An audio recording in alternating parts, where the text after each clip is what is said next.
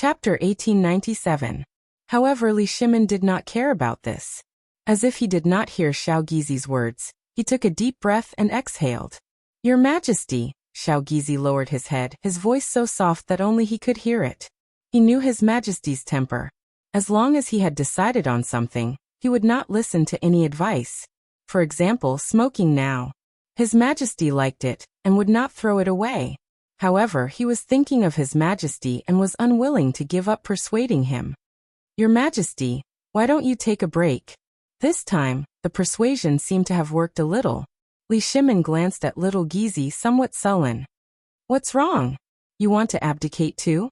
As soon as he finished speaking, Xiao Gizi's legs suddenly went soft. He hurriedly crawled on the ground, his face turning green and white. Your Majesty, this slave does not dare. How could he dare to have such thoughts? Abdicate? This was a capital offense. How could he dare? He only wanted to persuade His Majesty, but he was being accused of something? However, on second thought, there was a trace of anger in His Majesty's words. It did not seem to be directed at him. After all, he had not done anything out of line recently. Thinking of this, he raised his head to look at His Majesty. Unexpectedly, Li Shimin was also looking at him. Their eyes met. Xiao Gizi instantly quivered and hurriedly lowered his head. Your Majesty, please spare my life. Although he was begging for mercy, his heart was already in his throat. He was afraid that if something went wrong, his head would be separated from his body. After all, His Majesty was a temperamental person. Li Shimin looked at the trembling Xiao Gizi with mixed feelings. What he had said just now was actually words of anger. Abdicating was a reflection of those ministers. In his heart, he did not know if he was a qualified monarch, but those ministers' way of abdicating made him angry. Although he was angry, he could not do anything because he knew that these fellows did the right thing. When everyone thought that the Black Tortoise sect was in the sky, he had already been pushed to the climax of public opinion. The ministers were also thinking of the people. As for Xiao Gizi, he had become a punching bag. This fellow was loyal. If he was told to go left, he would never go right. At the same time, he was also glad that he had such a loyal servant by his side. How could he kill him? Thus he put away his angry expression and said softly, Get up, I'm not blaming you. Little Gizi didn't get up immediately. Instead, he looked up and saw that His Majesty had already turned his head away. He didn't hesitate and quickly got up. However, his legs didn't seem to listen to him. They kept shaking and he had to stand up several times before he could stand up. After getting up, he bowed again. Thank you, Your Majesty, for sparing my life. Before he could finish his sentence, he was interrupted by a hoarse voice at the door of the imperial study. Your Majesty, there is a letter from Shengzhou. Before he could finish, Li Shimin abruptly stood up and glanced at the door. He said excitedly, Quickly bring it up. He knew that Fengzi was in Sheng State, and this letter was most likely related to Fengzi. Not long after, the sound of footsteps came from the door. A strong man walked in with small, quick steps. However, as soon as he came in, he seemed to feel that something was wrong. A pungent smell wafted over, making it hard for him to breathe. Cough, cough. He covered his mouth and coughed nonstop. He felt that tears were about to come out. For a moment, he even wanted to go out and never come in again. However, when he thought that he still had to send a letter to His Majesty, he still made up his mind and walked in. However, something even more strange happened. He couldn't see inside clearly, and he couldn't see His Majesty's figure. Layers of smoke blocked his line of sight. What should he do? He could only muster up his courage and walk in. However, Li Shimin couldn't wait any longer. He glanced at little Gizi beside him and urged, Quickly go and bring the letter over. Little Gizi was still looking at the door. When he heard that His Majesty wanted him to go, he hurriedly ran towards the door. Speaking of which, his legs were still weak just now, but when he heard that he had to do something for His Majesty, his legs instantly became light. As soon as he walked, he formed a gust of wind. Even the smoke started to swirl. His vision suddenly became clear. At this moment he saw a figure walking over. It was the strong man just now. He immediately berated, Stop, give me the letter. That strong man didn't hesitate, and hurriedly handed the letter to little Gizi. Just as he was about to turn and leave, he heard little Gizi's figure again. "Next time you're so slow, boy, I'll break your legs." His expression changed. He wanted to refute but didn't know how to. He could only secretly feel bitter in his heart. It wasn't that he was slow, but this room was full of smoke. How could he be fast? Thinking of this, he still walked out of the room quickly. Little Gizi received the letter. Without hesitation, he turned around and handed it to Li Shimin. At this time, Li Shimin was already impatient. He opened the letter and read it carefully. "Your Majesty, since leaving Chang'an, I have chased after Zhang Feng all the way to Shenzhou. I have not seen any trace of him." When he saw this, his expression changed and he slapped the table. Chapter 1898. This frightened little Gizi. He stumbled and fell to the ground. He quickly knelt down. "Your Majesty, please calm down." However, Li Shimin ignored him. He leaned on the table and stared angrily in the direction of Shenzhou, as if he was thinking about something. He had always regarded Feng Zi as one of the most important people by his side. This time, he had even mobilized troops to search for him. As for Li Jing, as the Minister of War, he had never disappointed me. However, this time this fellow had chased him all the way to Shenzhou and still hadn't seen him. This was ridiculous. I thought so highly of him, but he couldn't even catch one person. What's the use? If Feng Zi is in danger, what should I do? However, on second thought, Yu Qigong had also chased after Feng Zi. There should be news, right? After thinking for a while, he suppressed the anger in his heart and read again. Unexpectedly, I learned that the various Turkic tribes had been attacked by heavenly lightning. There were countless casualties. When he saw this, he suddenly trembled. His eyes suddenly widened. He even rubbed them, suspecting that he had seen wrongly. However, after reading it a few times, it was still the same words. Finally, he could no longer contain the shock in his heart. He kept exclaiming, "The various Turkic tribes had been attacked by heavenly lightning? There were countless casualties? How is this possible?" Xiao Gizi, who was crawling on the ground, seemed to have noticed something unusual. He quickly raised his head, only to see Li Shimin constantly crying out in alarm. His feet seemed to be somewhat unstable, and he was about to fall down the steps. He was so scared that he quickly got up, strode forward, hugged Li Shimin, and exclaimed, "Your Majesty, be careful." Suddenly being hugged, Li Shimin steadied himself. However, his brain seemed to have suffered a great impact. He was a little dizzy. He shook his head hard and slowly woke up. Then he looked at little Gizi. "I'm fine. Help me sit down." Hearing this, little Gizi finally relaxed. He ignored the cold sweat on his head and quickly and carefully helped Li Shimin to sit on the dragon throne. Seeing that Li Shimin was fine, he said, "Your Majesty, don't be so agitated.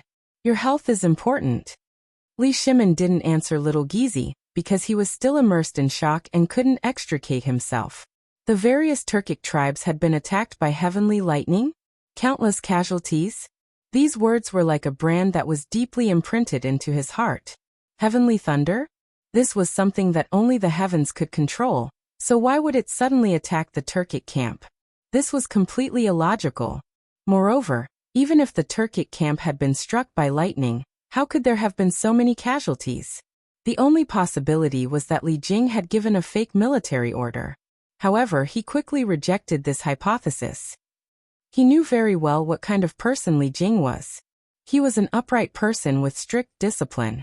It was absolutely impossible for him to do such a thing.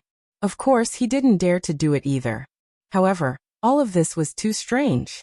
The more he thought about it, the more he felt that something was amiss. Li Shimin frowned. Little Gizi seemed to notice that something was wrong and said softly, "Your Majesty, please don't worry about state affairs. What does a castrate like you know?" Li Shimin glanced at little Gizi with some dissatisfaction. This is a huge matter for the Turks.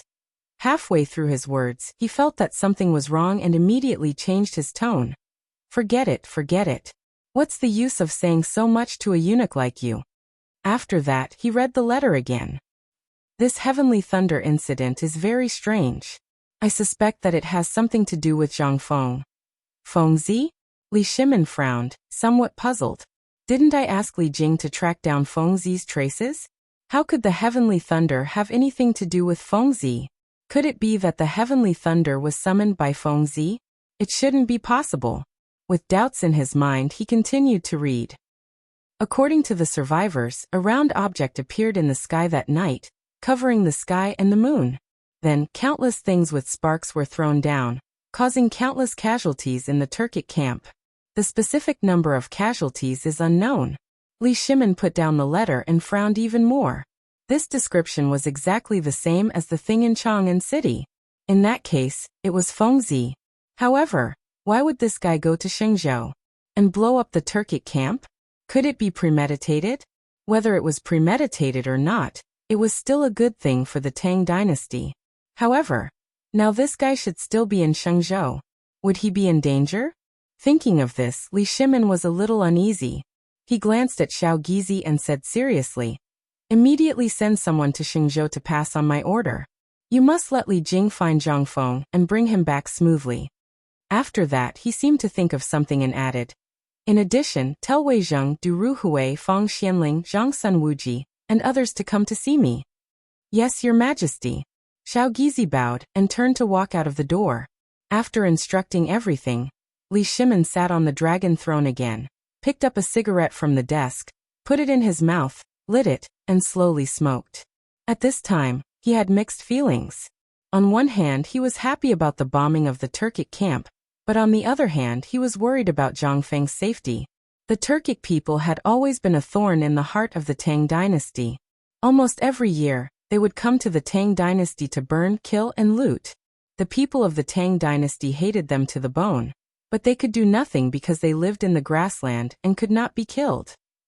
Chapter 1899. However, the blow this time was undoubtedly huge to the Turkic headquarters.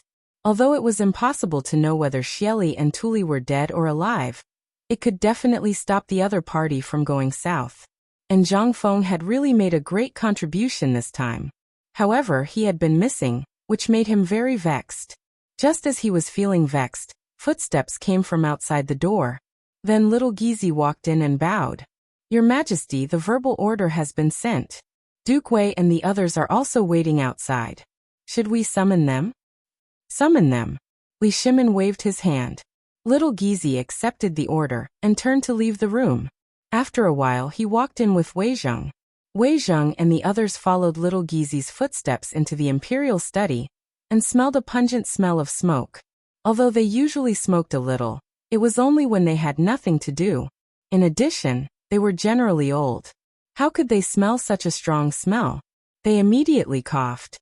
Cough, cough, cough. This smell. Everyone covered their noses and coughed.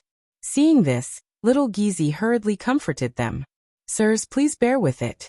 His Majesty is waiting." Hearing this, everyone did not complain anymore. After all, His Majesty had already issued an edict and admitted his mistake. Strictly speaking, he was a good emperor. Besides, the thing in the sky was not the vengeful spirit of the Xuanwu Gate. After thinking about it, everyone still walked toward the main hall. They saw Li Shimin sitting on the dragon throne. Everyone came forward and bowed together. "Your Majesty." Li Shimin was already impatient. He waved his hand casually. "Rise. Everyone sit." After he finished speaking, he handed the letter on the table to Xiao Gizi and said, "Pass the letter to the officials." Letter? Everyone looked at the letter in Li Shimin's hand in confusion and guessed. Could it be that there was something wrong with that place? Or did something happen at the border? With doubts, they looked at Li Shimin but could not see any joy, anger, sorrow, or joy. At this moment, Xiao Gizi handed the letter to Wei Zheng. Because Wei Zheng was the closest person to Li Shimin, it was convenient for him to pass it down. Wei Zheng took the letter and looked down. Two big words appeared in front of his eyes. Li Jing.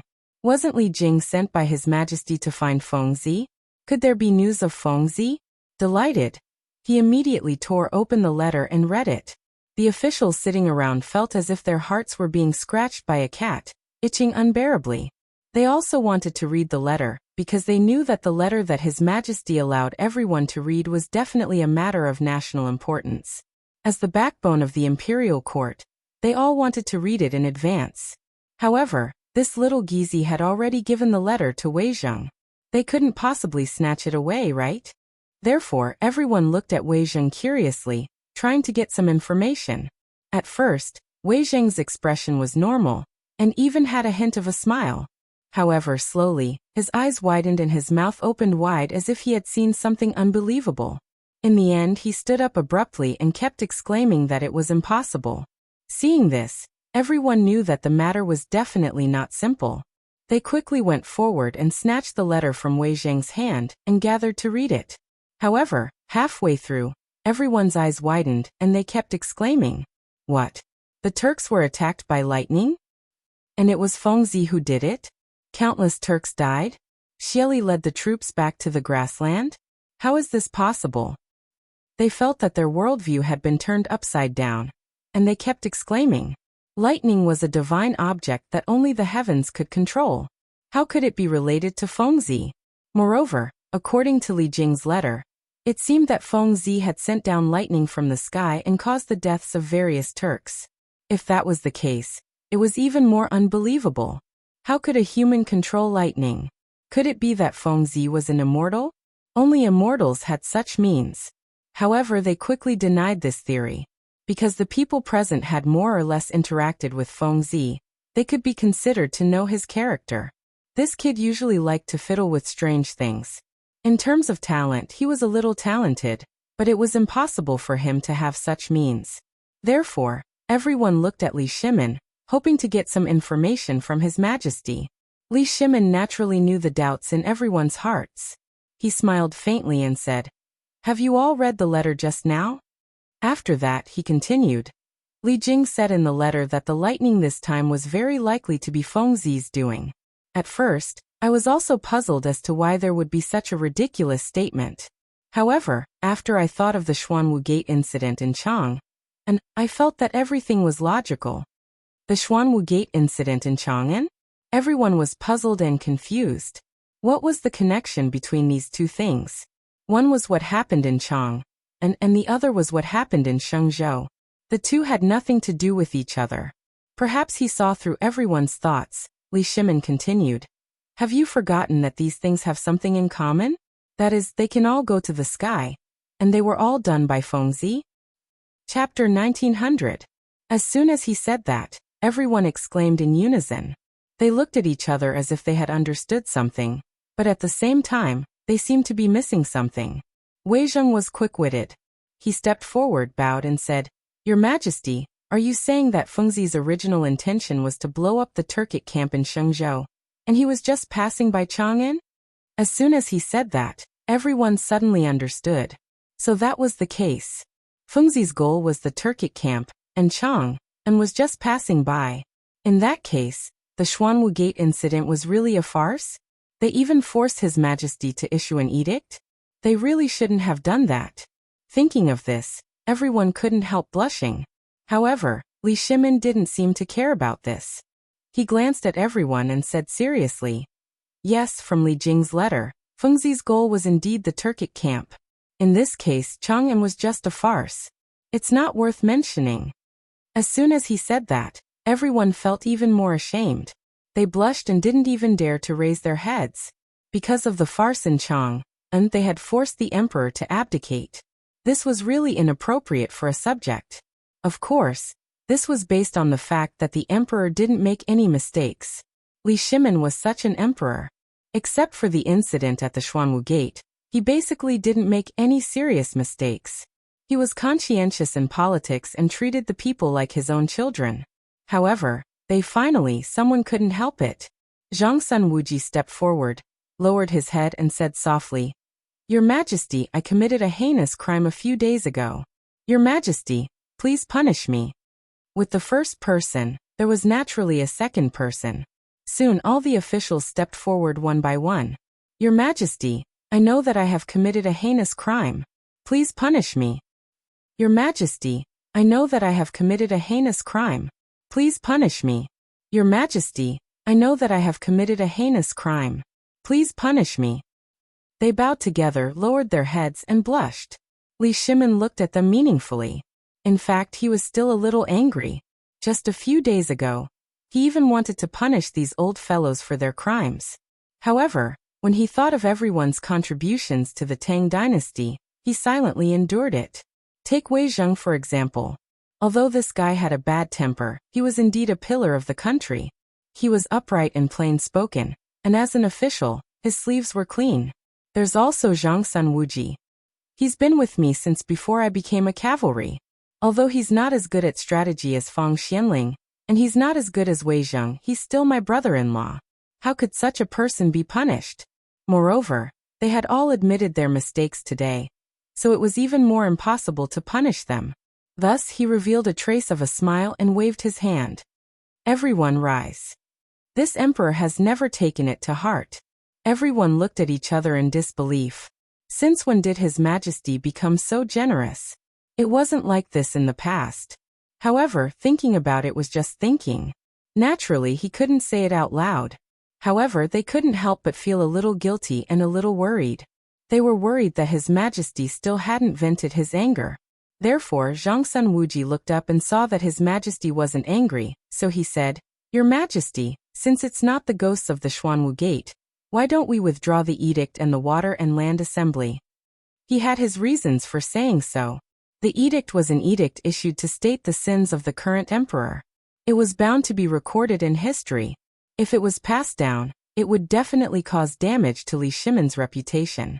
At that time, if future generations scolded Li Shimin, they might implicate Zhang Sunwugo. As his brother-in-law, he didn't want that to happen. Of course, Li Shimin also had the same idea. However, he was the emperor of a country. How could he withdraw the edict so easily? Moreover, the Water and Land Assembly and the heaven-worshipping ceremony were almost ready.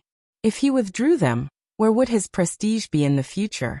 After thinking about it, it was better not to withdraw them. Therefore he said, "Forget it. The edict has already been issued. Moreover, the Water and Land Assembly and the heaven-worshipping ceremony have already been put on the agenda. How can we withdraw them? Where would my prestige be in the future?" But Zhang Sunwuji was obviously unwilling to give up. He wanted to continue persuading, but he was interrupted by Li Shimin halfway. "No buts." Li Shimin waved his hand to stop Zhang Sunwuji. Then he scanned the crowd and said seriously, "This time, I called you all here to discuss the matters of Sheng State. Would you all like to express your views on the current situation of Sheng State?" Everyone looked at each other and didn't immediately answer. Instead, they all began to think in their hearts. Sheng State could be said to have won a great battle. Although the Turks didn't take the initiative to attack, they dealt a heavy blow. There shouldn't be any danger. However, His Majesty didn't seem very happy. Everyone was a little cautious, afraid that they would make His Majesty unhappy, so they didn't step forward to answer. The imperial study slowly fell into silence. Finally, after 15 minutes, Wei Zheng stepped forward and said, "Your Majesty, the Turkic tribes were struck by lightning and suffered countless casualties. In the next few years, they probably won't go south to pillage. Our dynasty should strengthen the defense of the border, and even train the soldiers to strengthen our own defenses." Chapter 1901. Li Shimin nodded his head and praised. Wei Qing's words hit the nail on the head. What you said is correct. This time the Tujue have suffered heavy casualties. It should be the best time to exterminate them. But right now the Battle of Chiotsi City is still ongoing. We cannot spare too many troops and horses for the time being. Otherwise, Zhen would personally lead the troops to exterminate these animals. Your Majesty, there's no need to be so angry. Zhang Sunwuji bowed and said solemnly. The Turks are like grasshoppers after autumn. They won't be able to jump around for a few days. The current casualties are enough to make them suffer. Everyone nodded and felt that Zhang Sunwuji's words made sense. Li Shimin also felt the same. He smiled faintly and said, "You're right. This matter can't be rushed." After saying that, he changed the topic and said with a frown, "However, we haven't found any traces of Feng Zi. I don't know how he is." As soon as he said that, everyone frowned. Zhang Feng and the others were very familiar with him. In the past, they often drank and chatted together. If there was something they didn't know, they would ask this kid for advice. Now that he suddenly disappeared, they were not used to it. Especially Du Ruhui and Zhang Sunwuji. They knew that their son and Feng Zi hung out all day. Moreover, When they found out that their son was missing, they felt as if they had lost their souls. They sent people to look for him every day and finally found out that these guys went with Feng Zi. This caused the two of them to be extremely anxious. If something were to happen to their son, what would they do? Thinking of this, they felt as if their hearts were blocked, and they felt very uncomfortable. Li Shimin seemed to have seen through their thoughts and comforted them. Minister Zhang's son, Minister Du, don't be sad. Your son will definitely return safely. The two wiped the corners of their eyes and said in unison, "Thank you, Your Majesty, for your kind words." As soon as they said that, there was a rush of footsteps outside the door. Then, a strong man walked in and quickly walked in front of Li Shimin. He bowed and said, "Your Majesty, the Emperor invites you." The Emperor? Li Shimin was stunned. Father usually doesn't see me if there's nothing important. Could it be that something happened this time? With doubts, he glanced at the strong man and asked, "Why does the Emperor want to see me?" "I don't know." The strong man shook his head, then glanced at the officials present and added, "However, the Emperor said that if the officials want to go, it's fine." Li Shimin frowned and had a bad premonition. Usually, even if the Emperor wants to see me, he will never bring the officials. Because he has long ago stopped caring for the Emperor. Why does he want to see the officials today? Moreover, these words were very metaphorical. If the officials wanted to go, it was also possible. That means the Emperor knows the officials to be Li's? To the Emperor, the Emperor's is, the Emperor's the Emperor to go Z to make A. By right, the previous Emperor had already abdicated and no longer cared about politics. B's S's twos, except twos. To go. TS with doubts in their minds, everyone looked at Li Shimin. But at this moment, Li Shimin also looked over. He said with a solemn face, "Since it's the Emperor's request, then everyone should go and take a look. Maybe the Emperor has something important to say." Everyone naturally didn't dare to refuse and agreed. Thus, Li Shimin led everyone to Li Yuan's residence. In less than a moment, the group arrived. Li Shimin was the first to be led into the main hall by Li Shi. Just as he entered the door, he saw Li Yuan sitting on a chair, drinking alone to drown his sorrows. He did not seem to be too happy. He hurriedly stepped forward and bowed. "Greetings, Imperial Father." Li Yuan raised his sleepy eyes and glanced at Li Shimin, waving his hand. "Get up, Erlang." Then he seemed to feel something was wrong and asked, "Erlang, the officials didn't come?" "They came, but they're waiting outside." Li Shimin smiled, then looked outside and said to the strong man, "Let them in." As soon as his voice fell, everyone walked in and bowed in unison. "Greetings, Your Majesty." "No need to be polite, sit." Li Yuan glanced at everyone, then looked at Li Shimin and pointed to a chair beside him. "Erlang, sit." Everyone didn't stand on ceremony and took their seats. However, they seemed a little reserved because they didn't come to this place many times, so they were naturally not used to it. Seeing that everyone had taken their seats, Li Yuan opened his mouth. "Erlang, I heard that there's a letter from Qing State?" The Emperor's palace was very big, but the news was very fast. This kind of news from outside the palace, those in power were often the first to know. Although he didn't have any real power now, he still had his trusted aides, so this wasn't a big deal. Obviously, Li Shimin also knew a little, but he didn't expect Father Emperor to care about Qing State. This was the border. Logically speaking, only the Emperor could ask about it. What did Father Emperor mean now? Perhaps seeing Li Shimin's slightly changed expression, Li Yuan hurriedly changed his words. "Erlang, don't misunderstand. I just want to know about Feng Zi's news. After all, that kid isn't bad. I don't want him to die." Chapter 1902. Hearing this, Li Shimin finally understood. It turned out that his father wanted to inquire about Feng Zi, so he didn't care too much. Thus he said, "Father, there is indeed a letter from Shengzhou," but, halfway through he sighed and seemed a little annoyed. "It's just that Feng Zi hasn't been brought back yet." "What?" Li Yuan exclaimed and threw the wine cup in his hand. He glanced at the officials and said angrily, "There are so many people in the imperial court, but they can't even bring Feng Zi back?" He couldn't believe it. Even if Feng Zi could go up to heaven, he should have come down, right? It had been almost 3 days, and there was still no news at all? How could this not make him angry? If Feng Zi didn't come back, who would research new things for him in the future, who would play with him. Thinking of this, he couldn't restrain his anger and glared at the officials. The officials seemed to be afraid of being glared at. They all shrank their heads and didn't dare to speak, because they didn't know how to speak. Looking for people wasn't something they should do. Moreover, His Majesty had already handed this matter to someone else. Why was he blaming them now? Now they finally understood why he called them here. It was to vent his anger. However, even if they knew, they didn't dare to say anything. After all, he was the emperor. However, Li Shimin couldn't stand it anymore. As the emperor, how could he watch his officials be scolded? So he quickly said, "Father, don't blame them. After all, they are just civil officials and don't know about these things." After that, he changed the topic and continued, "Although we didn't bring Fengzi back this time, there is some news about Fengzi." News? What news? Li Yuan turned his head and was instantly interested. "Father, don't be anxious." Li Shimin smiled faintly and then looked at Zhangsun Wuji, who was in a daze, and said, "Minister Zhangsun, you say it." Zhangsun Wuji was still in a daze, but when he heard this, he immediately became energetic. However, he knew that this wasn't a good task. If he didn't say it well, he would definitely be scolded, but he couldn't refuse.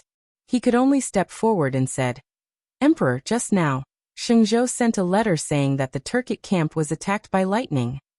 "What? The Turkic camp was struck by lightning?" Li Yuan opened his eyes wide, a look of disbelief on his face. However, looking at Zhangsun Wuji's expression, it didn't seem like he was lying. Then he looked at Li Shimin. Li Shimin's face was even more sincere, as if he was telling the truth. This made him a little less confident. Heavenly thunder? Where did the heavenly lightning come from? And attack the Turkic camp? Isn't this a little strange? With doubts in his mind, he looked at Zhangsun Wuji and said coldly, "Speak clearly. What heavenly lightning? What was going on? Is it related to Fengzi again?" How could Zhangsun Wuji withstand the shock?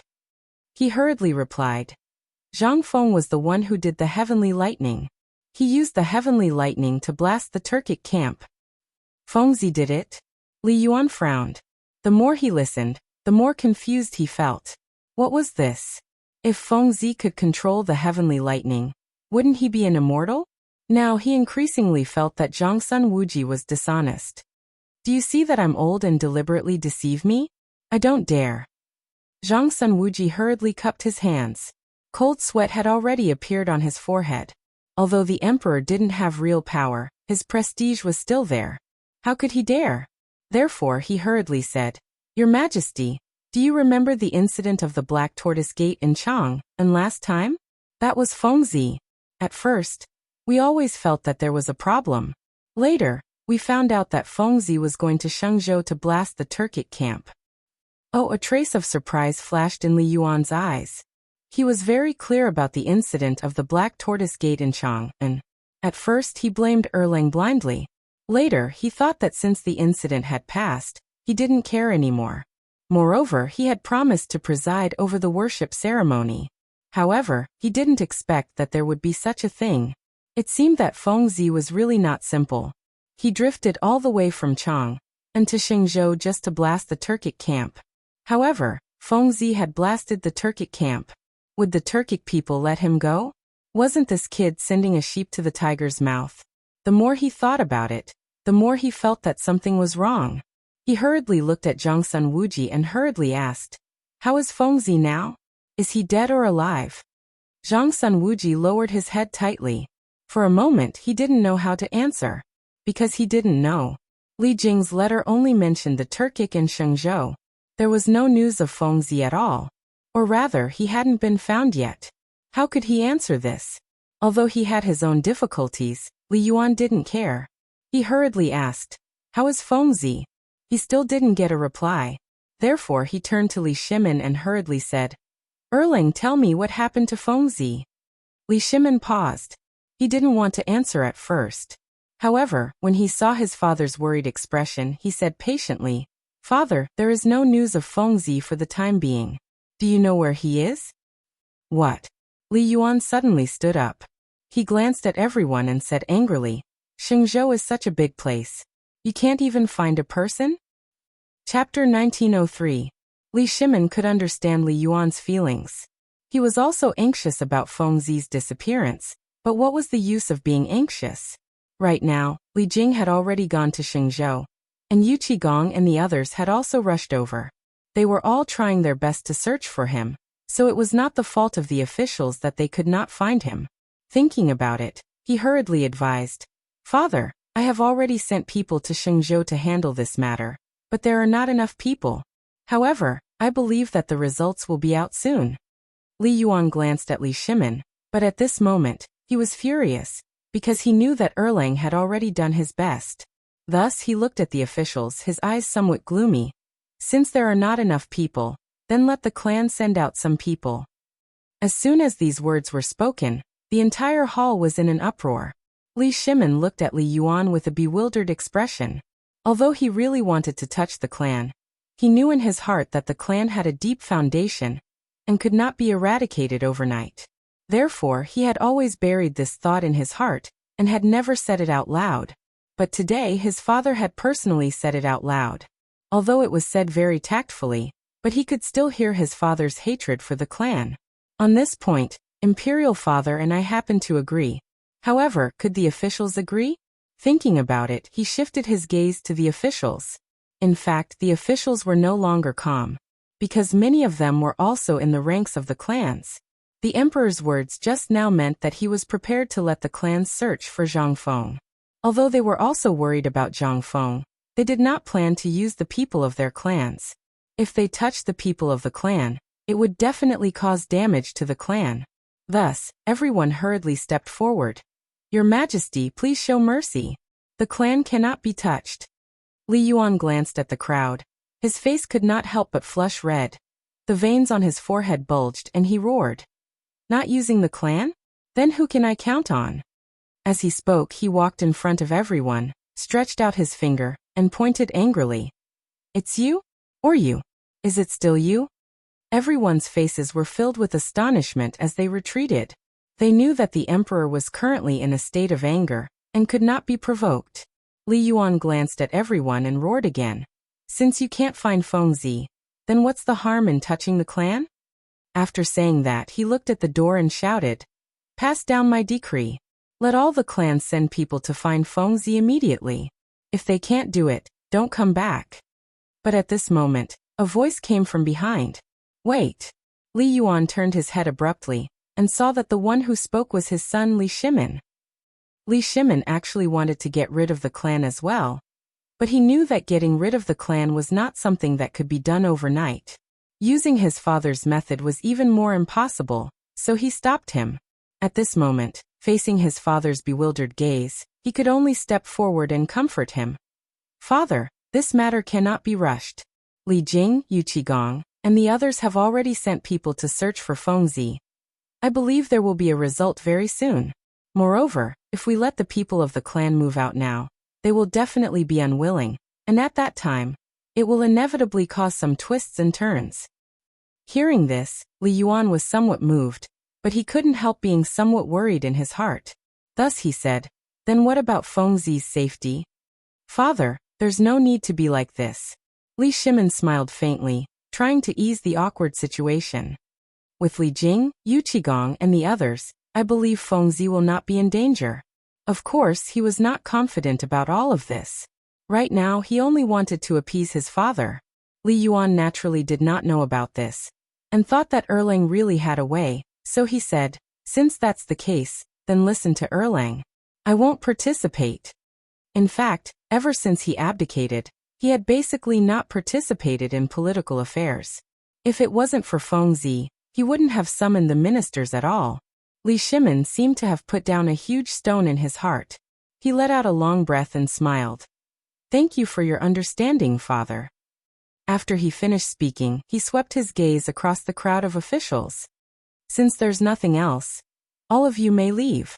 Everyone looked at each other and did not leave immediately. It was as if they had something to say. A moment later, Zhang Sun Wuji stepped forward and bowed. "Reporting to your Majesty, Emperor, the heaven worship ceremony and the water and land assembly will be held in a few days. When the time comes, speaking to hear. He raised his head and glanced at Li Shimin and Li Yuan. However, he did not continue speaking because the heaven worship ceremony and the water and land assembly were originally ordered to be held by His Majesty. Now that it was a farce, whether or not to hold it would depend on His Majesty. Moreover, the Emperor had originally agreed to attend the heaven worship ceremony, and His Majesty had also agreed to attend the water and land assembly. Now that the ceremony and assembly were almost ready, they had to confirm whether or not to attend. Li Shimin naturally knew what everyone was thinking. He did not plan to cancel the heaven worship ceremony and the water and land assembly. In fact, he was prepared to attend. Of course, all of this was built on the basis that he was the emperor. There was also a portion that came from personal feelings. After all, he was brothers with Jianqing and the others. They were already dead.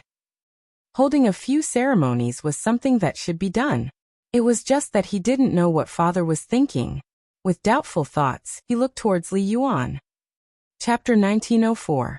Li Yuan furrowed his brows tightly, as if recalling some kind of sad matter. He picked up the wine cup on the table and gulped it down. Looking at everyone, he said, "Since the preparations are almost complete, then let's hold it as scheduled. Don't worry, I will definitely preside over it." This heaven worship ceremony and water and land assembly was to send his two sons to the afterlife. Even if no one asked, he would still participate. Li Shimin seemed to be able to feel Li Yuan's feelings. He nodded emotionally.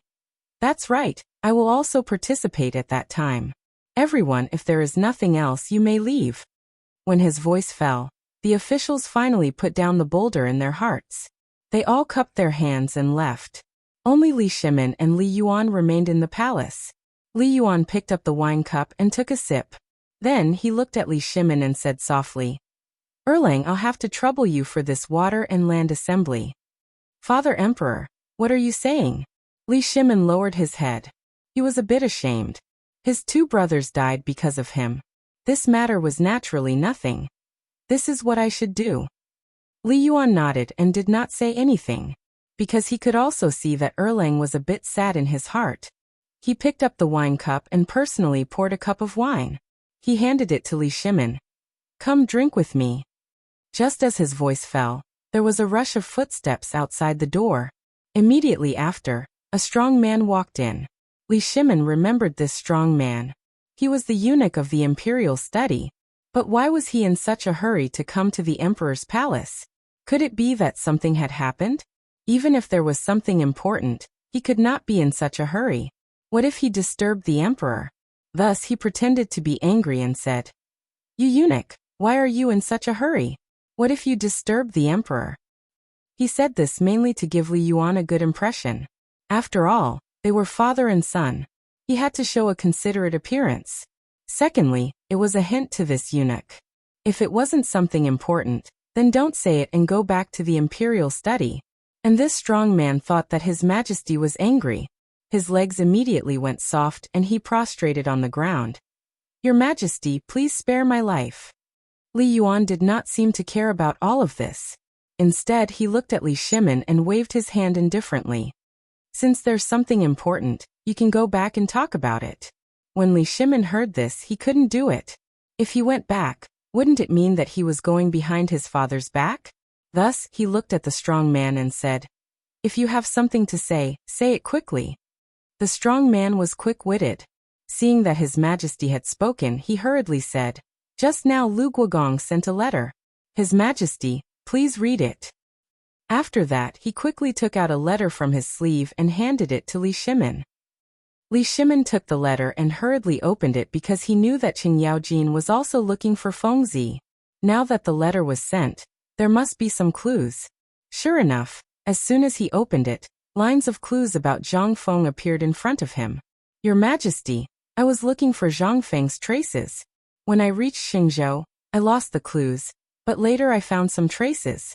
At present, I know that Zhang Feng is floating towards the grassland." Seeing this, Li Shimin frowned. Fengzi is floating towards the grassland. The grassland is the Turks' residence. Now that the Tang dynasty and the Turks are in a war, isn't going to die? What is this Fengzi thinking? Li Yuan seemed to see Li Shimin's worry and asked curiously, Erlang, what happened? Li Shimin did not answer, but handed the letter to Li Yuan. Li Yuan was puzzled, but he still took the letter and read it carefully. However, after reading half of it, he was not good. Feng Zi is going to the grassland. What's going on? Why does he want to go to the grassland? Doesn't he know that the Tang dynasty and the Turks are like fire and water? Isn't going to die now? He felt bad. After thinking for a long time, he still could not understand why Feng Zi wants to go to the grassland. Therefore, he looked at Li Shimin nervously and asked, Erlang, why do you think Feng Zi wants to go to the grassland? Isn't this going to die? Li Shimin naturally did not know, but facing his father's question, it was not good to not answer, so he could only frown and say, I don't know, maybe Feng Zi is unwilling to let Xieli go? He himself did not believe what he said. Could it be that those people wanted to attack the grassland? It was impossible. However, he really could not think of any other reason in his heart. Li Yuan was not stupid. Naturally, he would not believe this nonsensical answer. Shooting a glance at Li Shimin, he stood up and paced in the hall. After a long while, he finally stopped and looked at Li Shimin with a solemn expression. Erlang, I think there must be something fishy about this. You immediately write a letter and order people to speed up and track Feng Zi. Otherwise, once we reach the grassland, it will be difficult for the King of Hell to save us. Li Shimin nodded. He also understood the seriousness of this. Although he still did not know why Feng Zi wants to go to the grassland, he must stop him. Otherwise, if something happens, there will be no chance to regret it. Therefore, he waved his hand to signal Xiao Gizi beside him to prepare a pen and paper. Soon he wrote 2 letters. One was for Cheng Yaojin, and the other was for Li Jing. Now that the two were not together, the letters must be written separately. Chapter 1905. After he finished writing, he glanced outside the door and waved his hand. Someone, quickly send this letter to Shengzhou. Just as he finished speaking, a strong man walked in and took away the letters. Seeing this, Li Yuan's frown slowly relaxed. He looked at Li Shimin and asked worriedly, Erlang, do you think Li Jing, Cheng Yaojin, and the others can successfully bring Feng Zi back? Why do I feel uneasy? Don't worry, father. Li Shimin narrowed his eyes and didn't look too good. However, when he thought of his father beside him, he tried his best to put on a smile. You know the abilities of Li Jing, Cheng Yaojin, and Yu Qigong. It shouldn't be a problem to bring Feng Zi back. Li Yuan nodded. The 3 of them were indeed fierce generals. Each of them could guard an area. It shouldn't be a problem. He thought too much.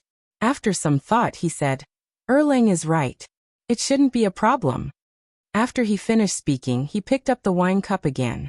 However, his slightly trembling right hand betrayed his nervousness. At the same time, White Deer College. A man in plain clothes shuttled through the mountain roads. He looked nervous and looked around from time to time, as if he couldn't wait. When he saw the words White Deer College, he seemed to be energized and his steps became lighter. In a short while he reached the entrance of the college. Just as he was about to enter, he was stopped by a shout. Stop, who are you? Why are you trespassing into the college? The one who spoke was Wen Xian. This time, it was his turn to guard the gate. However, he didn't expect someone to trespass into the college without saying a word. Naturally, he had to stop him. When the man heard someone speak, he looked over and saw a man in the corner. He cupped his hands and walked forward. Greetings, senior. I am Bai Ping, a distant relative of Mr. Bosher. I'm here to look for Mr. Bosher. Looking for Mr. Bosher? When Xian frowned and circled Bai Ping. What proof do you have? Yu Shernan was too famous and many people came to look for him every day. Therefore, he needed a certificate to prove the identity of the visitor. Otherwise, he would not be able to receive so many visitors every day. When Bai Ping heard that Wen Xian wanted proof, he didn't hesitate. He quickly took out a jade pendant and handed it to Wen Xian. This is the proof. Wen Xian glanced at the jade pendant and saw a large Yu character engraved on it. Presumably, this was given by Mr. Bosher, so he didn't suspect anything. He waved his hand and said, Go in. Thank you, senior. Bai Ping cupped his hands in salute. Then he turned around and slipped into the academy. He had important news to report. He did not dare to waste any time. As soon as he entered, he heard the sound of people reading. He didn't know why, but the sound of reading seemed to have some kind of attraction, pulling him forward. He quickly walked to the door of the classroom and glanced into the classroom.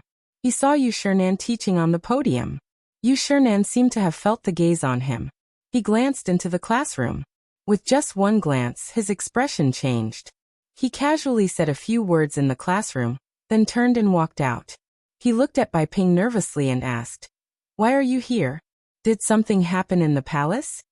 That's right, Bai Ping was a trusted aide he had arranged in the palace. Usually, if there was any important news in the palace, he would be sent out. Moreover, as a large family, the Yu clan had to do these things. If the emperor were to make a move against the clan one day, they would be prepared. Also, he had once held a position in the palace, and many people were his disciples and grand-disciples. Needless to say, the news would spread to his ears.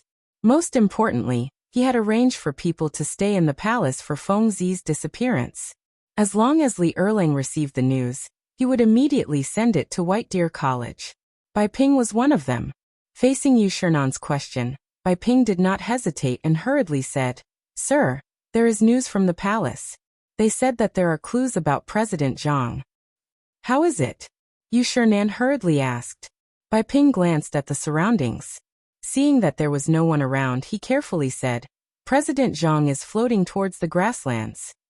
"What?" Yu Shernan exclaimed. He knew that the grasslands were the territory of the Turks. Why would Feng Zi go there? To seek death? This brat was not usually such a brave person. Moreover, even if the few of them went there to seek death, what was the use? After thinking for a long time, he still could not come up with a conclusion. He continued to ask, "What other news is there? When will Feng Zi return? Also, why did he go to the grasslands?" The series of questions made Bai Ping's mind a little confused. Fortunately, his mind was still agile. After thinking for a while, he replied, "There is no news for now. As for when President Zhang will return, His Majesty did not say. However, His Majesty seems to have written a letter to Lu Guogong and the others. As for what he said, I do not know."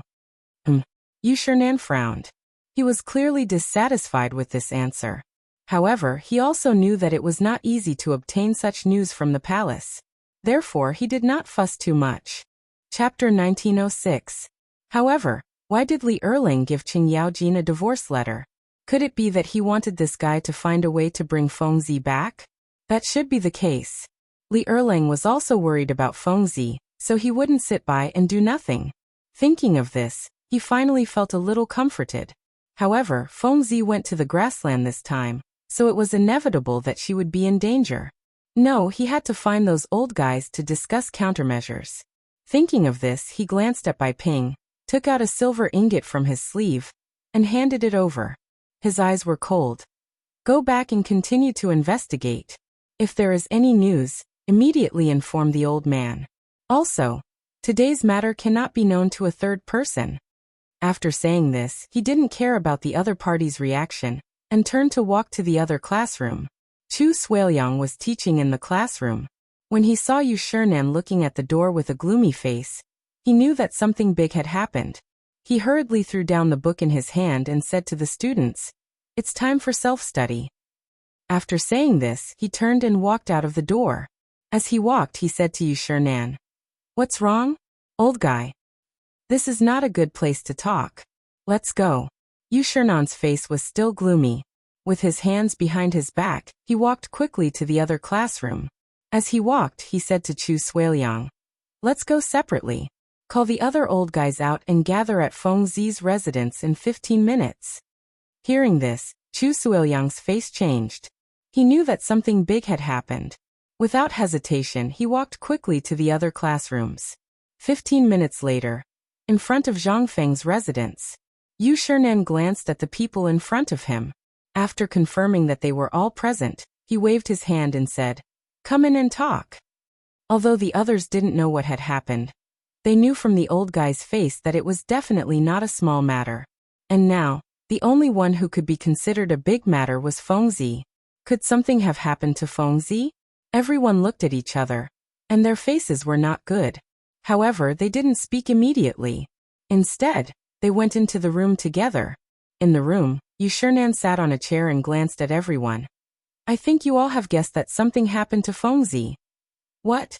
What happened? What happened to him?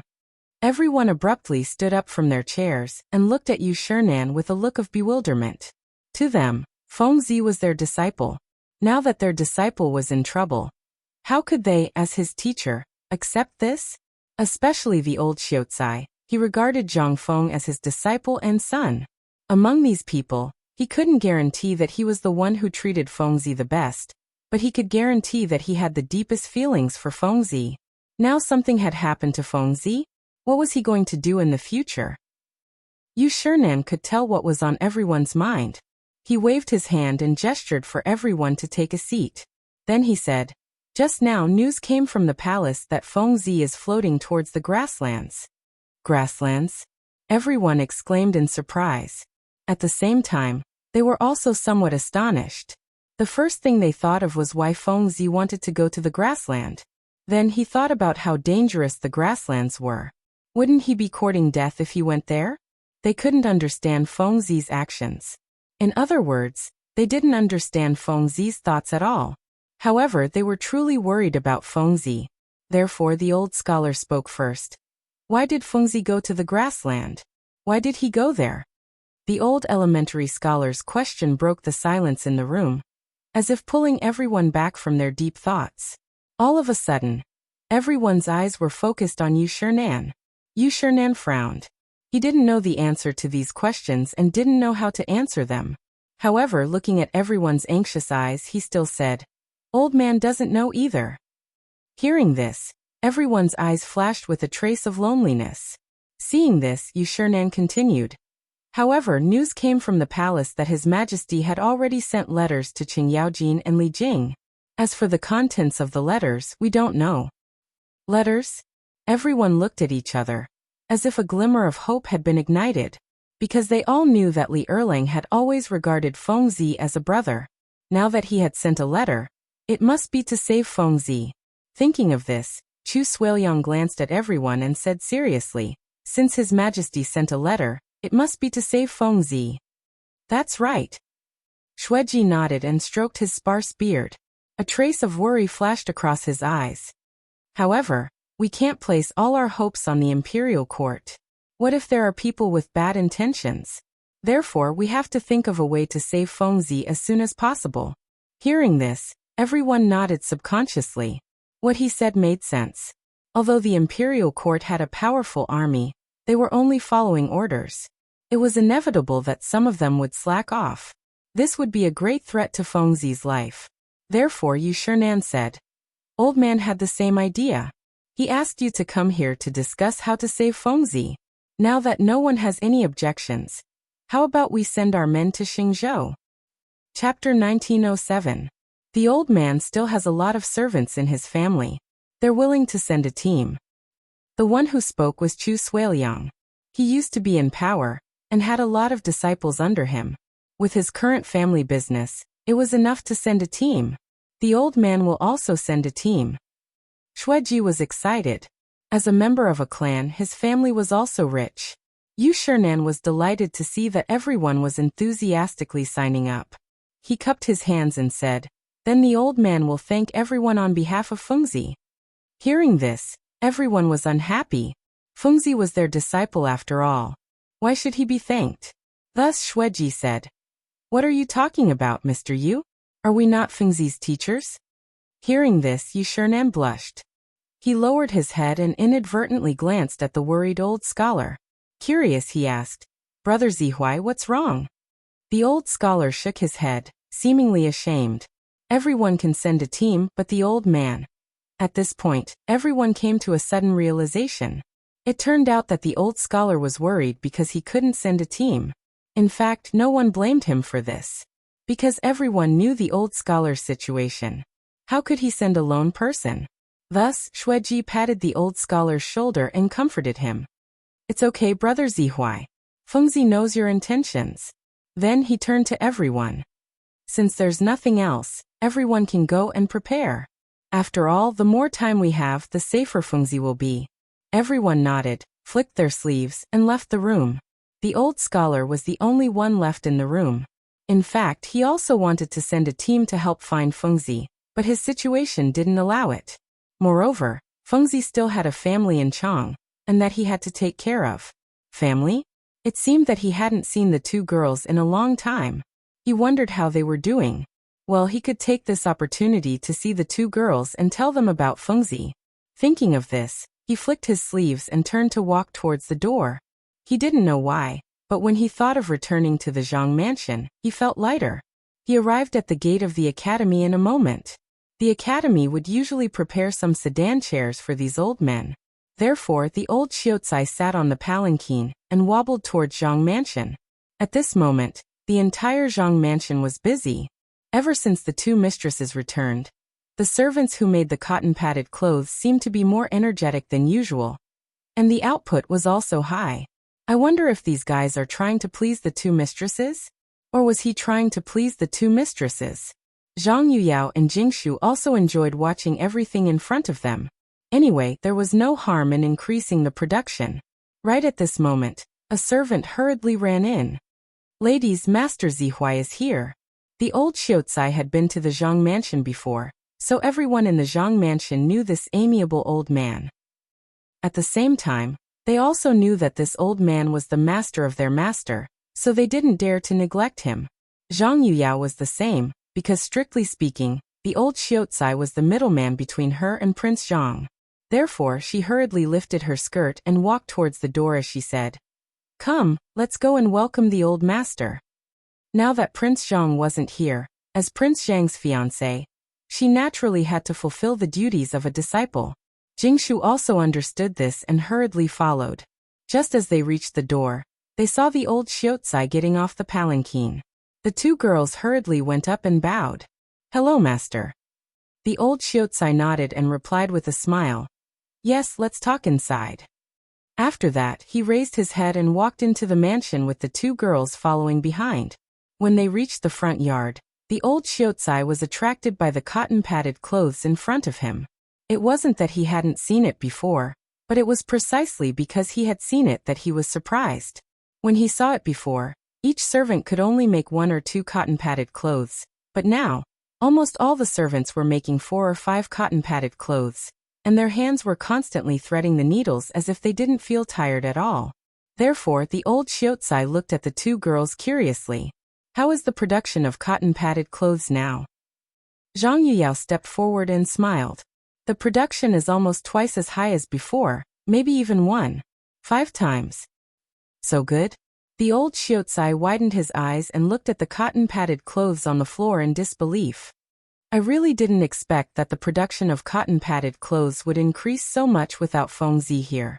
After that, he seemed to have thought of something and turned to the two girls.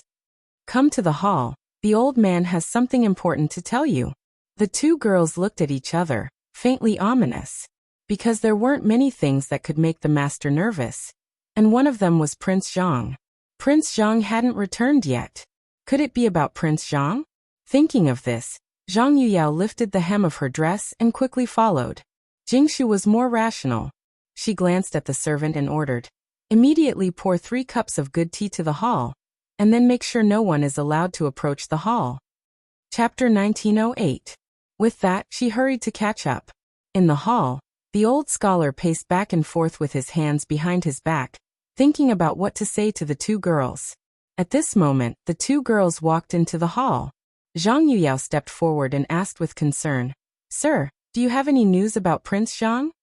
The old scholar looked at the two girls meaningfully and nodded. "Yes, there is news about Fengzi, but..." At this point his eyes flashed with worry. "But Fengzi is not in a good situation now. I heard that he is floating towards the grassland." "What?" Zhang Yuyao exclaimed in disbelief. As a girl, although she did not know much about national affairs, she knew that the grassland was the hinterland of the Turks. If Prince Zhang went there, would he still be alive? What if something happened to Prince Zhang? What would she do? Thinking of this, she could not help but feel sad. Jingshu, on the other hand, was different. She was usually more knowledgeable and had a broader vision. The first thing that came to her mind was why Prince Zhang went to the grassland. That was the territory of the Turks. Going there was no doubt that he would die. Prince Zhang would not be so stupid to do such a brainless thing. Therefore, she began to guess in her heart. The old scholar saw that the two girls did not speak and thought that they were too sad. He quickly comforted them. Girls, don't be sad. Although Feng Zi is floating towards the grassland, he is not in danger for the time being. Really? Zhang Yuyao suddenly raised her head and looked at the old scholar expectantly. Jingshu was also awakened by the conversation between the two. She quickly looked at the old scholar and asked hopefully, "Sir, what is going on?" She had a feeling that there was something behind this. Prince Zhang had no reason to go to the grassland, but she could not figure out why. Now she could only ask for help from her teacher. The old Xiaocai didn't beat around the bush. He looked at the two women and said seriously, "That's right. There's news from the palace that Cheng Yaojin and Li Jing have gone to rescue Fengzi. The emperor has also given the order to rescue Fengzi. The old men on the mountain have also volunteered to send their servants to look for Fengzi, so you don't have to worry." Hearing this, the two women's hearts finally calmed down. If His Majesty gave the order, Prince Zhang shouldn't be in any danger. After all, the emperor was the most powerful person in the world. If he couldn't save her, then who could? There were also those gentlemen on the mountain. Basically, all of them were highly respected people. If they were willing to help, Prince Zhang wouldn't be in any danger, right? Thinking of this, Zhang Yuyao finally revealed a smile. "Thank you, sir, for your hard work for Prince Zhang this time. We sisters would like to salute you on behalf of Prince Zhang." After saying this, she pulled Jingshu and respectfully bowed to the old Xiaocai. The old Xiaocai didn't hold back and accepted the salute with ease. He was Zhang Feng's teacher in name, so he could accept this salute. The two women had just stood up and were about to speak when the sound of footsteps came from outside the door. A servant came in with a cup of tea. Zhang Yuyao looked at Jingshu and instantly understood. This must have been arranged by Jingshu. She couldn't help but praise Jingshu in her heart. Then she looked at the old Xiaocai and realized that after talking for so long, they still hadn't invited him to take a seat. With a guilty expression, she said, "Sir, please take a seat. We sisters have been rude. You've been here for so long and we still haven't invited you to take a seat." After saying this, she personally picked up a cup of tea and handed it to the old Xiaocai. She bowed and said, "Sir, please have some tea." The old Xiaocai naturally didn't care about such details. Those who could come to Zhang Mansion were naturally family. So he casually found a seat and sat down. He smiled and said, "You're welcome. We're all family." Jingshu nodded and said with a smile, "Sir, you're right." Then the two women didn't stand on ceremony. They both sat down and talked about the cotton-padded clothes in the yard. At the same time, on the main street of Chang'an, there were people coming and going, and it was very lively. Peddlers, servants, and others weaved in and out of the crowd, shouting all kinds of songs. They were like fish swimming in the sea, doing whatever they wanted. There was a dazzling array of delicacies on the side of the street. There were wontons, steamed biscuits, and so on, emitting bursts of delicious aroma. Along the way, there were soldiers walking back and forth. They were wearing armor and holding triangular bayonets. They were extraordinary and added a solemn atmosphere to the street, making people feel intimidated. They were sent by the Ministry of War to patrol. Since the Xuanwu Gate incident, there had been casualties in Chang'an. Li Shimin gathered the ministers for a discussion and thought that it was useless to just stand guard. They had to do something practical. Although they knew that the Xuanwu Gate incident was a farce, they wanted to prevent the same thing from happening in the future. Li Shimin ordered that 12 teams of soldiers would be arranged to patrol Chang'an city every day. They would be changed every 2 hours. Although it cost some soldiers, it greatly increased the sense of security of the people. Think about it. If there were any thievery, burning, killing, and looting in Chang'an city, the people could immediately report to the patrolling soldiers. In this way, they could stop it immediately. Chapter 1909.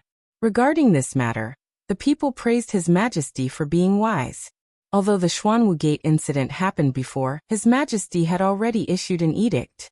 The people let go of the grudges in their hearts and even secretly thought of His Majesty's achievements. His Majesty did some wrong things, but there was nothing to say about the people. He could always be called an emperor who loved the people like his own children. Thinking of Emperor Yang of Sui, His Majesty could be called wise. There was also the dethroned Crown Prince Li Jiancheng. Even if this guy ascended the throne, he might not do as well as His Majesty. Therefore, the people were still happy to support Li Shimin. Of course, the shoulder-bearer Hu Zi also thought so. At that time, he went to see the edict with his own eyes. His Majesty said it so sincerely. It was obvious that he was sincerely remorseful. Since His Majesty was sincerely remorseful, it meant that he was a wise emperor. Since he was a wise emperor, it meant that his future days would be better. Thinking of this, his footsteps unconsciously became lighter. The corner of his mouth raised and he shouted, "Steamed buns, good steamed buns, 1 copper coin each." At this moment, a group of soldiers walked over. Hu Zi was delighted and hurriedly went up to them. "Sir, how about a few steamed buns?" The leading soldier stopped and looked at the white steamed buns in front of him. He couldn't help but swallow his saliva and wanted to take it. However, when he thought of His Majesty's order, if anyone dared to take things from the people, their hands would be chopped off or their official position would be removed. After thinking for a while, he shook his head and said, "No, His Majesty's order is not to take anything from the people. Otherwise, your hands will be chopped off." After saying this, he raised his head, straightened his military uniform, and started patrolling again. Hu Zi was a little confused. He didn't expect His Majesty to give such an order. Not to take anything from the people. Otherwise, your hands will be chopped off. Wasn't this too strict? However, on second thought, His Majesty seemed to be protecting him.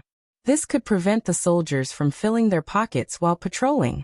Thinking of this, he felt a wave of respect for His Majesty. Fine, no one would eat it. He could sell it for a few more money. Just as he was about to take the load and leave, a shout came. "Hu Zi, Hu Zi." Hu Zi turned his head and saw Zhu Zi running over with a load. He was delighted and hurriedly went up to him. "Zhu Zi, aren't you selling glutinous rice wine near Zhang Mansion? Are you done?" As he spoke, he patted the jar of fermented glutinous rice on the pillar, his heart filled with envy. Zhu Zi, on the other hand, didn't think much of it. He grabbed Hu Zi's right hand and said excitedly, "Let's go to that corner. Lao Tzu will tell you a big piece of news from the Zhang residence." Big news in Zhang Mansion. Hu Zi scratched his head and was a little confused. He was about to ask, but found that his right hand was not listening to him. He turned his head and saw that it was Zhu Zi who was about to pull him away. He quickly said, "Wait, I'll go carry the load first." After he finished speaking, he flung Zhu Zi's hand away and picked up the pole in a few strides. He turned around and patted Zhu Zi on the shoulder. "Let's go. Lao Tzu wants to see what kind of big news you have." Zhu Zi didn't waste any time. He held on to the pole and walked towards the corner they had agreed on earlier. After standing still, the two of them put down their burdens and sat on the ground. Hu Zi looked at the pillar and said with a curious look, "Tell me now, what on earth is going on?" "Let me tell you." Zhu Zi smiled and turned his head to look around. Seeing that there was no one around, he looked at Hu Zi. "Just now one of my men said that the thing that appeared in Chang'an City a few days ago was made by President Zhang." "What?" Hu Zi exclaimed and his eyes widened. To be honest, he had been selling steamed buns in Chang'an City for the past few years. He could be considered a wily old fox. He had heard all kinds of news. It was either that the rich family had married a widow, or that the family's official had his property confiscated. However, this Zhang mansion was a little different.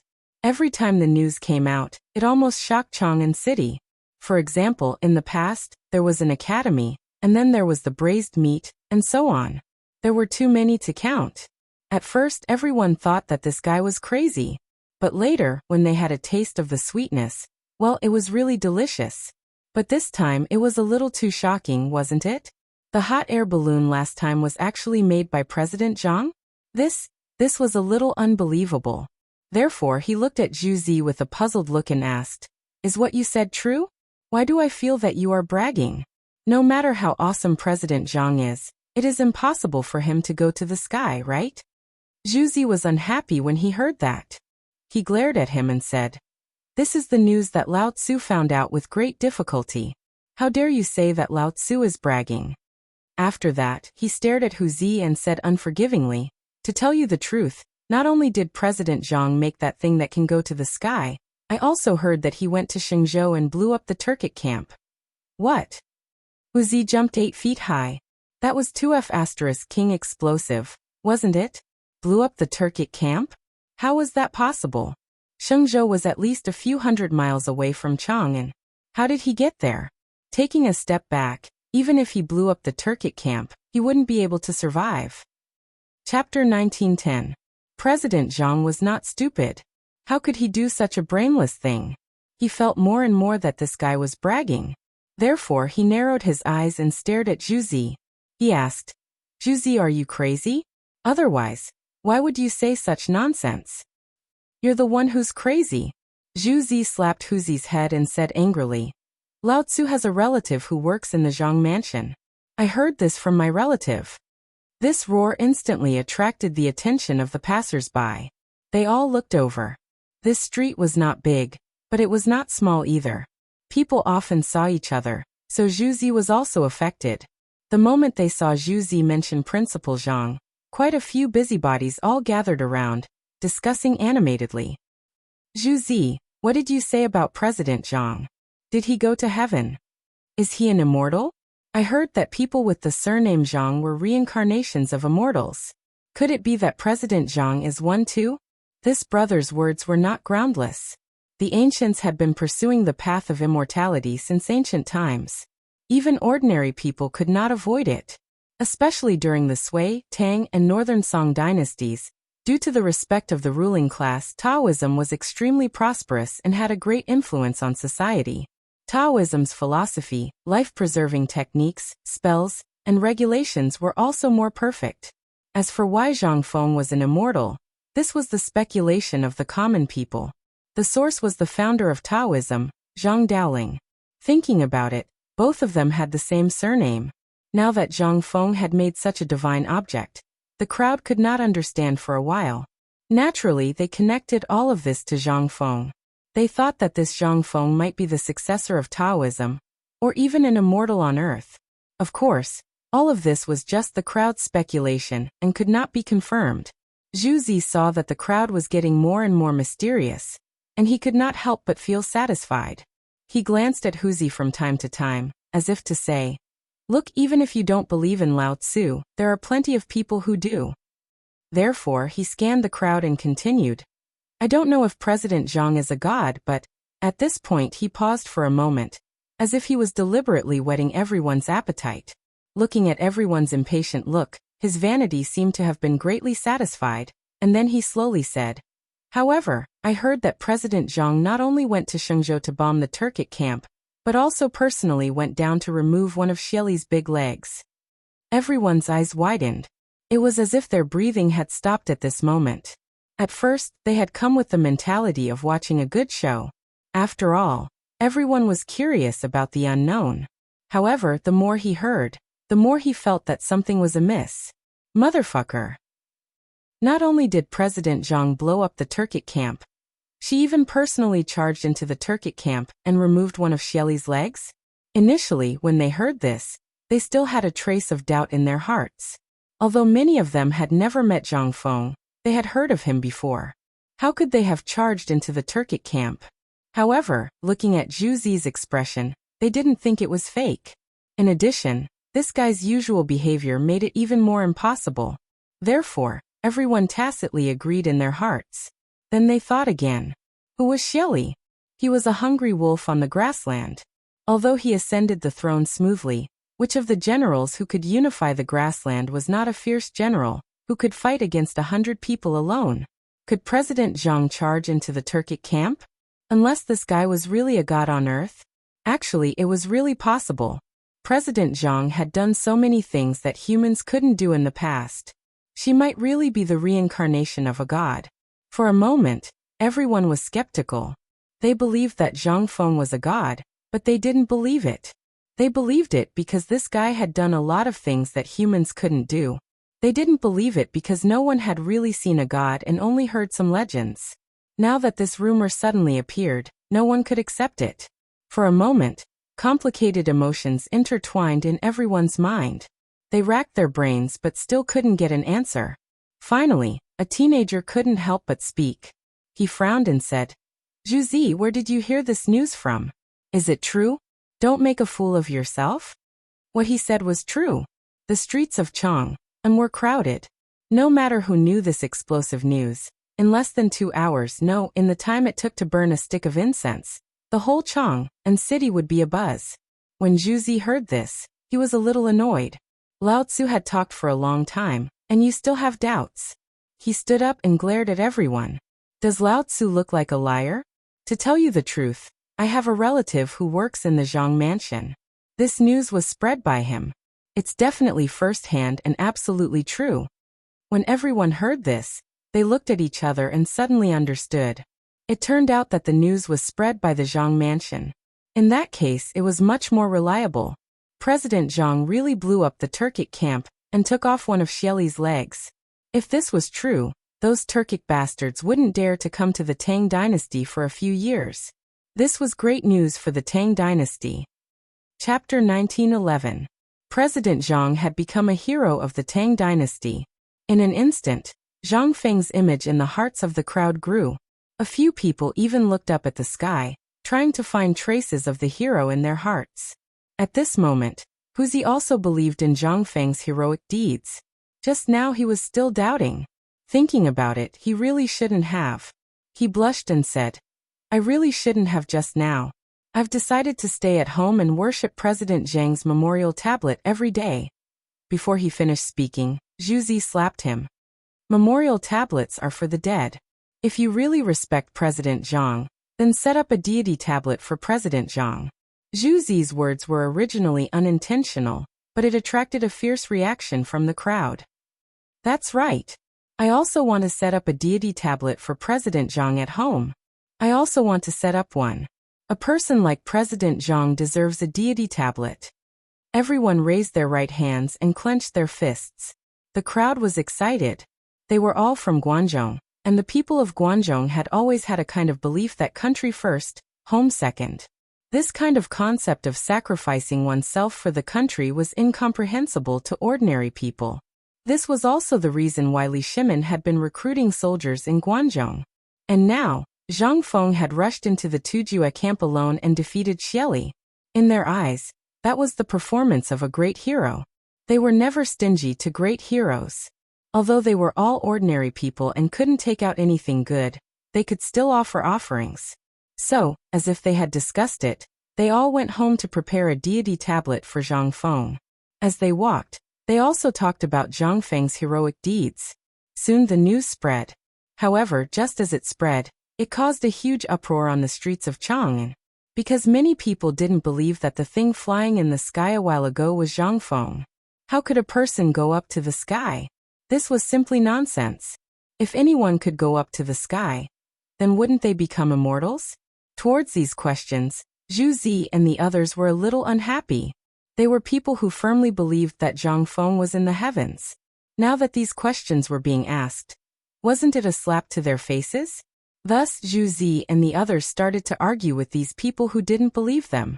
For a moment, the streets of Chang'an were divided into two factions. One faction was led by Zhu Zi, who firmly believed that Zhang Feng could ascend to the heavens and attack the Turkic camp. The other faction was led by Fu Gongzi, who did not believe that Zhang Feng could ascend to the heavens. Actually, this was understandable. Many of these rich young masters didn't like Zhang Feng. Why do you have so much gold, silver, and treasures? You're also so talented, and you even have 2 beautiful wives. What about me? I don't have anything. When I get home, my father even compares me to you. Naturally, I feel unbalanced. However, Zhu Zi did not care about this. He pulled the crowd and scolded them. Things like President Zhang being able to ascend to the heavens and President Zhang being awesome. In any case, they just said whatever was amazing. The confidence of some of the rich young masters was greatly damaged. Some even couldn't take it and had to raise their hands and surrender. Only then did Zhu Zi give up and continue to promote Zhang Feng's glorious deeds.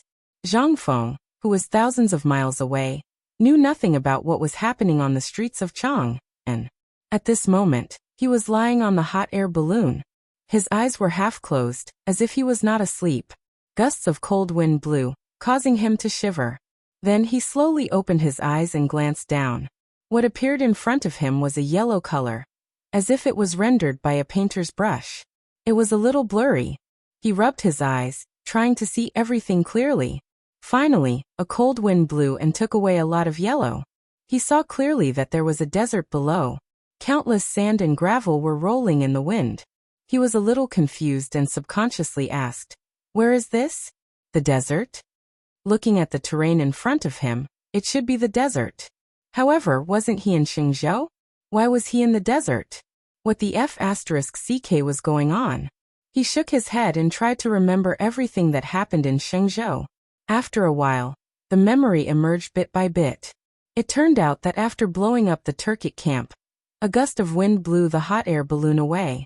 At that time, because the wind was too strong, the hot air balloon could not be controlled.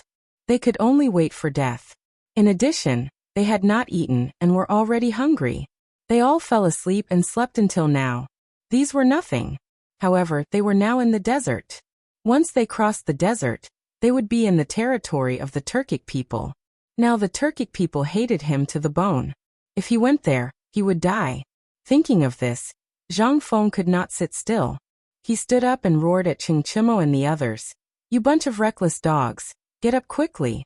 We'll be in the grassland soon." Grassland. Zhang Sun was the first to wake up.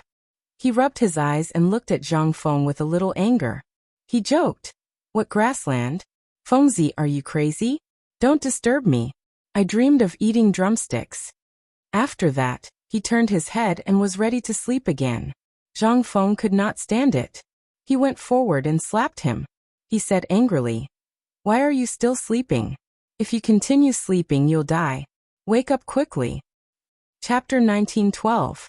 After beating up Zhang Sun, he rushed over. It seemed that he was still angry, and he beat up Chingchimo and Du Go who were sleeping. "Fengzi, are you crazy?" Chingchimo rubbed his sleepy eyes and blurted out. He was already hungry, and he had just eaten braised meat in his sweet dream, but he was woken up by this guy.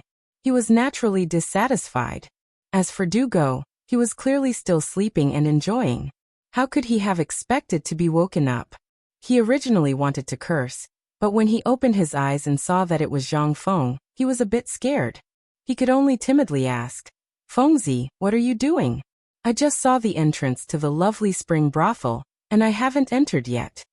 Hearing this, Zhang Feng was furious. At this time, these dogs were still thinking about eating, drinking, whoring, and gambling. Thus, he pointed at the sky and angrily glared at everyone. He scolded, "You dogs only know how to eat and drink all day. Who knows where we're floating now? Hurry up and think about how we're going to get back." When these words came out, everyone instantly became spirited. Because they had been sleeping all this time, they really didn't know where they were floating. However, looking at Fengzi's current expression, it seemed very serious. They didn't hesitate and leaned over the railing to check. It didn't matter when they looked, but their legs seemed to not listen to them, and all of them went limp. Where was this? Why was there a patch of yellow everywhere? And there was a sky full of yellow sand? Was the ground also full of sand? They seemed to have never seen this place before. They sat on the hot air balloon, feeling waves of powerlessness coming from their bodies. After a while, Chengchimo seemed to have recovered. He looked at Zhang Feng and asked anxiously, "Fengzi, where are we? How did we float here?" When these words came out, Zhang Sun and Du Go also seemed to have calmed down. They nodded in unison. "Fengzi, what's going on?" Looking at everyone's appearance, Zhang Feng wanted to laugh. Weren't they all very tough just now? Why were they scared now? He originally wanted to scare them, but when he saw the situation in front of him, he decided against it. Thus he said with a serious face, "This should be the desert. In other words, we are only one step away from the grassland." Great desert. Everyone looked at each other in confusion. They didn't know much about the desert, but when they heard that it was only a step away from the grassland, they couldn't help but shiver. One had to know that beyond the desert was the grassland, and the grassland was the hinterland of the Turks. And he had just blown up the Turkic camp. If he went over now, wouldn't he be sending himself to his death? Thinking of this, Everyone quivered and looked at Zhang Feng. Fengzi, hurry up and think of a way. If we continue to drift in that direction, we will definitely die. Zhang Feng was originally thinking of a solution, but after being called, he panicked a little. He glared at everyone. What's the rush? Do you want to die? If you don't think of a way, you'll really die. Cheng Chimo looked at everyone and said anxiously, now that we are all in the desert, hurry up and think of a solution. Okay, I know. Zhang Feng waved his hand impatiently. In fact, he didn't have any good ideas. When the hot air balloon was successfully made, it didn't have the function of turning. It could only change its direction slightly with the weight, so some sandbags were placed. However, there wasn't any wind now. Even if he threw the sandbags, it would be useless. What should he do? Just as he was deep in thought, a warm wind blew. It was as gentle and delicate as a baby's hand. He suddenly trembled as if he felt a vitality. He quickly raised his hands and carefully felt the direction of the wind. This seemed to be blowing in the direction of Chang'an. That's right, it was the direction of Chang'an. With this wind, they could return to Chang'an. This made him overjoyed. He quickly said to everyone, hurry up and throw down all the useless things on the hot air balloon. The only way now was to use this wind to return to Chang'an. However, the weight on the hot air balloon would increase the wind resistance, so the best way was to throw away all the useless things and return to Chang'an as quickly as possible. However, Cheng Chumo and the others didn't seem to understand. They looked at Zhang Feng with a confused face. Why should we throw it away? How many steamed buns are there? As he spoke, he walked to the package as if he was going to look for the so-called steamed buns. You dog! Zhang Feng stepped forward and kicked Cheng Chimo. He glared at him and said angrily, the wind is blowing towards Chang'an now. If you don't throw away these useless things when the wind stops, Lao Tzu will throw you down. Cheng Chimo didn't get angry because Zhang Feng kicked him, because he heard something more important. The wind was blowing towards Chang'an? Didn't that mean he could return to Chang'an? Thinking of this, he quickly called Zhang Sun and the others. You two come quickly. Didn't you hear what Fengzi said? This wind is blowing towards Chang'an. Quickly throw these things down. After that, he didn't care what was in the package and threw it down. Chapter 1913. Zhang Sunchong and Du Go were not to be outdone. They stepped forward and quickly cleaned up the hot air balloon. All of a sudden, the hot air balloon rose a few meters as the heavy objects were thrown down. At this time, another gust of wind hit. The hot air balloon began to sway with the wind and drifted toward Chang'an. Cheng Chimo was so happy that he jumped up and down. He seemed to have forgotten that he was hungry. Fengzi, how long will it take for us to return to Chang'an like this? He missed the braised meat, roasted chicken, good wine, and the girls in the brothel in Chang'an very much. He couldn't wait to go back to Chang'an. The days in the hot air balloon were really not for humans. There was nothing he wanted, not even a bottle of wine. There were only a few men, and they had stayed there for a few more days. If they stayed there for a few more days, he reckoned that he would be driven crazy. He was not the only one who had this thought. Du Go and Zhang Sunchong also had this thought. Especially Zhang Sunchong. This guy was used to wandering around Chang'an city. He ate, drank, and gambled every day. Although he had changed after meeting Zhang Feng, after experiencing life and death this time, he missed Chang'an even more. He didn't miss anything else but the girls in the brothel. Without me, you must have had a hard time. Don't worry, when I go back this time, I will make it up to you. Thinking of this, his face was full of lewd smiles. Zhang Feng scoffed at all of this, especially when he saw the lewd smiles on everyone's faces. He felt a chill run down his spine. Alright, stop having lewd thoughts. I reckon we'll be back in Chang'an in less than 2 days.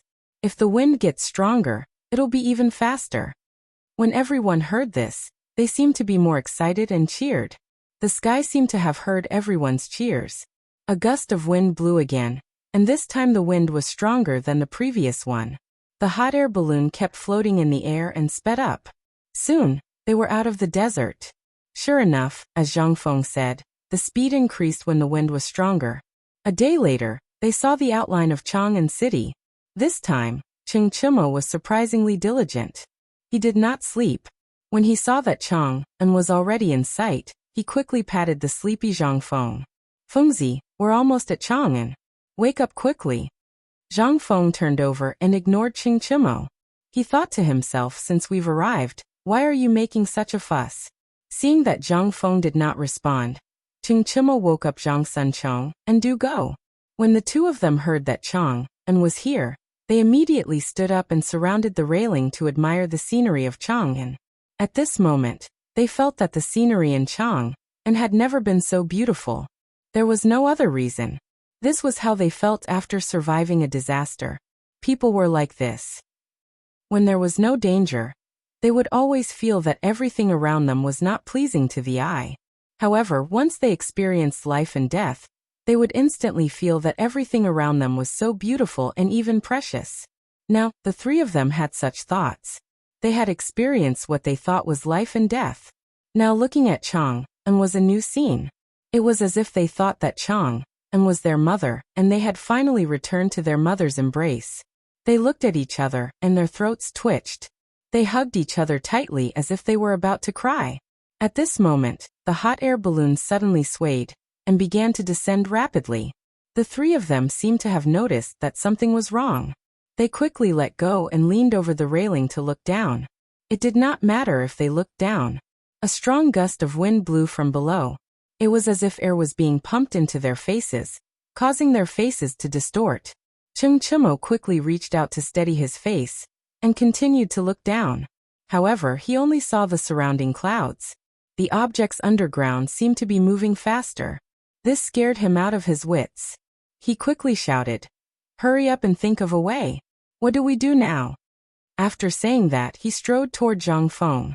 However, he realized that he had only taken half a step when his body tilted. He could only shout at Zhang Feng, "Fengzi, hurry up and think of a way." Zhang Feng had not been asleep all this time. He had also noticed the swaying just now. His first reaction was that there was a problem with the hydrogen. His mind was working quickly. Qing Chimo shouted, which made him angry. "You are so damn noisy." Halfway through his words, there was a whoosh. The hot air balloon suddenly shriveled. Everyone's expression changed because they all knew that the hot air balloon was supported by the air inside. Now that the air had leaked, wasn't that? Therefore, they quickly grabbed the iron wire and tried to find a way to survive. However, how could they withstand the pressure of the descent? The feeling of weightlessness suddenly hit them. Everyone fell to the ground. For a moment, screams were heard everywhere. It was as if the silent sky had been composed into a wonderful movement. Qing Chimo looked panicked. He stretched out his arm and tried to grab Zhang Sun to give himself some buffer. Zhang Sun was not stupid. He stretched out his arms. Then Dugo also stretched out his arms. The three of them hugged each other tightly. Zhang Feng was the last to descend. Therefore, he was above the three of them. When he saw the three of them hugging each other tightly and ignoring him, he was instantly furious. He did not care about his unrecognizable face and shouted, "Bastard, wait for me." Chapter 1914. Due to the airflow and pressure, Zhang Feng's voice was a little hoarse. Fortunately, the three of them still heard him. They reached out and hugged each other tightly. The speed of their descent became faster and faster. Everyone could only feel the cold wind cutting across their faces like knives. As they cried out in alarm, they were getting closer and closer to the ground. At that moment, they closed their eyes tightly, not daring to look down. It was not because they did not dare to look, but because the wind resistance was too strong. They could not open their eyes at all. Finally, a loud bang was heard, and pain spread through everyone's body. Zhang Feng slowly opened his eyes. He rubbed them and scanned his surroundings. It seemed like they had landed, but why did he not feel any pain? He looked down in confusion and saw Qing Chimo and the other two with their tongues out, and their heads tilted to the side. They seemed to have fainted. "Ah!" Zhang Feng exclaimed and quickly jumped down from the three of them. Standing on the ground, he realized that the three of them were stacked in the shape of a human pyramid. The unlucky Dugo was at the bottom, Zhang Sun was in the middle, and Qing Chimo was at the top.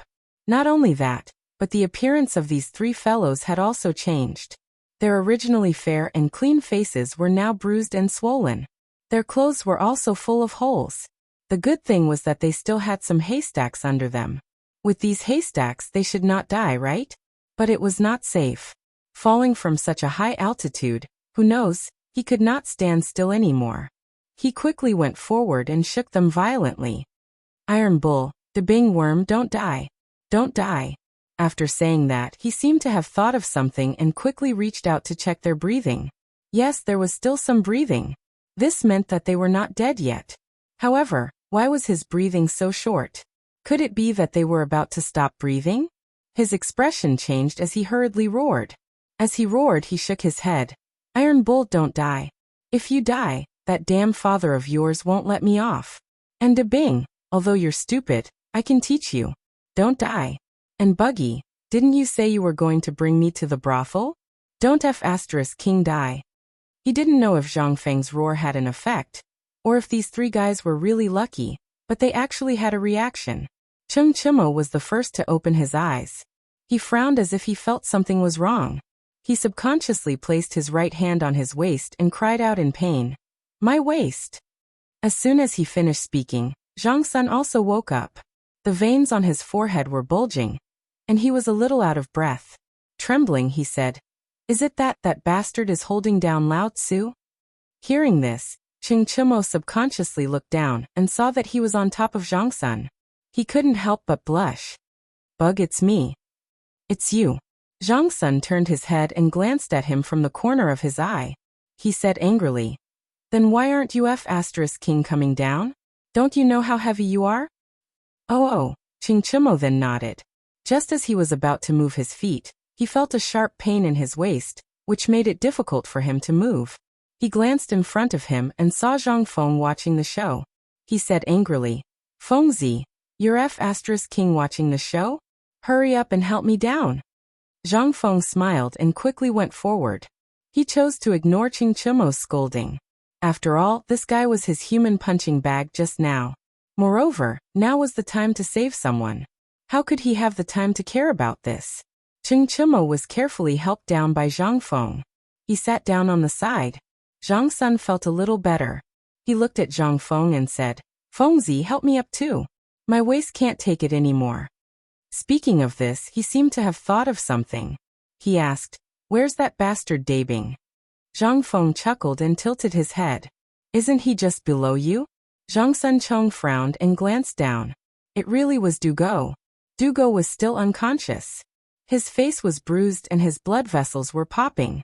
It looked like he had been pressed down. Zhang Sun saw this and his expression changed. He quickly asked, How did Dabing end up like this? He's not dead, is he? He shouldn't be dead, right? Zhang Feng went forward and looked at Dugo. Then he looked at Zhang Sun and said jokingly, If you continue to press him down, he might die. Ah! Zhang Sun exclaimed and grabbed Zhang Feng's shoulder. Quick, help me up. Zhang Feng smiled and quickly helped Zhang Sun Chong up. Only then did Dugo, who was at the bottom, return to normal. Fengzi, go take a look at Dabing. Zhang Sun stood at the side and looked at Dugo worriedly. As soon as he said this, Zhang Feng instantly felt that there was true affection between these brothers. It could be seen from this trip to Sheng State. However, just as he was about to save Dugo, Zhang Sun and Cheng Chimo's discussion came from behind him. If this kid dies, who will pay for our next visit to the brothel? Oh, that makes sense. It was obvious that Cheng Chimo was the one who had spoken the truth. Chapter 1915. Zhang Feng turned around and glared at the two before patting Dugo's pale face. Dabing, wake up. Otherwise, these two bastards will take your money and go to the brothel. Brothel? What brothel? Dugo slowly opened his eyes and looked at Zhang Feng in confusion. What do you mean by that? Zhang Feng smiled. He knew that this guy would wake up once he mentioned the brothel. As expected, he chuckled. Hurry up and get up. After that, he went forward to support Dugo and prepared to pull him up. Na Cheng's face changed when he thought of this guy. He cried out in pain. Ouch, ouch, ouch. My waist is broken. He was the one at the bottom of the human pyramid, so naturally, he was under the most pressure. His waist was probably not feeling well at all. Zhang Feng understood, but it was impossible for him not to get up. He still persuaded him. Chang'an City is just ahead. Don't tell me you don't want to go home? As soon as he said that, Dugo seemed to be instantly energized. He glanced at the city gate and pretended to be strong. Go home. I can do it. Help me up. Zhang Feng smiled. This guy was obviously not that strong, yet he was still pretending. However, his actions were praiseworthy. Without any hesitation, he helped Du Go to sit beside Cheng Chimo and the other man. As soon as they stood still, the three of them seemed to have found something funny. They pointed at Zhang Feng and laughed. This made Zhang Feng confused. Could it be that his clothes were also torn? He quickly checked and found that his clothes were indeed torn. However, he could still wear them. Compared to these three guys, he was much better. He said unhappily, "You guys still have the face to laugh at me. Look at your clothes." The three of them finally reacted. They had been thinking about how to escape, and did not look at their appearances. Now that they looked at them, they were really King ugly. Each of them had a bloody nose and a swollen face. There were even straws on their heads. They were just like clowns. In fact, Zhang Feng himself was not much better. Most of his clothes were torn, and there was a lot of straw on his head. However, he was not bruised and swollen. After all, he was at the top. After a burst of laughter, Zhang Feng looked at them and said seriously, "Chang'an City is close at hand. Let's walk there. I'll treat your injuries when we reach the Zhang mansion." Cheng Chimo nodded. "No problem. Let's go." Just as he was about to get up, a sharp pain came from his disappointing waist. "Ouch, my waist." Du Go was the same. Just as he was about to get up, pain came from his waist. He wailed, "My waist hurts." Zhang Sancheng was a little better. He was in the middle, so his strength was neutralized. His waist was fine, but it was a little sore. Therefore, he looked at the two of them with a mocking expression. "You two want to visit a brothel in your current state? I'm afraid you can't even move." Cheng Chimo and Du Go were unhappy. Their faces turned red. They were about to refute when they saw Zhang Sancheng standing between them. He crossed his arms and said proudly, "Look, you still have to rely on Lao Tzu. Lao Tzu will help you back." Cheng Chimo and Du Go wanted to curse, but when they saw Zhang Sancheng helping them, they did not say anything. They just lowered their heads and tried to stand up. Zhang Feng could not stand by and watch. He helped Cheng Chimo and Du Go up and walked towards Chang'an City. Although the two of them had a sore waist, they were usually in good health. Plus, they wanted to go home quickly. Soon they reached Chang'an Avenue. However, as soon as they reached Chang'an Avenue, they heard some unusual things. They claimed that Principal Zhang had ascended to the heavens and had personally charged into the Turkic camp. There were even some who claimed that Principal Zhang was the reincarnation of a god. There were also some fellows who claimed that Principal Zhang could predict the future and would soon ascend to the heavens. Hearing all this, Zhang Feng's head was about to explode. When did he become so awesome? Reincarnation of an immortal? Pass away and ascend in 100 days? Lao Tzu did not want to die. Who was spreading rumors about Lao Tzu? With doubts and anger, Zhang Feng stopped a passerby and asked, "Brother, why are there rumors about me everywhere in Chang'an City? Who spread them?" "Rumors about you?" the passerby exclaimed.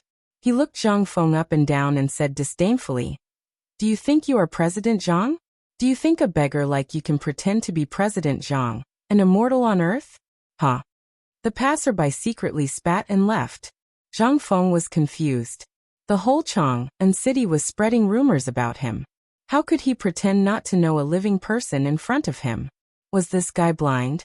Or was he really blind? Just as he was thinking hard, Cheng Chimo's joking voice came. "Come on, look at you now. It's already an honor for people to treat you as a beggar." Zhang Feng suddenly understood. He looked down at his clothes and was speechless. Sure enough, it was human nature to judge people by their appearance. However, he was not such a vulgar person. He looked at Cheng Chimo unconvinced. "Lao Tzu is a beggar. Aren't you? Why are you talking about this?" Chapter 1916. Lao Tzu is just angry. Cheng Chimo snorted and turned his head to the side. "It was the four of us who went to bomb the Turkic camp. Why did you become the hero when we came back? Why didn't anyone care about Lao Tzu and his brothers?" Zhang Sancheng and Du Go also reacted. They raised their heads to express their dissatisfaction. "Yes, we also contributed. Why didn't we get the same treatment?" Zhang Feng laughed. It was Lao Tzu who made the hot air balloons, and the gunpowder was also Lao Tzu. When he asked you guys to bomb the Turkic camp, you were all acting like cowards. It was Lao Tzu who held you back. Now you even turned around and said that Lao Tzu was wrong? It was really King embarrassing him. Thinking of this, he was unhappy. He frowned and glared at the crowd. All of you shut up and stay here. After saying that, he ignored the crowd and quickly stepped forward to stop another passerby. However, this time he was smarter. He did not consider himself as Zhang Feng. Instead, he asked humbly, "Brother, when I first came here, I heard everyone talking about President Zhang. They even said that President Zhang is some kind of god. What is going on?" The passerby glanced at Zhang Feng. Seeing his tattered clothes, he thought that he was a beggar and did not want to answer. However, when President Zhang was mentioned, he seemed to be interested. He pretended to be knowledgeable and said, "If you want to talk about President Zhang, there is a lot to talk about." Back then, President Zhang ran a tavern by himself. At that time, he could not make ends meet and his life was extremely difficult. Hearing this, Zhang Feng was a little speechless. What did he mean by he could not make ends meet? Lao Tzu was not poor at that time, was he? Now he could roughly imagine that the rumors in Chang and city were spread by these troublemakers. He wanted to curse, but when he thought of the source and the explosive news behind it, he felt as if his blood was boiling. Being praised by others doesn't seem to be a bad thing, right? Iron Bull and the others didn't even have the chance to be praised. Yes, that was the logic. When others didn't know who he was, it felt so good to hear them flatter him. He comforted himself. He purposely pretended to be humble and listened carefully. Looking at Zhang Feng, the passerby's vanity seemed to be greatly satisfied. He deliberately coughed twice and said with a serious face, "As for who was the first to talk about President Zhang in Chang'an City? I really don't know. After all, there are so many people in Chang'an City. There's no way to find out. But this discussion started a day ago. Also, I heard that President Zhang is an immortal. It's true. Many people in Chang'an City have worshipped President Zhang." "What?" Zhang Feng exclaimed in disbelief. "Worship the deity position? How is this possible?" The deity position was for immortals. He never thought that the people in Chang'an City would be so crazy. The passerby seemed to be very satisfied with Zhang Feng. He looked at Zhang Feng as if he were a country bumpkin. "You don't know about this, do you? People in Guangzhou are bellicose. President Zhang bombed the Turkic camp this time. In the eyes of the people in Guangzhou, he is a great hero. Also, speaking of this, he turned his head and looked around. When he saw that there was no one, he slowly approached Zhang Feng with a mysterious face. "Today, I heard that a woman from the Wang clan in Dong City became pregnant after worshipping President Zhang's deity position. You know, this woman from the Wang clan hasn't been pregnant for 3 years. It's all thanks to President Zhang that she is pregnant now." Zhang Feng was stunned. He stood there and didn't know what to say for a moment. Damn it! What did the woman's pregnancy have to do with Lao Tzu? And a woman who hasn't been pregnant for 3 years? This had nothing to do with Lao Tzu. Did these guys think that he was a child giving guanyin? At this moment, he felt that his head was in a mess. He could only hear a buzzing sound. But at this moment, the passerby leaned over again and said with a smile, "President Zhang is so awesome. When I go back, I'm going to let my wife have a try. Maybe she can make my family have children." After that, he turned and was about to leave. Suddenly he thought of something. He took out several copper coins from the bag and counted them in his palm. He took out several coins and was about to give them to Zhang Feng when he felt that something was wrong. He simply handed them to Zhang Feng and said, "I'm happy today. Take the money and go drink with your brother." Zhang Feng was already petrified in place. He didn't react at all to what was happening in front of him. When the passerby saw that the beggar didn't react, he thought that he had made the beggar stupid. He simply grabbed Zhang Feng's right hand and stuffed all the money into it.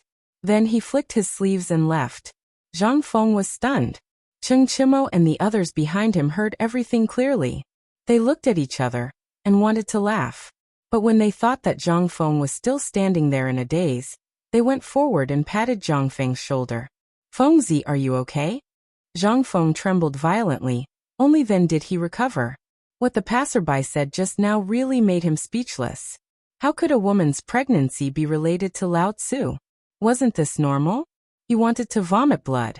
He really felt that the people of Chang'an were crazy. Chapter 1917. Fortunately, Lao Tzu's willpower was strong. Otherwise, he would have fallen to the ground. He looked at Cheng Chimo and the others in confusion. He was a little speechless.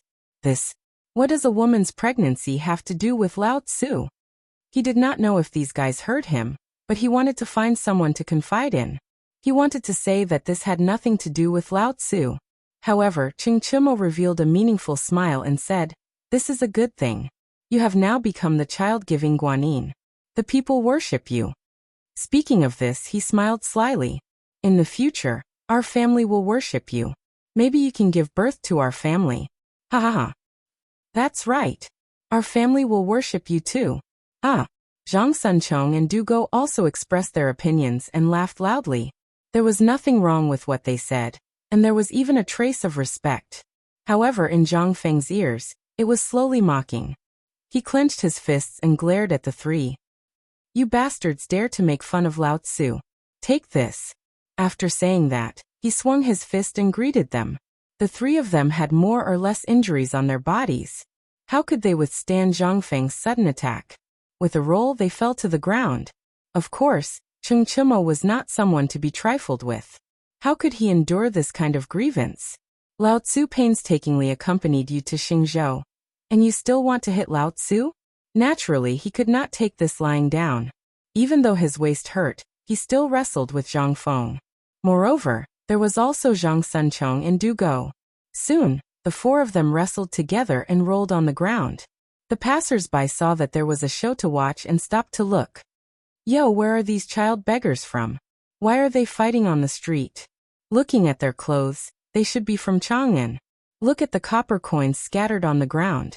They should be fighting over the copper coins, right? This brother's words are reasonable, but these child beggars are really pitiful. Why don't you all be generous? Everyone was discussing animatedly. Many of them felt pity for Zhang Feng and the others and even threw down copper coins. There were even many busybodies who clapped and cheered, afraid that the scene wasn't spectacular enough. Finally, the four people who were rolling on the ground noticed that something was wrong. They stopped fighting and looked at the crowd in confusion. However, these guys didn't seem to have any intention of leaving. Instead, they started to point and whisper. "Why aren't you fighting anymore? Did Lao Tzu just pay? Continue, I'm about to place my bets." Upon hearing these words, Zhang Feng was instantly infuriated. He stood up abruptly and pointed at the crowd. "Get lost immediately. If you guys want to watch others fight, go see Old Wang next door."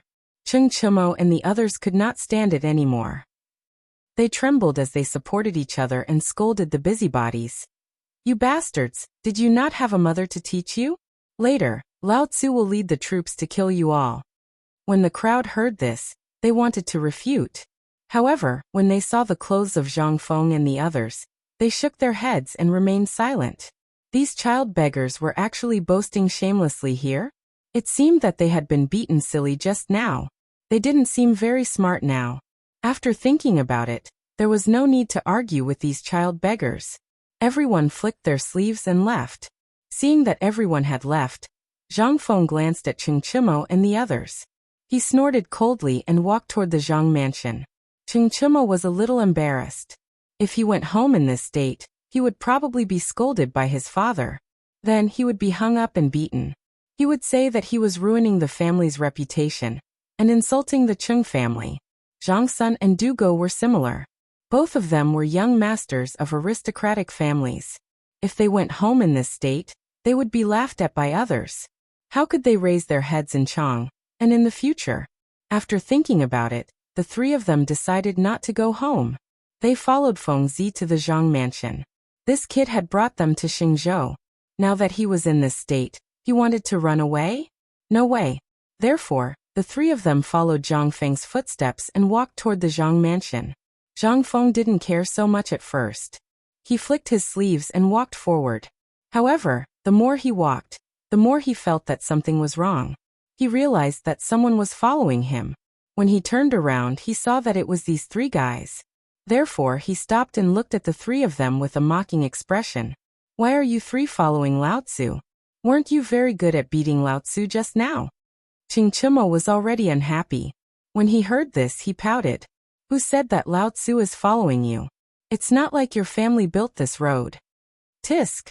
Zhang Feng looked at him with disdain and turned to walk toward the Zhang mansion.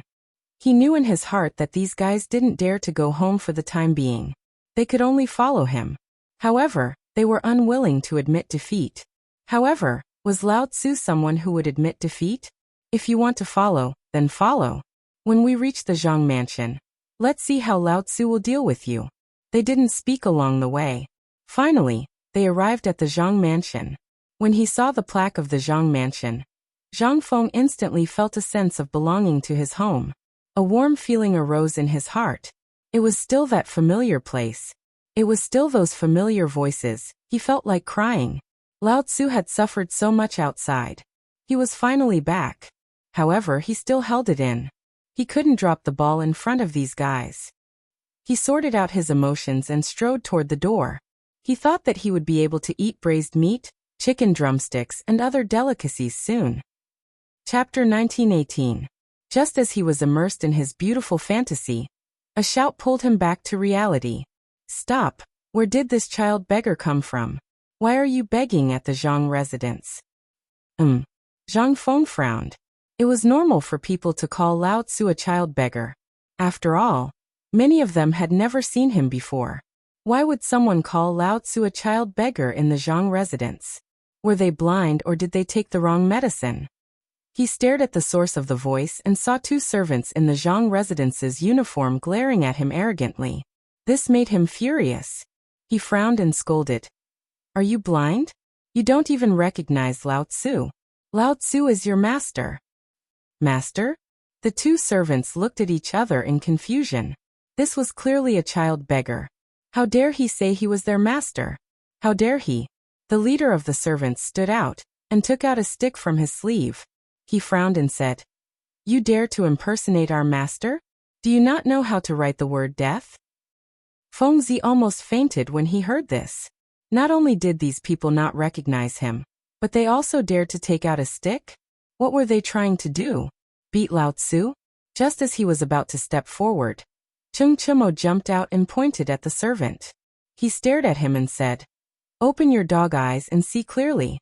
Is this really your master? He did not want to help Fengzi, but it was not good for him to just stand there. Moreover, if he was recognized by someone familiar, the Chung family would lose face. However, the servant did not buy it. He only thought that these people were child beggars and started arguing again. Just like that, Chung Chimo and the servant quarreled. Their voices could be heard throughout the Zhang residence. Not long after, the scolding attracted a large group of people from the Zhang residence. The leader was Du Ziting. He led a group of servants and walked out aggressively. Who is it? Who is impersonating our master? He stood at the door and glanced at the crowd, glaring angrily. When the servant saw the housekeeper come out, he quickly went forward and pointed at Zhang Feng. Housekeeper, it's him. He said he's the master. Du Ziting frowned and looked at Zhang Feng. Her first reaction was that a child beggar dared to cause trouble here. However, the more he looked at him, the more he felt that something was amiss. Why did this person look so much like master? This figure, this standing posture, this face shape, how could there be someone so similar in this world? Could this really be the master? However, on second thought, he felt that it was unlikely. Old master had such a huge family business, and was also the dean of White Deer College. How could he be dressed so shabbily? This person must have impersonated master because he looked like him. Yes, that must be it. Having made up his mind, he waved his hand. Men! At this moment, Zhang Feng's face instantly darkened. Old Du, you bastard. Even you don't recognize Lao Tzu? Hearing this, Du Ziting felt goosebumps all over her body. This voice. Why did it look so much like master? Thinking about it, Du Ziting took another look at Zhang Feng's appearance. In an instant, her legs went weak and she almost fainted. That voice belonged to master. Only master would call him Old Du in Chang'an City, Only Master dared to call him that.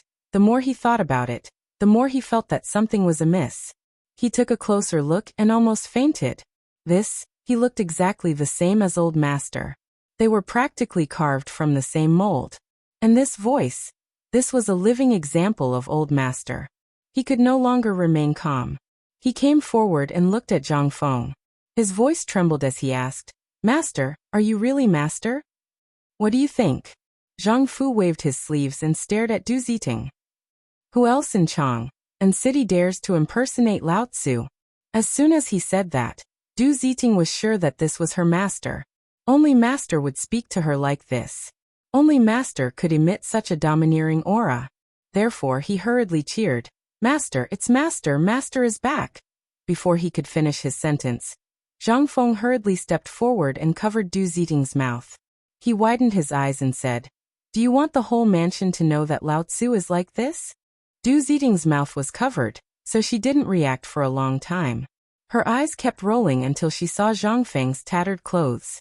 She suddenly understood, and quickly nodded to show that she understood. Zhang Feng let go and snorted. "Prepare hot water immediately." Du Ziting nodded, and quickly waved her hand to dismiss the servants. Then, she welcomed Zhang Feng into the mansion. Cheng Chimo and the others saw Zhang Feng enter the mansion and quickly followed him. In the side hall, Du Ziting had already prepared hot water. Zhang Feng, Cheng Chimo, and the others ran in quickly, as if they were afraid that others would see them. Du Ziting was guarding the door. She looked around vigilantly and looked around from time to time. However, at this moment, Zhang Yuyao and Jingshu ran over with small steps. The two girls seemed to know what was inside. They didn't care that Du Ziting was guarding the door and were ready to rush in. This frightened Du Ziting. She hurriedly stopped the two girls. "Ladies, you are..." Zhang Yuyao glanced inside and said impatiently, "I just heard that a few beggars entered the mansion. What's going on? I also heard that Master is back." Chapter 1919. Du Ziting quickly shook her head and put her hands on the door frame. "Beggar? What beggar? Why don't I know? Master just came back, but he's taking a bath and changing clothes now." Zhang Yuyao frowned. Just now, she clearly heard a servant say that Master and a few beggars came back. Why wasn't there anyone now? She unwillingly glanced inside, but she didn't see anything. Jingshu just smiled and didn't say anything, because she had already guessed the gist of it from Du Ziting's expression. Perhaps this Master was the child beggar. Master was so prideful, how could he let the housekeeper say it? After thinking for a while, she pulled Zhang Yuyao. "Sister Yuyao, the housekeeper is right. Since Master is back, let's go to the hall and wait. We'll see in a while." After saying that, she didn't care about Zhang Yuyao's reaction, and pulled her to the hall. Zhang Yuyao was still confused. She looked back from time to time, but when she thought that Sister Jingshu's words were reasonable, she still walked to the hall. After a while, Zhang Feng finished washing up and walked to the hall. Zhang Yuyao rushed forward and hugged Zhang Feng, sobbing, "Prince Zhang, do you know how worried we were about you these past few days?" Jingshu actually also wanted to pour out her heart, but when she saw that there was no place for her, she could only stand there and cry in a low voice. "Yes, Prince Zhang, if you didn't come back, we sisters didn't know what to do." Facing the two women's cries, Zhang Feng was a little helpless. He wanted to ask Cheng Chimo for help, but he saw this guy give him a look that said, "We're all men, we understand." So he gave up resisting and quickly persuaded, "Don't cry, aren't I back now? There are so many people watching. Why don't you get up first?" Hearing this, Zhang Yuyao seemed to have realized something. She looked up and saw many pairs of eyes staring at her. She couldn't help but blush. She reluctantly left Zhang Feng's embrace and wiped the tears from the corner of her eyes. "Prince Zhang, why are you dressed like this? Was he injured? Have you been eating well recently?" Zhang Feng was about to answer, but Cheng Chimo couldn't stand it anymore and interrupted. "Sister-in-law, can you stop being so lovey-dovey? Our teeth are aching. If you have the time, hurry up and prepare some food for us. We're starving to death." Zhang Yuyao blushed and turned to look at Cheng Chimo, but she couldn't remember this person in her mind. She couldn't help but ask curiously, "This is?" "Aya." Zhang Sun impatiently waved his hand. "I'm Buggy, this is Tai Nio. And this is Debing. Sister-in-law, hurry up and prepare some food. Also call a few doctors. Jingshu suddenly understood and smiled. Please wait for a moment, I'll go and prepare. After that, she looked at Zhang Feng meaningfully and turned to leave. Although she also wanted to chat with Prince Zhang, it was obviously not the time. Seeing Jingshu leave, Zhang Yiyao also bowed to everyone. Please wait here, I'll go and help Sister Jingshu.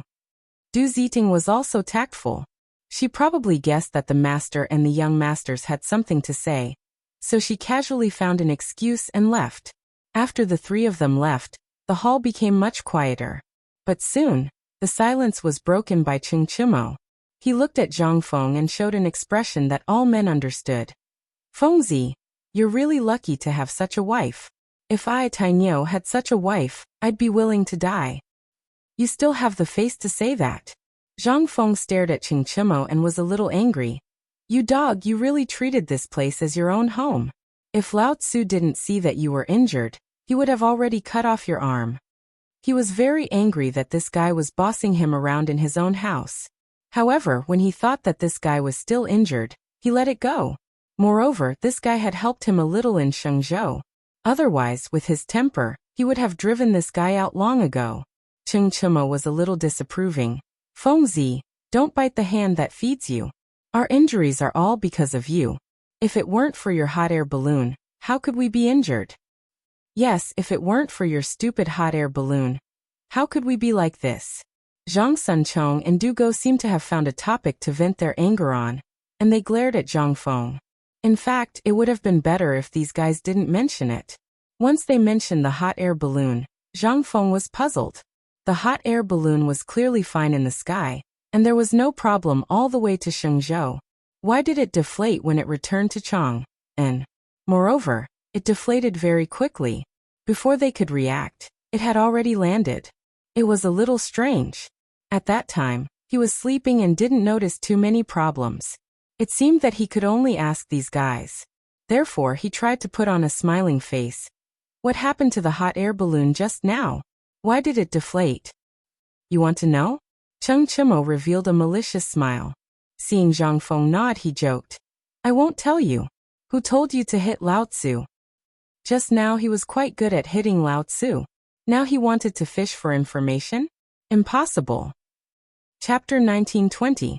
Zhang Sun also acted as if he was watching a good show. If you want to know, you'll have to reward us later.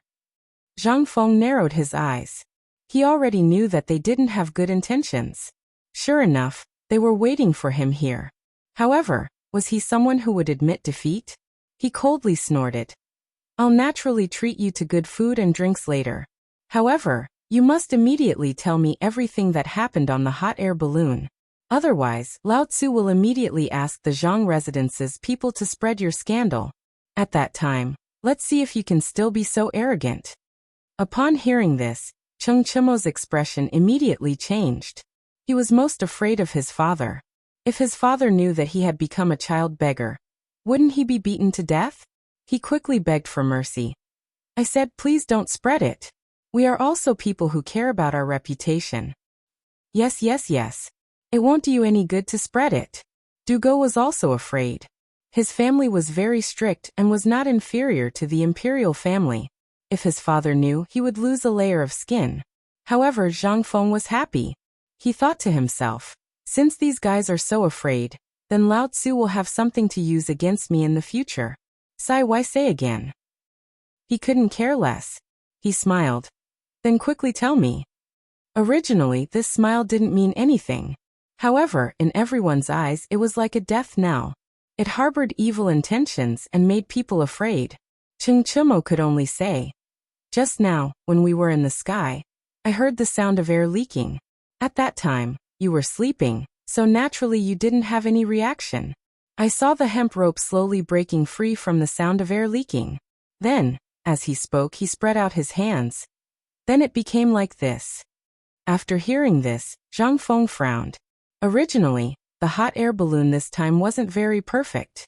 It could be said that it was the first generation. The previous ones were just experimental products. Even if it was the first generation, this time it was relatively successful. It was just that there was a leak just now. The leak should be because the seal wasn't tight enough, which allowed the hydrogen to leak out. It seemed that he had to find another way to seal the air vent tightly. Also, the direction of the hot air balloon this time was completely driven by the wind. He had to find a way to control the direction in the air. Otherwise, it would be very dangerous. This time, it had drifted to Shengzhou. Who knew where it would go next time? Now that he knew about this weakness, he had to find the time to reinvent it. However, this was obviously not the time to talk about this. Thus, he glanced at everyone. Alright, I understand. This will definitely not happen again. Just as he finished speaking, Du Ziding and the two girls walked in together. Prince Zhang, the bath water is ready. Jingshu blushed and looked at Zhang Feng. Zhang Feng nodded and glanced at Qing Chimo and the others. Let's go and take a bath. After saying that, he turned around and walked out of the room. Qing Chimo and the others followed closely behind. The shower was soon over, and the four of them changed into new clothes. At this time, the doctor was already waiting in the hall. The doctor picked up Qing Chimo's arm and carefully examined it. His brows were sometimes knitted and sometimes relaxed. He didn't know what was going on. After about half an incense stick's time, the doctor let go of the arm and stroked his beard. The problem is neither big nor small. It's just that the lumbar bone is damaged. Wait for old man to prescribe some medicine. Take it first. I don't know if it's useful or not. Take it first. After saying that, the doctor didn't explain. He took out a pen and paper, and a dragon and snake flew around. However, Qing Chimo panicked. Hearing the doctor's words, it seemed that he couldn't be saved. He hurriedly asked, but the doctor excused himself by saying that his medical skills were not good enough. After that, he took the pulse of Zhang Sunchong and Du Go. The conclusion was basically the same. The lumbar bone was damaged and needed to be recuperated. They couldn't stay calm anymore. They were about to ask the doctor, but unexpectedly, the guy ran away like a wisp of smoke. Qing Chimo held the prescription in his hand and wanted to cry. It wasn't because of the doctor's words. After all, there weren't many in the Chung family who were afraid of death. The injury on his waist wasn't fatal. It was because the doctor told him to avoid spicy food, avoid this and that. Most importantly, he couldn't touch women. Otherwise, the injury on his waist would worsen. How could he, one of the Chong and four tyrants, endure this? However, he couldn't ignore the doctor's words. Therefore, he decided to vent his anger on Zhang Feng. Fengzi, you mother****. Lao Tzu is like this now because of you. That bullshit doctor told Lao Tzu to avoid this and that and not to touch women. What do you think we should do? Yes. Zhang Sunchong also stood up and looked at Zhang Feng condescendingly. Lao Tzu's favorite drumstick is going to leave me. How are you going to compensate me? Du Go was naturally unwilling. He pointed at Zhang Feng and also attacked him. It was as if he didn't care about his back pain at all. As for Zhang Feng, he sat on the stool with a cigarette in his right hand. From time to time he would take a puff. He was very satisfied. He was currently immersed in the stimulation of the cigarette, and had no intention of replying to the three of them. Moreover, he could understand what the three of them said. After all, an injury wasn't a small matter. Moreover, it was an injury on his waist. That was even more so he didn't choose to refute. Moreover, what was the use of refuting? These three guys were more vicious than dogs. He had no chance of winning. Chapter 1921. When Qing Chimo saw that Zhang Feng didn't respond, he became even fiercer. He gritted his teeth and said, Fengzi, don't King think you can just keep quiet. If Lao Tzu can't touch women, how can he carry on the family line in the future? At this point his expression changed, and he actually wanted to cry. That's not the most important thing. Lao Tzu can't eat barbecue or drink in the future. What should we do? Obviously, eating and drinking were his first priority, and carrying on the family line was second. Would old Qing beat him to death if he heard this? Du Go also had a bitter expression. Thinking that he wouldn't be able to eat what he wanted to eat in the future, he held back his tears and complained, My drumstick, my duck neck, my... Stop King quarreling. Zhang Feng suddenly stood up and interrupted the noise. He took a deep puff of his cigarette and spat out the smoke. He glanced at the crowd and scolded. Look at you guys. You're the King 4 hegemons of Chang'an. Isn't it just a little injury on your waist? It's not like you broke your waist. That doctor just now was obviously a quack. I'll personally find a few good doctors for you. For the next few days, you can eat and drink as much as you want. As long as you don't die, I can pull you back from the gates of hell. These are my words, and no one can stop me. He wasn't bragging. He had a certain status in Chang'an, so it was relatively easy for him to find some good doctors. In addition to the connections of his teachers, there was no doctor in the Tang dynasty that he couldn't find. Of course, that immortal son Simiao might not be easy to find, but ordinary doctors weren't a problem. After hearing Zhang Feng's words, the three of them felt reassured. However, there was still a trace of concern in their hearts. You're not lying to us, right? Zhang Feng took a deep puff of his cigarette and waved his hand. Think about it. With your IQ, do you think I can lie to you? The three of them nodded and secretly agreed. Indeed, there were three of them, and this guy was only one person. How could he lie to them? After lying to himself for a while, Cheng Chimo said, Then let's cut the crap and serve the hot pot. Lao Tzu is already hungry. Zhang Feng rolled his eyes at the guy and said to Du Ziting, Old Du, serve the hot pot. Du Ziting accepted the order and left. After a while, the servants brought in all kinds of ingredients. This made Cheng Chimo and the other two drool. Back then, when they were on the hot air balloon, they had nothing. When they finally found a few steamed buns, the four of them had to share them. This was the consequence of not bringing food. Of course, Zhang Feng did not think of this at that time. He thought that the hot air balloon would not float too far. Who would have thought that it would go to Xingzhou? Without saying anything more, everyone set up a fire and began to feed them.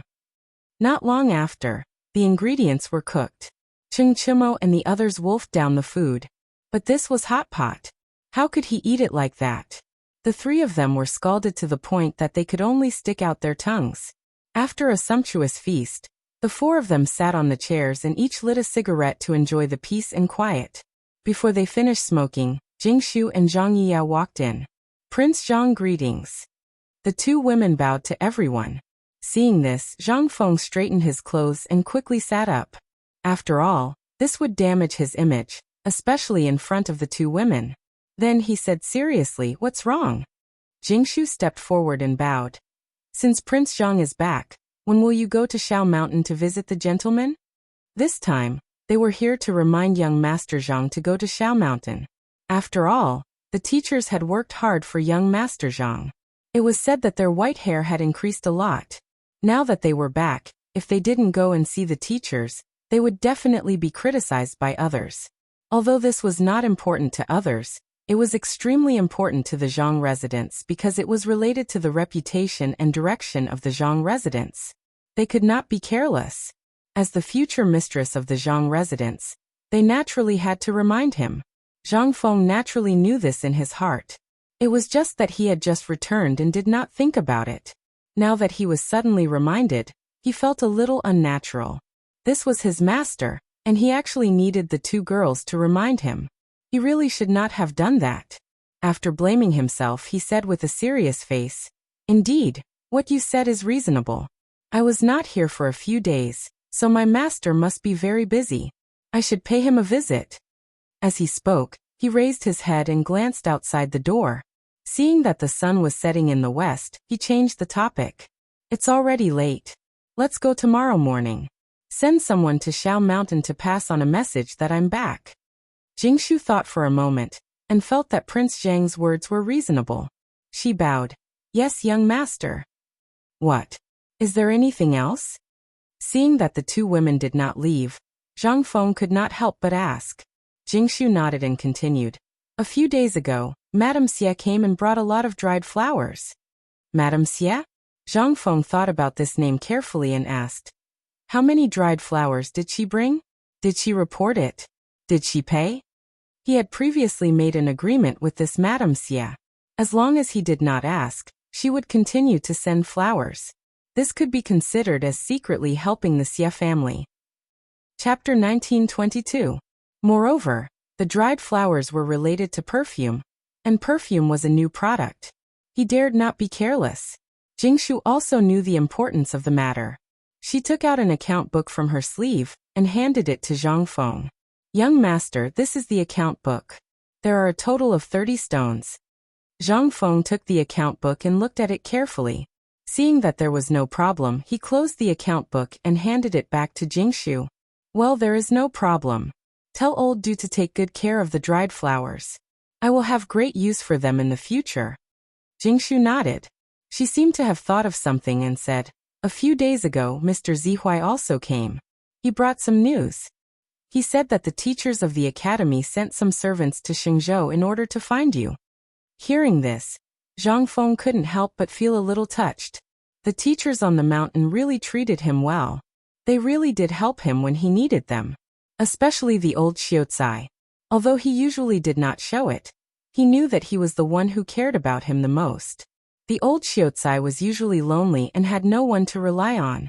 Since he met him, he even treated him like a nephew. This kind of feeling could not be understood by others. Only he knew. Thinking of this, the corners of his eyes became wet. Zhang Yuyao seemed to have noticed something. She quickly took a handkerchief from the ground and said, Prince Zhang, don't be sad. Who said I was sad? Zhang Feng tilted his head. He was not convinced. How could a man cry in front of a woman? So he waved his sleeve and wiped the corners of his eyes. He tried to be brave and said, See, I said I am fine. You don't have to say anything. He thought that he had covered up all of this well. However, he did not know that the two women saw through all of this. They looked at each other and giggled. Okay, don't laugh. Zhang Feng waved his hand. He felt that his face was a little hot. Keep laughing and see how I will deal with you in the future. As soon as he finished speaking, the two women reluctantly agreed and waved their hands before leaving the room. After the two women left, Zhang Feng felt that someone was looking at him strangely. When he turned around, he saw Qing Chimo and the others smiling slyly. He was a little stupid. It was one thing for women to laugh at Lao Tzu, but they actually dared to laugh too? He stood up abruptly, pointed at the crowd, and said angrily, What are you bastards laughing at? Nothing, nothing. The three of them shivered and hurriedly waved their hands. Just now, they had seen everything with their own eyes. They had no choice but to laugh. Who would have thought that a grown man would be like this? However, this fellow seemed to not allow others to laugh. He was even fiercer than a dog. Naturally, they didn't dare to say anything. Zhang Feng knew in his heart what these bastards were laughing at. However, if they did not want to admit it, there was nothing he could do. He could only scold. If Lao Tzu sees you laughing in the Zhang mansion in the future, Lao Tzu will spread your scandal throughout Chang'an City. After saying that, he waved his sleeves and turned around to leave. Only the dumbfounded crowd was left in the room. This was too domineering, wasn't it? He didn't allow them to laugh. However, after thinking about it, they were in the Zhang mansion and they were still injured. They could only endure it and teach this bastard a lesson in the future. Therefore, the three of them decided to swallow their anger. Without anyone to vent their anger, they could only find a guest room to rest. It was night. The sky was gray and not a single star could be seen. However, the Zhang mansion was brightly lit. The flames swayed under the veil, as if they were cheering for the return of the owner. The night gradually deepened. Small snowflakes began to float in the sky. Slowly, the snowflakes became bigger and bigger. The houses, flowers, and trees were all covered in a snowy white. The entire Zhang mansion became a world of silver and white. The servant on night patrol was holding a lantern with his hands tucked into his sleeves. From time to time he would shiver. When he stepped on the ground, creaking sounds could be heard from time to time. Behind him, there would always be a string of beautiful footprints. The wind blew gently, and the snow on the branches rustled and fell. The snowflakes danced in the wind like jade shavings. Winter in Guangzhou was like this. It was dry and cold. Once it started to get cold, it would make one's nose ache and head ache. Their feet were like 2 blocks of ice. Fortunately, everyone had fallen asleep. Tomorrow, they would be able to re-examine this snow-white world. The next day, with the crowing of roosters, the courtyard of the Zhang mansion was busy again. The servants needed to shovel the snow in the courtyard. Otherwise, it would be a big deal if a noble got up and fell. In the backyard, the Zhang mansion was woken up by the housekeeper. After washing up, he hurriedly ate breakfast and gathered in the main hall. He had important matters to attend to today. Thus, he had to explain to everyone in the main hall. He scanned the crowd and found that Ching Chimo and the others were not present. He couldn't help but ask curiously, "Where are Tai Nyo and the others?" Du Ziting took a step forward and said awkwardly, "Master, the 3 young masters are still sleeping. These 3 pigs only know how to sleep all day." Zhang Feng secretly spat. He was a little angry, but after thinking about it, he realized that going up the mountain to see his teacher had nothing to do with them, so he felt relieved. He then said with a serious face, "Old Du, how is the gift that I prepared for my teacher?" Chapter 1923.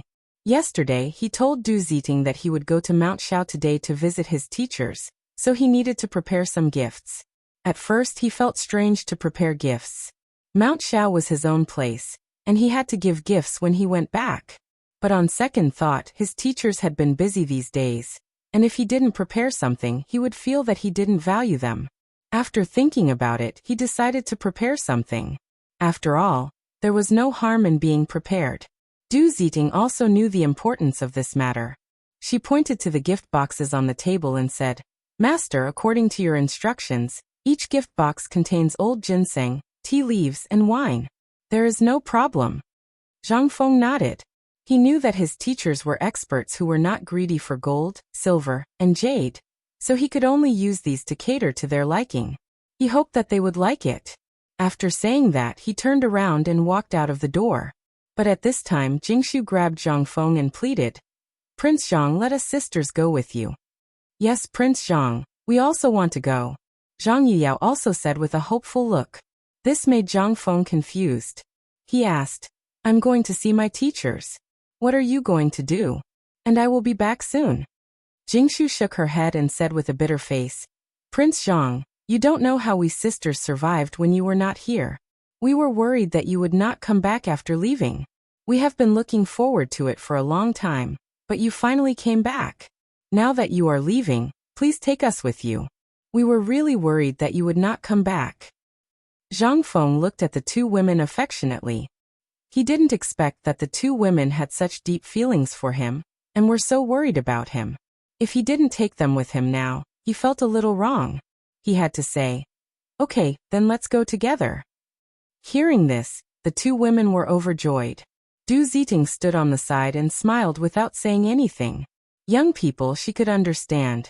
The carriage had been waiting outside for a long time.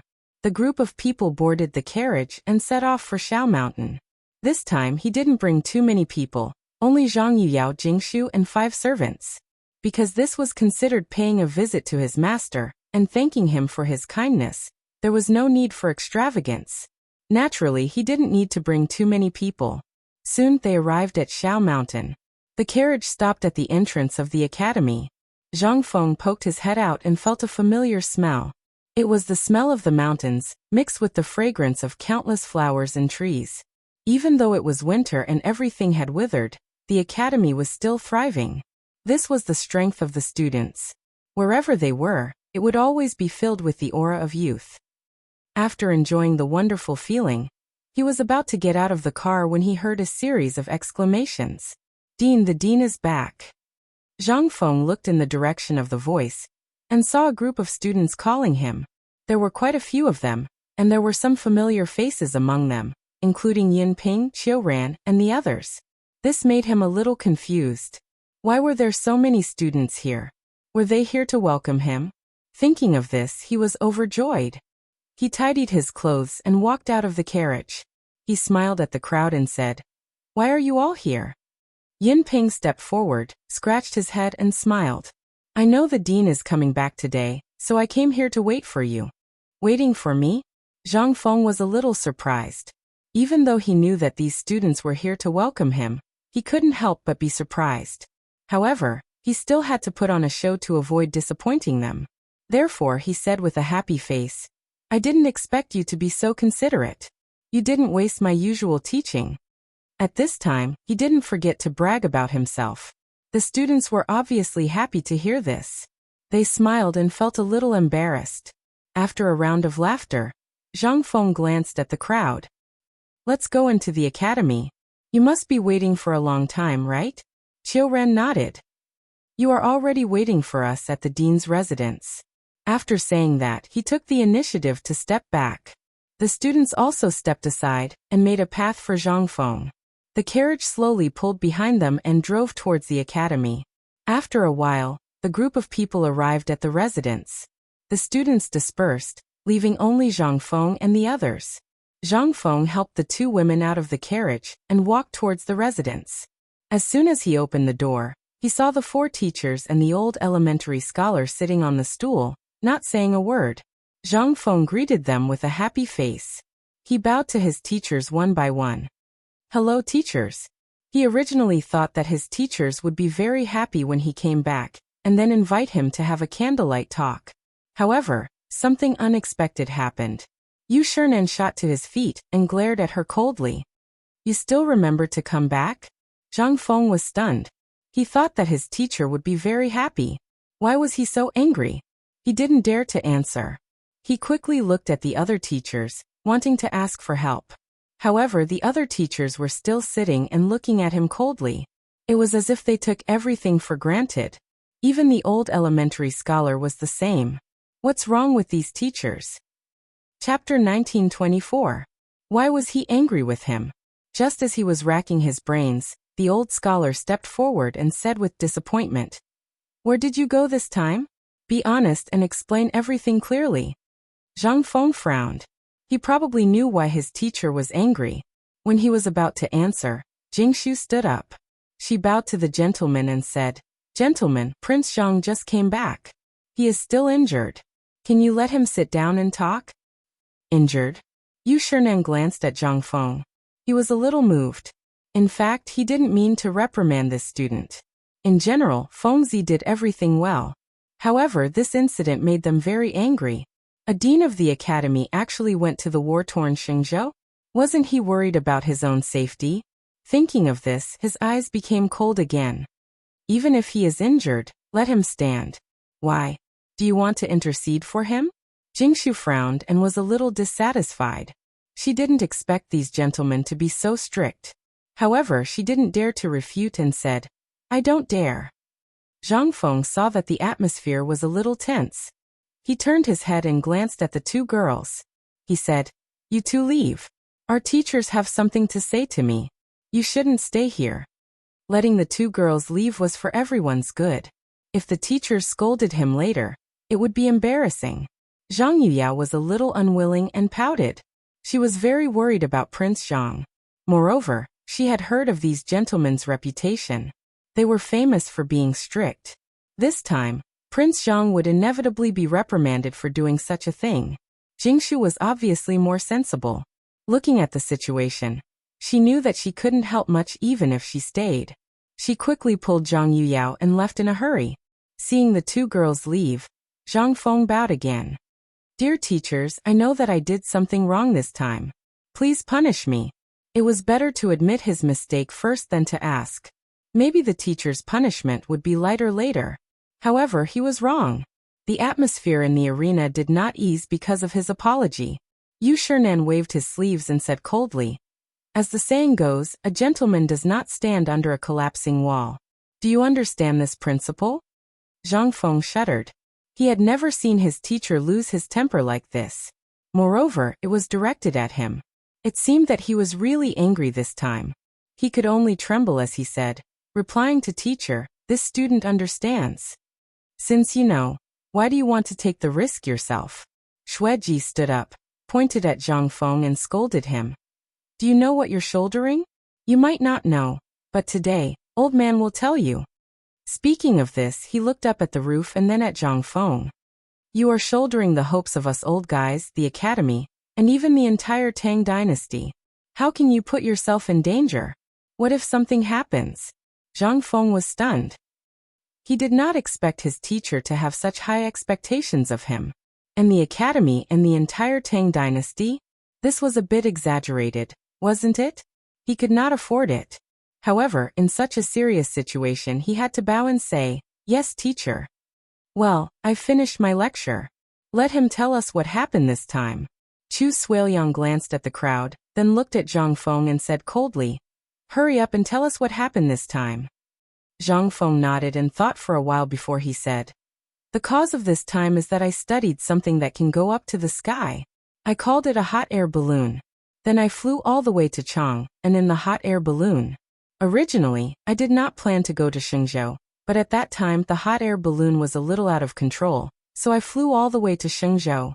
Since I arrived in Shenzhou and there were Turks stationed there, I wanted to give them a blow, lest they come to the Tang dynasty and loot. This is also a temporary solution for the people of the Tang dynasty." His words were half true and half false. The main purpose was to calm down the anger of his teachers. Obviously, the effect was achieved. Yu Shernan stroked his beard and asked curiously, "Is your hot air balloon so magical? Can it really go up to the sky?" "Of course." Zhang Feng was excited and a trace of pride flashed in his eyes. "At that time, we took the hot air balloon to Xingzhou. If you are interested, you can have a try in a few days." "Well," Yu Shernan's eyes lit up. "We can have a try too?" As soon as he finished speaking, he felt something was wrong. It seemed that he had been fooled by this guy. He quickly waved his sleeve and said, "Don't try to divert old man's attention. Now we are talking about your private trip to Xingzhou. Don't talk about those useless things." Seeing that his purpose had been achieved, Zhang Feng did not care. He nodded and said, "Yes, you can reprimand me. I know that I have sinned deeply this time. No matter what punishment you give me, I am willing to accept it." He knew that his teachers were just angry that he went to Shenzhou.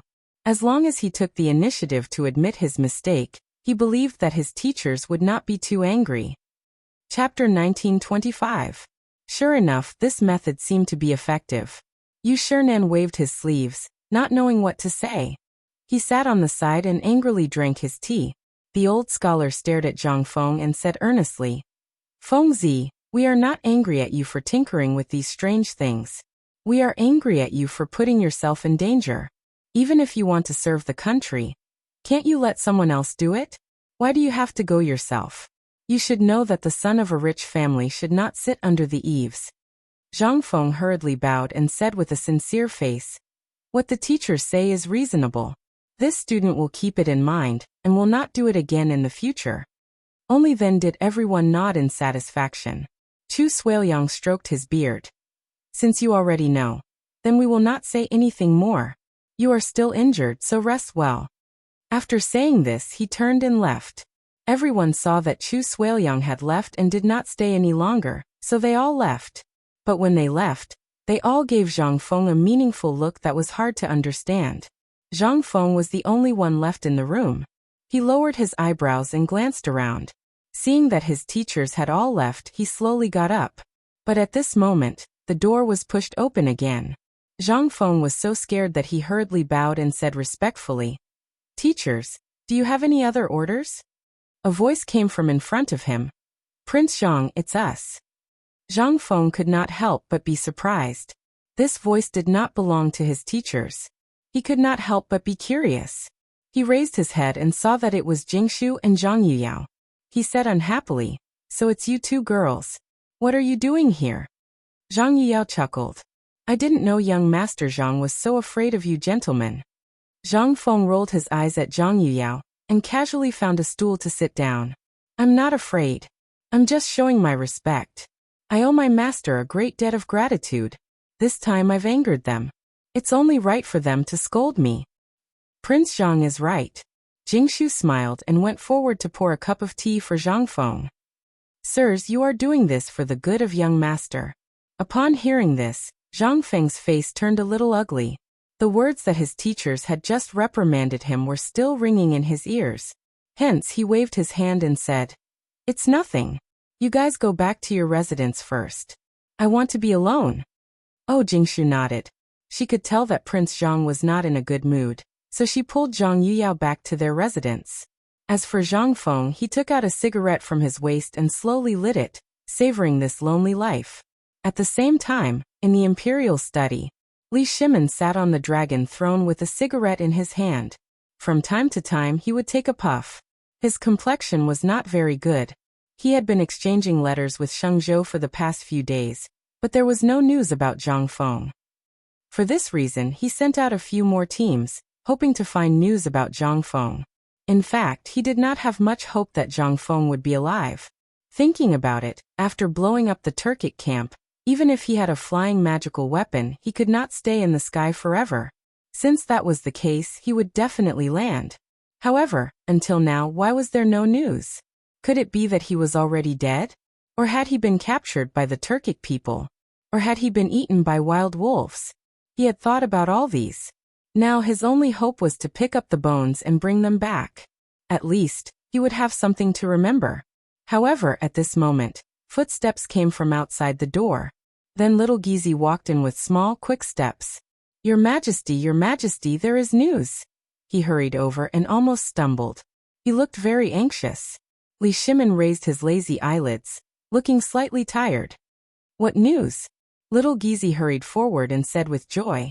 "There is news about Zhang Feng." "What?" Li Shimin stood up and looked at little Gizi in shock. He could not believe it. "Is what you just said true?" There had been no news about Feng Zi for a few days. He thought that something had happened to this guy. Why was there suddenly news? Could it be that the Turkic people let him come back? Or had this guy met with a misfortune? Thinking of this, his eyes became even more excited. At this moment, little Gizi bowed and said seriously, "Your Majesty, didn't you ask me to inquire about Zhang Feng?" According to the guard outside the palace, Zhang Feng brought his family to Shao Mountain this morning. As for when he came back, I don't know. Li Shimin frowned. He felt that something was wrong. Shengzhou was at least a few hundred miles away from Chang'an. How could Feng Zi come back so soon? This did not make sense. Moreover, even if this guy came back, why was there no news before? Why did he only get the news this morning? All of this was strange. He could not help but be suspicious. "Is what you said true? Are you trying to deceive me?" Hearing this, little Gizi felt bad. How could he dare to deceive His Majesty? His legs went soft and he crawled on the ground. "Your Majesty, what I said is true." The news came from outside the palace. A guard saw Zhang Feng go to Shao Mountain. Li Shimin knew that little Gizi did not dare to deceive him. However, this news was a bit strange. How did Feng Zi come back? How did he escape the eyes and ears of Chang'an? After thinking for a while, he waved his sleeves. "Fine, I'll assume that what you said is true. Go to Shao Mountain and take a look. If I find out that the news is false, I'll come back and break your legs." Chapter 1926. Hearing this, little Gizi shuddered. In fact, he didn't know if Zhang Feng had really returned. The news came from outside the palace, and he was only a messenger. Now he could only pray that the news was true. Otherwise his leg. "What are you waiting for?" Li Shimin glanced at little Gizi and said impatiently, "Hurry up and help me change my clothes." Did Feng Zi really come back? He had to confirm it. Otherwise he wouldn't be at ease. Relying on these messengers wasn't a solution. Moreover, if Feng Zi really came back, he had to check if he was injured. This was very important. Soon the clothes were changed. Just as he was about to leave, Fang Xianling, Wei Zheng, and the others walked up. Fang Xianling looked at Li Shimin's plain clothes and asked curiously, "Your Majesty, what are you doing?" Li Shimin waved his hand impatiently. There's news that Feng Zi is back. I want to go take a look." Feng Zi was back. Everyone's eyes widened in surprise. They knew that Zhang Feng had been in Shengzhou. Why was he back so soon? There was no news about him. Why was he back so suddenly?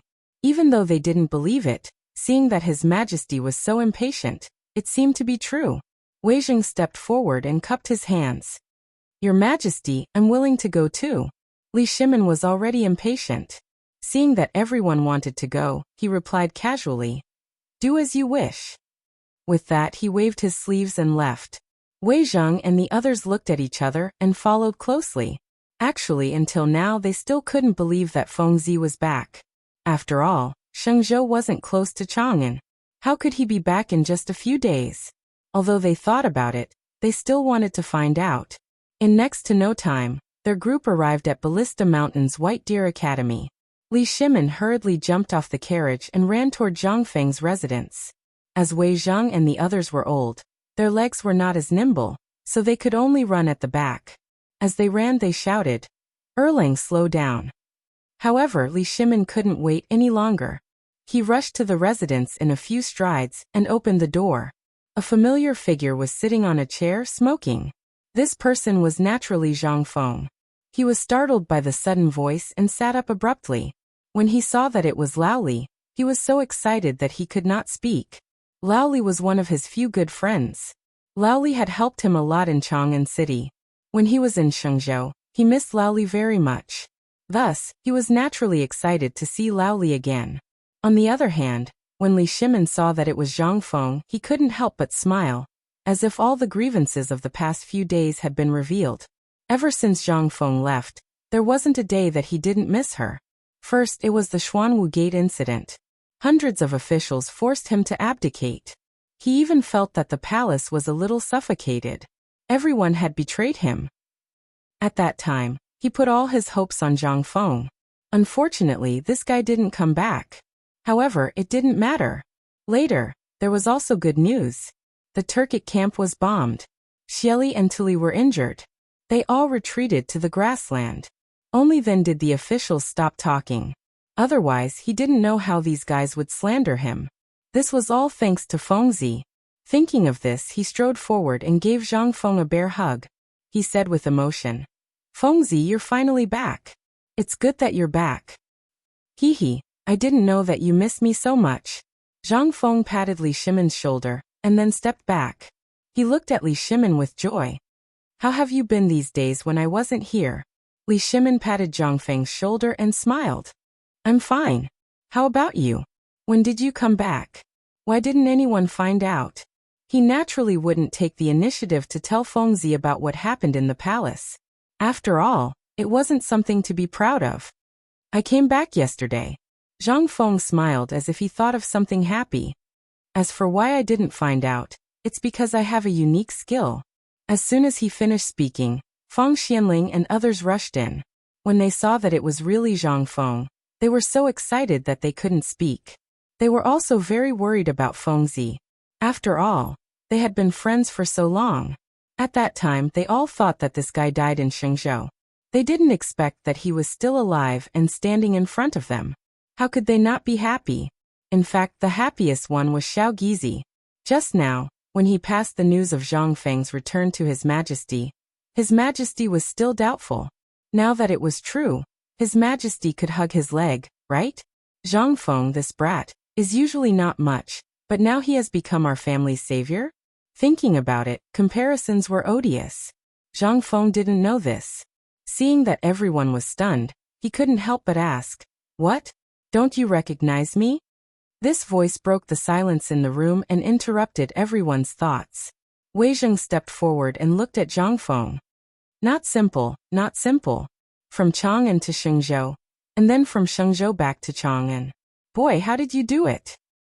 Chapter 1927. To be honest, he was very curious about this. Although he knew that Fengzi had made something that could fly up into the sky, no one had seen it before, and no one knew about it. He was not the only one who was curious. Everyone present was curious as well. Li Shimin was also curious and asked, "Fengzi, what's going on? Tell us." Don't rush." Zhang Feng chuckled and waved for everyone to sit down. "Sit down first. I'll get the canteen to prepare some dishes. We'll talk while eating." Upon hearing this, Li Shimin swallowed his saliva and felt his taste buds begin to bloom. He had not been able to eat or sleep well in the past few days in the palace. Now that Fengzi was back, he felt a little better. It would be great if he could freeload off the academy's delicacies. Thus he said, "Okay, let's talk while eating." Zhang Feng was naturally happy. He turned and waved at the door to ask someone to prepare the dishes. Not long after, a few students came up with braised meat, roasted chicken, and other things. They placed everything neatly on the table, turned around and left. Zhang Feng waved to everyone and smiled. Come, sit down. Don't be shy." Li Shimin smiled faintly and sat down near Zhang Feng.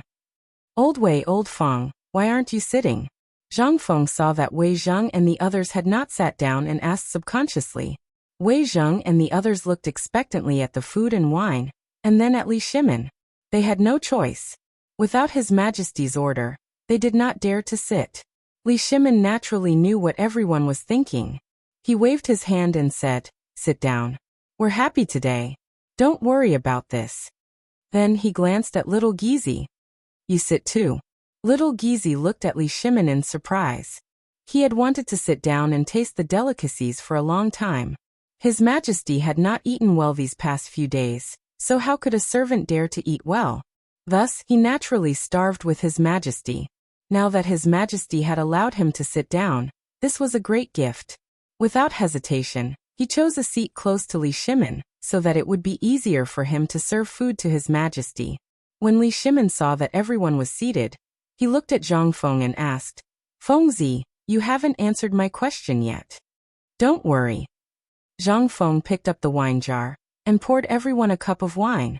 Then he picked up the wine bowl and said, "Come, let's drink first." Although everyone was curious, the wine stimulated their taste buds. Unable to resist the temptation, they clinked their cups and downed the wine. Seeing this, Zhang Feng put down the wine glass in satisfaction and looked at everyone with a proud face. "I can run from Chang'an to Xingzhou and back. It's all thanks to my hot air balloon." After saying that, he picked up a piece of braised meat and threw it into his mouth, gorging himself. Everyone was dumbfounded. What is a hot air balloon? He had never heard of it before. Is it the thing that floated in the sky of Chang'an last time? Wei Zheng coughed softly and asked shamelessly, "Fengzi, is the hot air balloon you mentioned the one that flew in the sky of Chang'an a few days ago?" "Yes." Zhang Feng chewed 2 mouthfuls, glanced at everyone and said proudly, "This thing is newly developed by me. It can go to the sky, no matter where it goes. Not to mention Shenzhou, it can even go to the Turks and back." No one was surprised by this answer. After all, they had seen the thing in the sky with their own eyes. But there was one thing. Could this hot air balloon float to the Turks? Wasn't this a bit exaggerated? After all, Shenzhou and the Turks were not in the same place. They should be dozens of miles away from each other. Shenzhou was just a border of the Tang dynasty. How could it be as easy as Fengzi said? If so, why did the Tang dynasty need to resist the Turks? Couldn't they just send a few hot air balloons there? Therefore Wei Zheng, who had always been strict and old-fashioned, questioned, "Fengzi, you said that it is possible to go to Xingzhou. After all, many people have seen it. But isn't it a bit exaggerated to go to the Turks? You know, Xingzhou is still some distance away from the Turks." Everyone also felt that Wei Zheng's words were reasonable. They nodded and looked at Zhang Feng with confusion. As for Zhang Feng, when he found that his boasting was questioned, he blushed and said, "What do you know? The hot air balloon I made was supposed to go to the Turks this time. But I met Xieli in Xingzhou and taught him a lesson. Otherwise, I would have gone to the Turks and blown up these bastards." "Oh," Li Shimin nodded and pretended to be suddenly enlightened. "Then what did you do to Xieli in the end?" In fact, he could see that Fengzi was boasting. But he was too lazy to expose him. Therefore, he could only change the topic. Zhang Feng did not pay too much attention to it. The moment he heard Xieli's name, he seemed to have regained all his strength. With an excited look on his face, he said, "Let me tell you, when Ching Chumo and I arrived at the Turkic camp, those fellows actually did not dodge or hide when they saw us. They even kept cheering on the ground as if they were celebrating something. This really made me mad. Why didn't those Turks run when they saw you? Didn't they know that you were going to blow them up?" Chapter 1928. Li Shimin looked at Zhang Feng curiously. "How would I know?" Zhang Feng was also puzzled. Then he changed the topic and said with a smile, "Speaking of this, I want to laugh. Of course, it's best for us that the Turks didn't run away. When we threw down all the gunpowder, those guys were instantly blown apart. Minced meat was everywhere on the ground, and blood stained the whole ground." After that, he picked up the wine bowl in front of him and took a sip. Then he laughed and said, "Every time I think of this, I feel happy. These bastards have robbed the Tang dynasty every year. It's time for them to pay their debts." "That's right." Li Shimin nodded and looked at Zhang Feng with satisfaction. "Fengzi, You've really made the Tang dynasty proud. Let's see if those bastards still dare to look down on the people of the Tang dynasty in the future. He was very satisfied. In this battle of Shang province, his side had only sent 4 people, while the Turks had thousands of soldiers. With such a large difference in numbers, they had been beaten to a pulp. It was really inconceivable. He knew the Turks very well. In the past, he had dealt with these guys a lot. These guys could be described as inhumane. They burned, killed, robbed, and did all kinds of evil. This time they had suffered a blow, but it didn't hurt their foundation at all. What if they made a comeback in the future? Moreover, the Turks had a strong recovery ability, and their cavalry was even more fierce. What if they came to rob the border of the Tang dynasty again? Thinking of this, he quickly asked, Fengzi, this time you blew up the Turks, but what about next time? You know, these guys won't give up easily. Zhang Feng frowned. In fact, he also understood this. Although the Turks had suffered losses this time, it didn't affect their foundation. After a few years of recuperation, they should be able to make a comeback. At that time, the people on the border of the Tang dynasty would suffer again. This, while he was lost in thought, Zhang Sun Wuji's voice sounded. Fengzi, didn't you use that hot air balloon to attack the Turks this time? Can we use the same method next time? As soon as he finished speaking, Zhang Feng slammed the table and stood up. That's right. Why didn't I think of that? The hot air balloons could fly in the air. Even if the Turks were somewhat inferior, they could only flee for their lives. There was no way for them to guard against the hot air balloons. If he could make more hot air balloons, he would be able to catch them off guard during the battle. Thinking up to this point, he glanced at the crowd excitedly. The hot air balloon is flying in the air. Even if the Turks see it, they won't be able to guard against it. Furthermore, at night, the Turks' vision will be impaired. We can definitely catch them off guard. Li Shimin nodded. Fengzi, what you said makes sense. However, when can you finish making this hot air balloon? Zhang Feng was stunned. The first generation of hot air balloons had already been sacrificed. If they wanted to recreate it now, they would have to innovate. In particular, they had to modify equipment that could prevent air leakage, and also install equipment that could turn. Otherwise, the danger of the hot air balloon would be greatly increased, and the losses would outweigh the gains. After thinking for a while, he said, I still need to study the hot air balloon again. As for when it will be ready, I don't know. What about the hot air balloon you used to go to Xingzhou? Wei Jing asked curiously. The one before? Zhang Feng spread his hands awkwardly. That one has been destroyed. Wei Jing's eyes widened. How could it be destroyed? He remembered that this thing flew from Chang, and to Xingzhou and then back to Chang and from Xingzhou. How could such a powerful thing be destroyed? This was a reckless waste of God's gift. The others also looked at Zhang Feng as if they were looking at a sinner. It was as if they were saying that he had done something very wrong. Zhang Feng couldn't stand it anymore. He waved his hand and said impatiently, I didn't want it to be destroyed. There was an accident on the way back to Chang, and then it was destroyed. What's the use of looking at me like this? Of course, he couldn't tell them about the time when he was treated as a beggar. He still wanted to save face. However, the others didn't want to hear this. They only cared about the things that were beneficial to the country and the people. But on second thought, Fengzi's contribution in blowing up the Turks was indispensable. So they fell silent. Zhang Feng saw that the atmosphere was a little awkward. He laughed and said, By the way, I blew up the Turks this time. I still don't know how that old guy Xieli is doing. Do you have any news? Upon hearing this, Li Shimin's interest was piqued. Xieli could be regarded as his mortal enemy. When he was in the Sui dynasty, this guy burned, killed, and looted at the border. He once led the army to fight, but in the end nothing was done. After ascending the throne, Xieli went from bad to worse, constantly harassing the people at the border. He had always wanted to get rid of this guy, but he didn't have the chance. It was Fengzi who helped him vent his anger. Thinking of this, he picked up the wine bowl and drank it. Then he looked at Zhang Feng. This time, I have to thank you. After the battle in Shengzhou, according to the news from the Turks, Xieli lost an arm until he was seriously injured. So powerful? Zhang Feng opened his eyes wide. He couldn't believe it.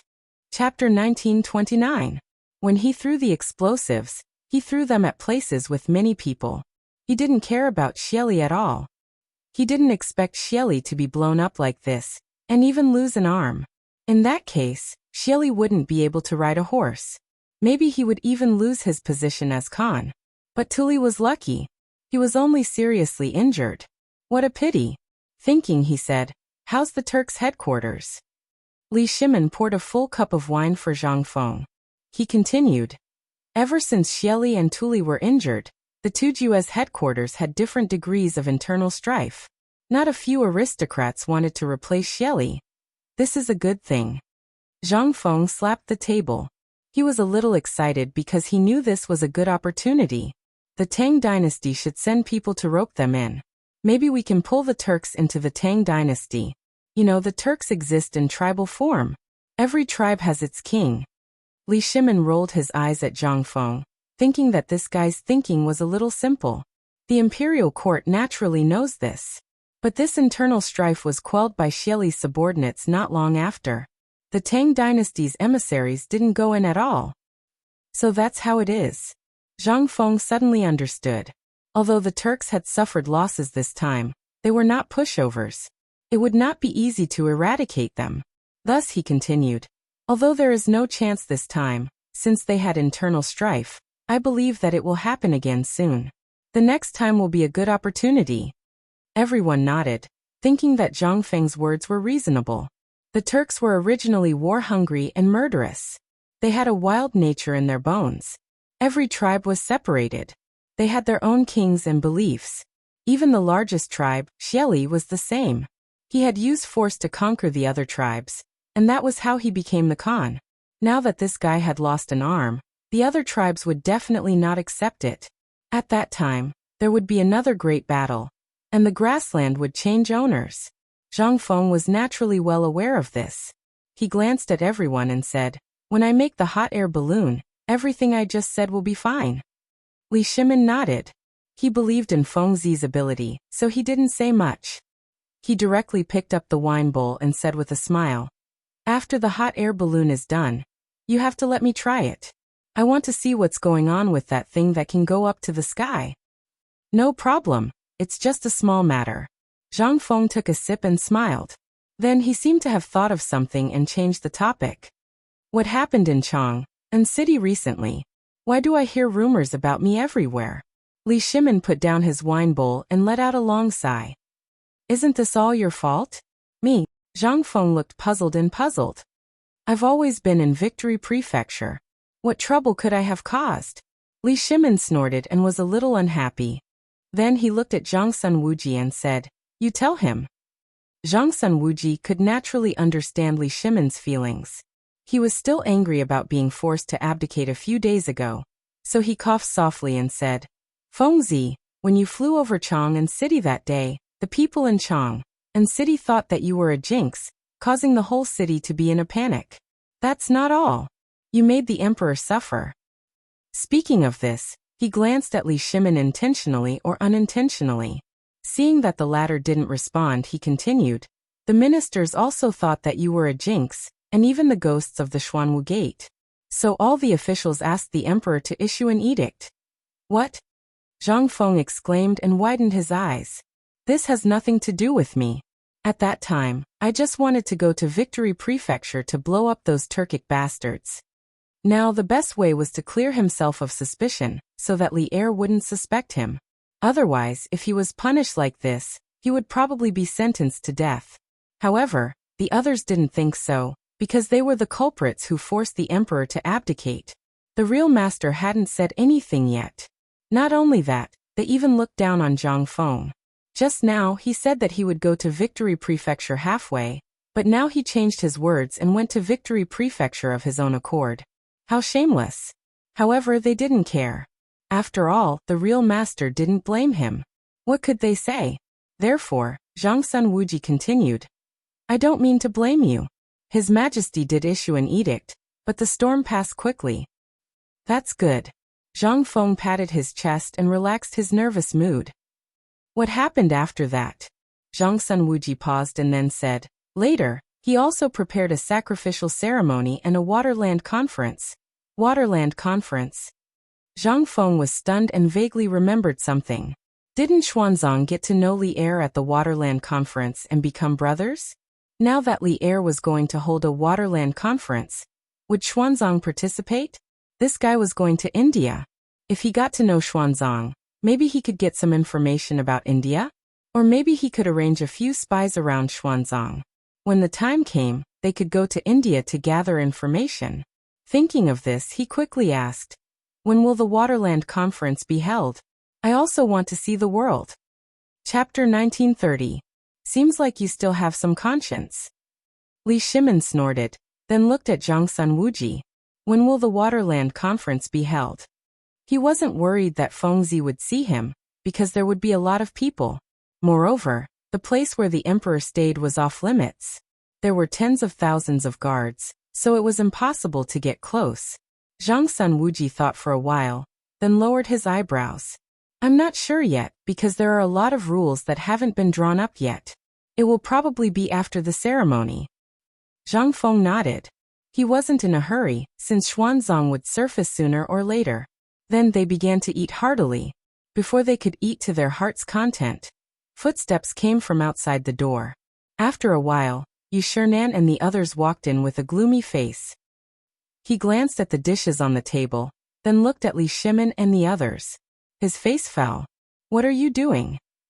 He was teaching students just now, but when he heard that Li Shimin and the others were here, he knew that this guy wasn't easy to deal with. He would definitely urge Fengzi to do this and that, so he rushed over. But when he came, he saw that they were drinking. Li Shimin was a little confused. He wanted to catch up with Fengzi, but he didn't expect old Yu to rush in. He could only smile and say, "Mr. Bosher is too polite. We heard that Fengzi is back, so we specially came to catch up with Fengzi." "Catch up?" Yu Shernan glanced at the dishes on the table and snorted. "Why are you drinking?" Li Shimin looked a little embarrassed. He didn't know how to answer Yu Shernan's question. Zhang Feng saw this and quickly smiled. "Teacher, Laoli just saw that I haven't seen him in a long time, so he came to see me. Drinking some wine is fine." "Fine." Yu Shernan looked at Zhang Feng and said with disappointment, "Didn't you say you were injured? Are you sure it's fine?" "Fengzi, are you injured?" Li Shimin was a little surprised. He didn't know about this. If he had known, he wouldn't have dragged Fengzi to drink, let alone now that he was caught by Yu Shernan. Zhang Feng waved his hand, not minding it at all. "It's just a small injury, no big deal." Hearing this, Yu Shernan was a little unhappy. He snorted coldly and said, "Even if it doesn't matter, you can't drink. Take away all the wine now." After he finished speaking, he waved his hand towards the door. Soon a few students came in and took away the wine jars on the table. Li Shimin, Zhang Feng, and the others could only watch helplessly. Their hearts ached, but there was nothing they could do. It was impossible to snatch the wine back, right? Until all the wine was moved away, they didn't say a word. Li Shimin saw that there was no more wine to drink, and Yu Shernan was also here. He had to say goodbye to Zhang Feng. "Fengzi, we'll visit you again next time." Zhang Feng naturally saw the awkwardness in the scene, so he could only wave goodbye. The group of people cupped their hands and bid farewell to Yu Shernan and the others. Yu Shernan was like an old monk in meditation, not saying a word. He had brought disgrace upon himself, so he could only leave secretly. Seeing that everyone had left, Yu Shernan's expression eased a little. He looked at Zhang Feng and said earnestly, "Fengzi, don't interact with these guys in the future. They're not good people." In his heart, he had already blacklisted Li Shimin. As for Zhang Sunwuji and the others, they were treacherous ministers. Zhang Feng didn't know this. He had always regarded Lao Li and the others as good friends. How could he let others speak ill of them? However, it was different for his teachers. He still had to agree on the surface, so he said, "Yes, teacher. This student will remember." Yu Shernan didn't say anything else, because he knew that it was better to do it himself. He flicked his sleeves and left. Only Zhang Feng was left in the room. He sat on a chair, lit a cigarette, and let the smoke stimulate his brain. He thought about how to break free from the restraints of his teachers, and how to not make them angry. Time slowly passed as he thought about it. It was night. A cold wind blew, and the white birch trees in the courtyard rustled. The white snow that hung on the treetops from the day before fell, making a crackling sound. After a while, silver-white snowflakes fell from the sky, and the ground was once again covered in silver. The next day, the golden crow slowly peeked through the clouds, revealing half of its red cheeks, like a shy little kyanang. The golden sun sprinkled on the ground, and the snow seemed to be covered with gold bricks. It was so bright that people couldn't open their eyes. From time to time, the mountain stream stopped these sparrows. They flew back to their nests with scattered fruits in their mouths. They even cried out happily, as if they were composing a victory movement. The loud sound of reading came from the academy. The morning reading had begun. This was the most precious time of the day. Zhang Feng was also woken up by the students on time. He washed up, ate breakfast, and went to the classroom to check on the students' homework. He didn't need to do this. With the teachers around, they could all do it. However, when he returned, the teacher said that he couldn't be lazy and asked him to continue his inspection. This couldn't be helped. He couldn't disobey his teachers.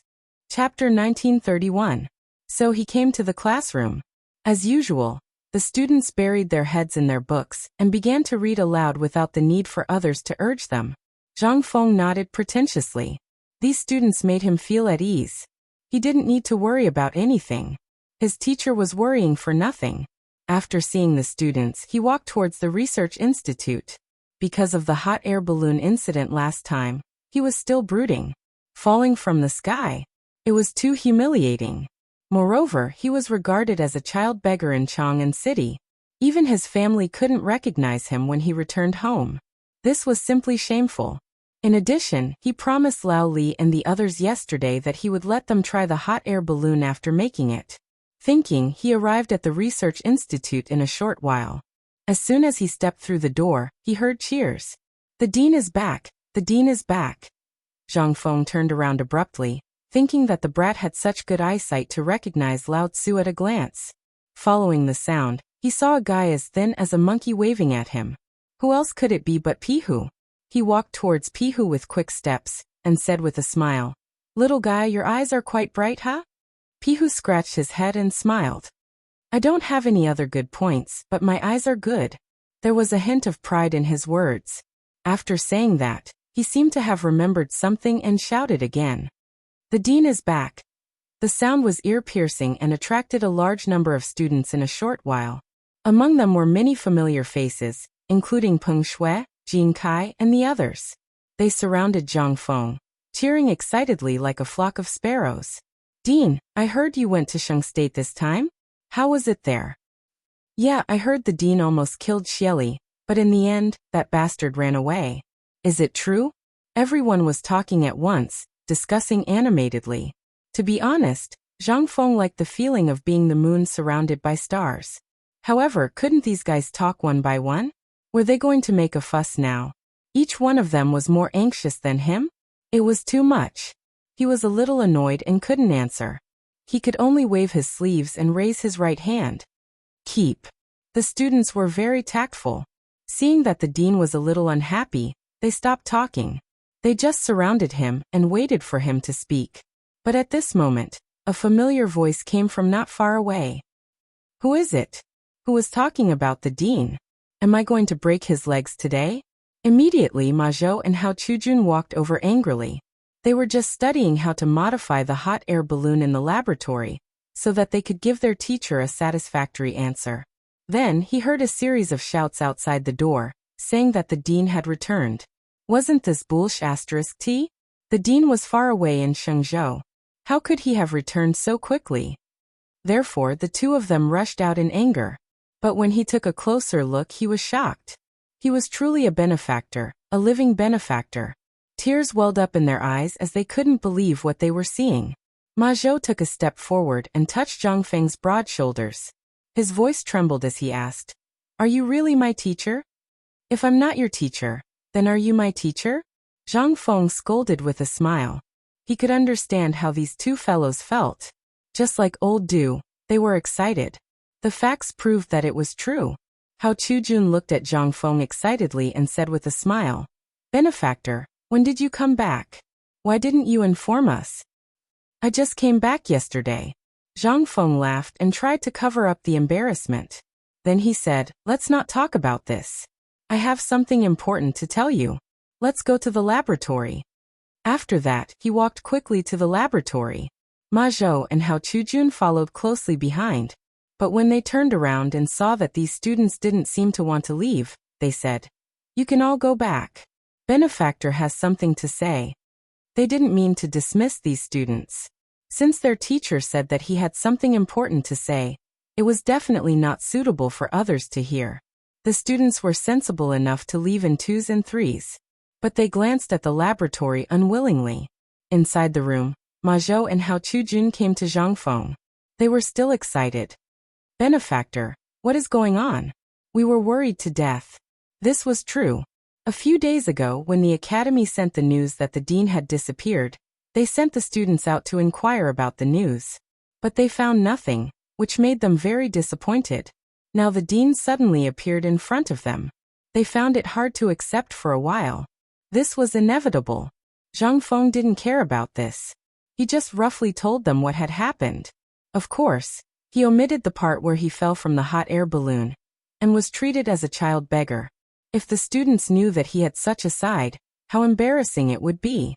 After the two heard this, they looked at Zhang Feng with respect. This time, they looked at him as if they were looking at a hero. Ma Zhou couldn't hold back the excitement in his heart. He couldn't help but ask, Benefactor, so what the outside world said is true? You really attacked the Turkic camp and injured Xieli. You are really amazing. Chapter 1932. That's right. Our teacher not only dampened the Turk spirit, but also boosted the prestige of the Tang dynasty. He is indeed worthy of being our teacher. Hao Chujun nodded and gave Zhang Feng a thumbs up. Then he seemed to think of something and his eyes flashed with pride. But this time we also contributed. Wasn't this hot air balloon made by me and Ma Zhou in cooperation with our teacher? In fact, Zhang Feng was quite pleased with their words at the beginning. After all, they were praising him. There was nothing wrong with it. However, when he heard the latter part, he felt something was wrong. This guy seemed to be asking for credit. What hot air balloon was made by you and Lao Tzu? I was the one who did it. You guys were just helping me out from the side. But now it's all thanks to you? Not only that, when the hot air balloon was mentioned, he remembered the embarrassing incident of being treated as a child beggar in Chang'an. Now these two guys actually had the face to ask for credit. He frowned and pulled a long face. You two brats, now you have the face to talk about the hot air balloon in front of me? Don't you know that the hot air balloon? At this point he realized something was wrong and quickly changed the topic. Humph, the hot air balloon is not good to begin with. You still have the face to talk about it? Hearing this, Ma Zhou and Hao Chujun were a little confused. Their teacher clearly took the hot air balloon to Shengzhou. Why did he turn around and say that the hot air balloon was not good? This was a classic example of not admitting it after putting on his pants. However, they did not dare to say this, especially Ma Zhou. He was timid and had already retreated to the side. Hao Chujun chuckled and scratched his head. Teacher, how can you blame us for this? Zhang Feng was unhappy when he heard this. How can I not blame you?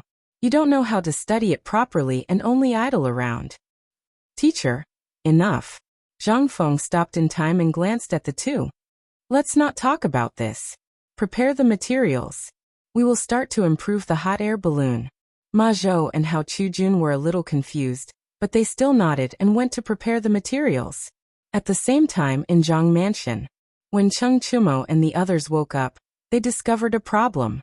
Zhang Feng had disappeared. Motherf asterisk cur. This brat couldn't have slipped away, right? Don't want to take responsibility? His injuries were all caused by this fellow. If he didn't see him now, who would he look for in the future? Moreover, they had worked together to blow up the Turkic camp. No matter how you looked at it, they would be rewarded when the time came. They had already decided to go to the battlefield, and back then, Feng Zi had promised them heavy armor. He wanted to give the insect light cavalry and turn Wei Zi into an assassin. Now that this brat had slipped away, who was he going to find to fulfill his promise? Thinking of this, they couldn't help but vent their anger. She rushed out of the guest room. and wanted to settle accounts with Zhang Feng. At this moment, they bumped into Du Ziting.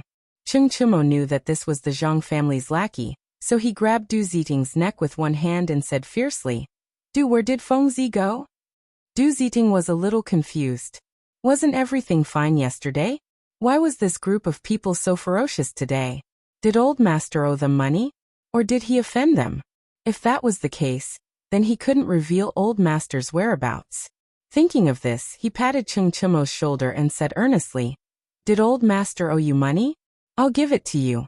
Don't be so impatient, let the old man down first." After saying this, he moved his legs and was about to break free from Cheng Chimo's grip. Cheng Chimo increased his strength and didn't allow him to break free. He shouted, "Old man, don't be so sarcastic with Lao Tzu. Fengzi doesn't owe us money, but this fellow is even more despicable than that. Hurry up and tell me, where is he?" "Yes, hurry up and tell me." Du Go and Zhang Sun Chong were like foxes borrowing the tiger's might to intimidate others. They were very arrogant. Du Ziting originally thought that it was just a small amount of money, but it seemed like it wasn't. Looking at these people's fierce expressions, Old Master must have offended them. He had never seen such a scene before. Usually, everyone was respectful when they saw him. Now that he met these people, if he had known, he wouldn't have let Old Master bring them back. What the hell? Although he was cursing in his heart, he was already scared stiff. His face was pale as he said with a trembling voice, "Masters, how would I know where Old Master went? If I offended you in the past, please forgive me. Just treat it as a fart, okay?" These people still hadn't said what they wanted from Old Master. What if they wanted to harm Old Master? He couldn't say it even if he was beaten to death. "You won't say it?" Cheng Chimo frowned and was somewhat dissatisfied. He increased the strength of his hand. "If you don't say it, Lao Tzu will beat the shit out of you. Let's see if you can still be so stubborn then." After saying this, he raised his huge right palm and swung it. Du Ziting only felt his vision go black. A palm leaf fan-like palm swung over.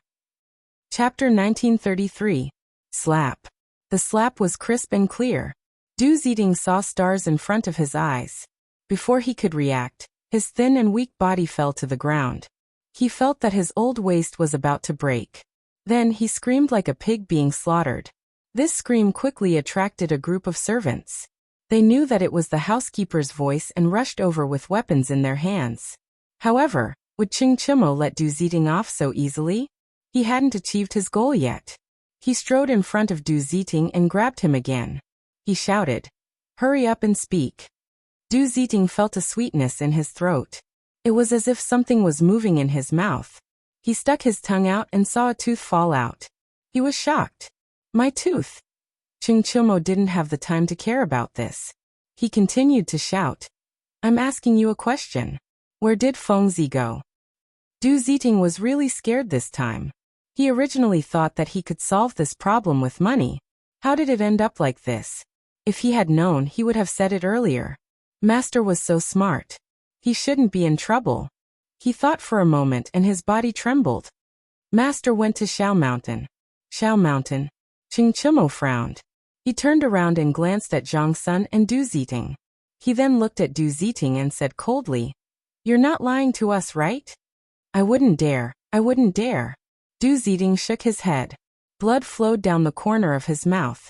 Cheng Chimo turned around and gave Zhang Sun and Du Ziting a look. Then he let go of Du Ziting and ran out. The poor Du Ziting staggered. If it wasn't for the servants supporting him, he would have fallen to the ground. On the other hand, Cheng Chimo and the others bought a few horses and rushed to Shao Mountain. They first went to White Deer College. However, they didn't find any trace of Zhang Feng. This made them furious. They thought that the old fox Du Ziting had lied to them. It wasn't until they heard a group of people talking about the dean going to the research institute that they understood. Wasn't the dean Fengzi? He went to the research institute. Thinking of this, everyone rushed back to the research institute. When he arrived at the research institute, he saw Zhang Feng leading Ma Zhou and the others in an experiment. They hurriedly went up and shouted, "Fengzi, Fengzi." Fengzi frowned. Why did this voice sound so familiar? He turned around and saw that it was Cheng Chimo and the others. He instantly lost all interest because he knew that these fellows were definitely up to no good. He said with a helpless expression, "Why are you guys here? Didn't the doctor tell you to rest well?" Upon hearing this, Chimo jumped 8 feet into the air and glared at him. "You still have the cheek to say that? Why did you run away and leave us in the Zhang mansion? Tell me, do you not want to take responsibility for us?" "Stop." Zhang Feng quickly waved his hand and rolled his eyes. "What do you mean by taking responsibility? You make it sound like Lao Tzu did something to you." After saying that, he crossed his arms and said with some dissatisfaction, "Tell me honestly, why are you looking for me?" "Hee, isn't this attitude good enough?" Zhang Sun smiled and took a step forward. It was unknown if he didn't see Zhang Feng's dissatisfaction, or if he did it on purpose, but he acted as if he didn't care at all. He said shamelessly, "Fengzi, look, we went to Shenzhou together this time and even blew up the Turkic camp.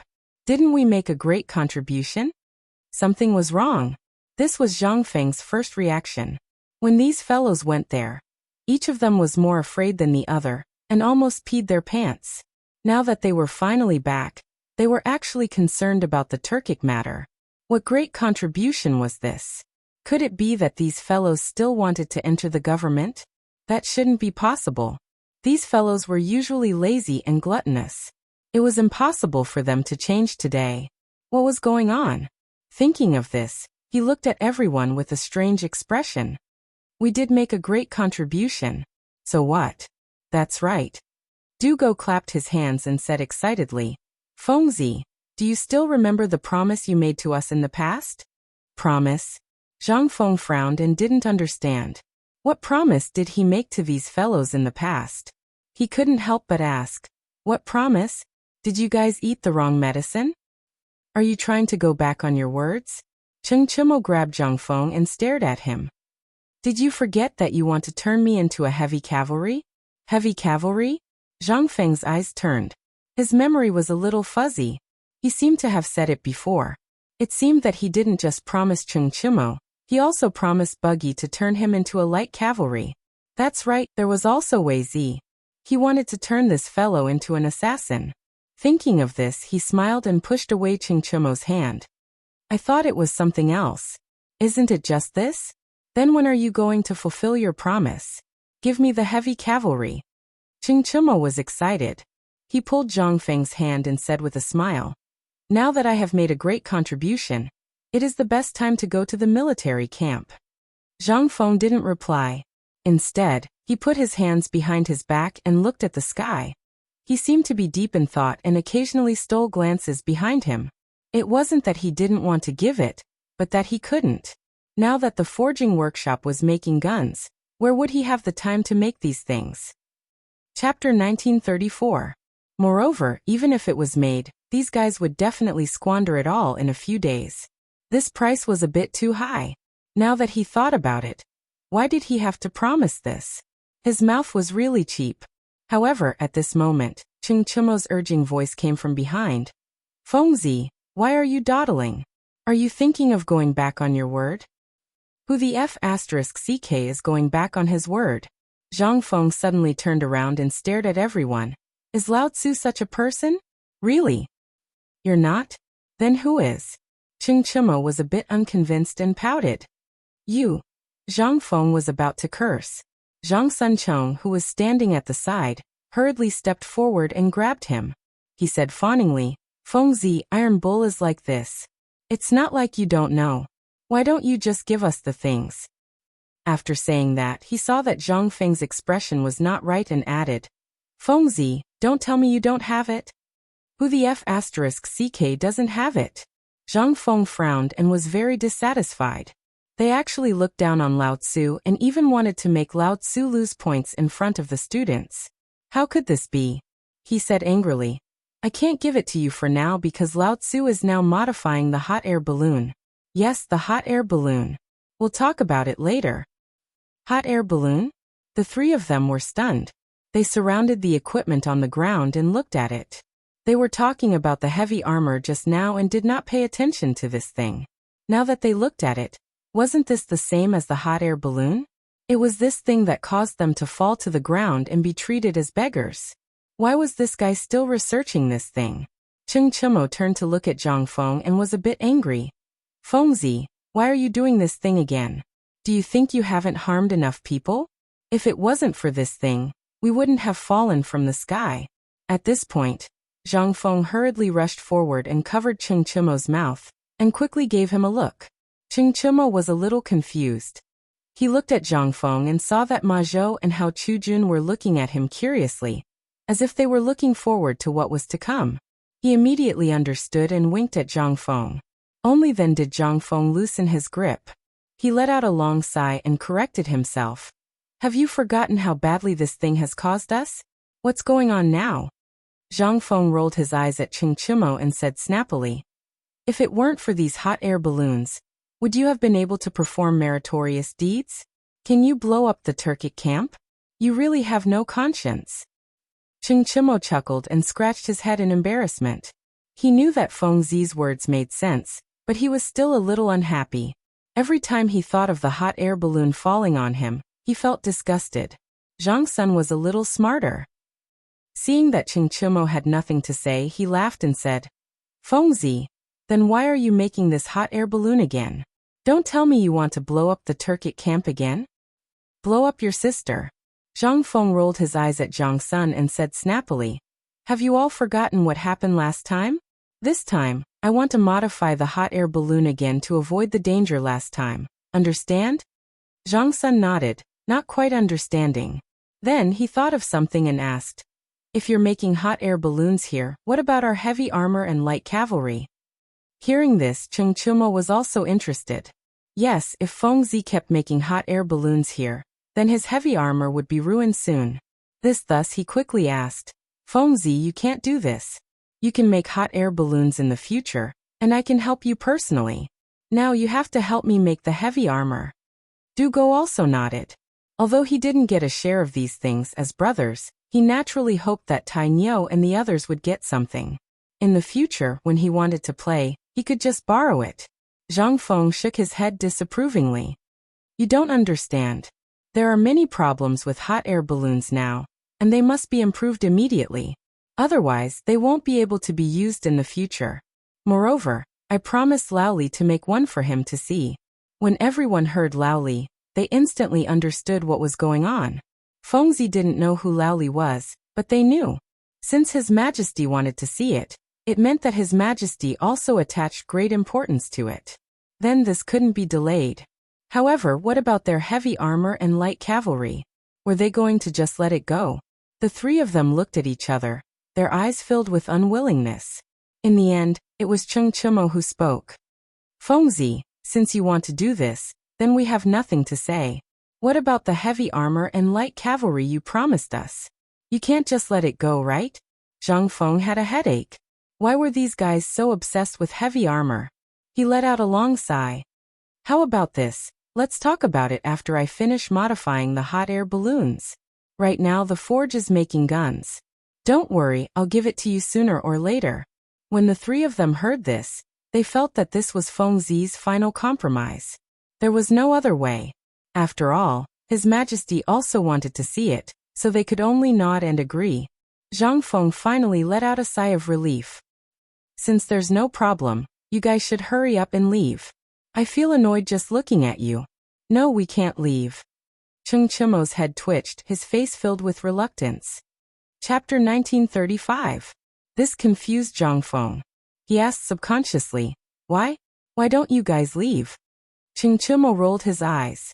What if you run away again after we leave? Chang'an is so big, it's not easy for us to find you.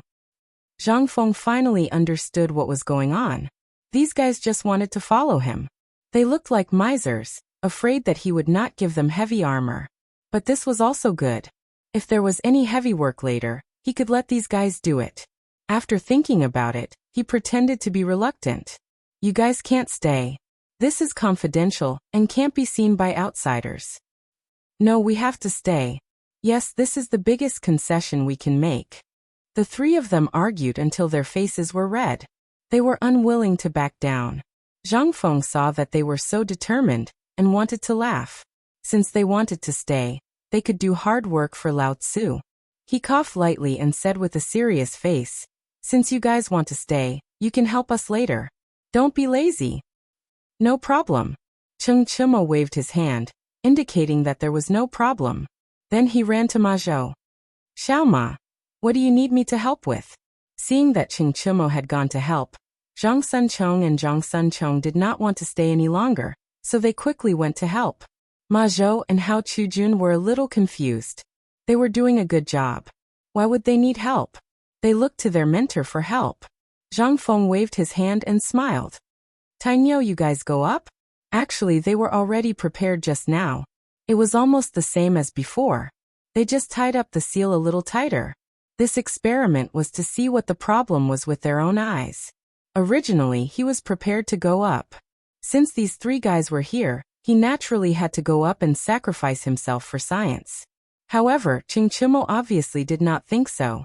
He thought that he was just going to help. He did not expect to go up. This time, he was furious. He stepped back.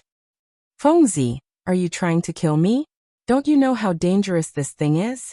Didn't you say you wanted to help?" Zhang Feng revealed a malicious smile, then glanced at Zhang Sun, Chong and the others. "Besides, you're not the only one going up. There are these two guys as well. And us." Zhang Sun and Du Go stared at each other. They still remembered the scene outside Chang'an City. That was an incomparably miserable time, falling from the sky. They did not want to experience that feeling a second time. Therefore, he hurriedly waved his hand. "Fengzi, we're not going. You know that our backs haven't recovered yet. You're sending us to our deaths. Don't worry." Zhang Feng smiled. "I've improved the hot air balloon this time. There won't be any problems. If there really is a problem, I'll be waiting for you down there." Zhang Sun frowned in disbelief. Moreover, Fengzi's smile did not seem to have any good intentions. He had just been thrown to the ground, and the shadow in his heart had not yet passed. How could he dare to go up again? He immediately refused. "No, I'm not going." Zhang Feng's face darkened. Then he glanced at Cheng Chimo and the others. "You're not going either?" Cheng Chimo smiled awkwardly. He did not want to go, but he did not want to give Fengzi face. So he said, "Fengzi, it's not that we don't want to go, but this thing of yours is too dangerous." "Enough."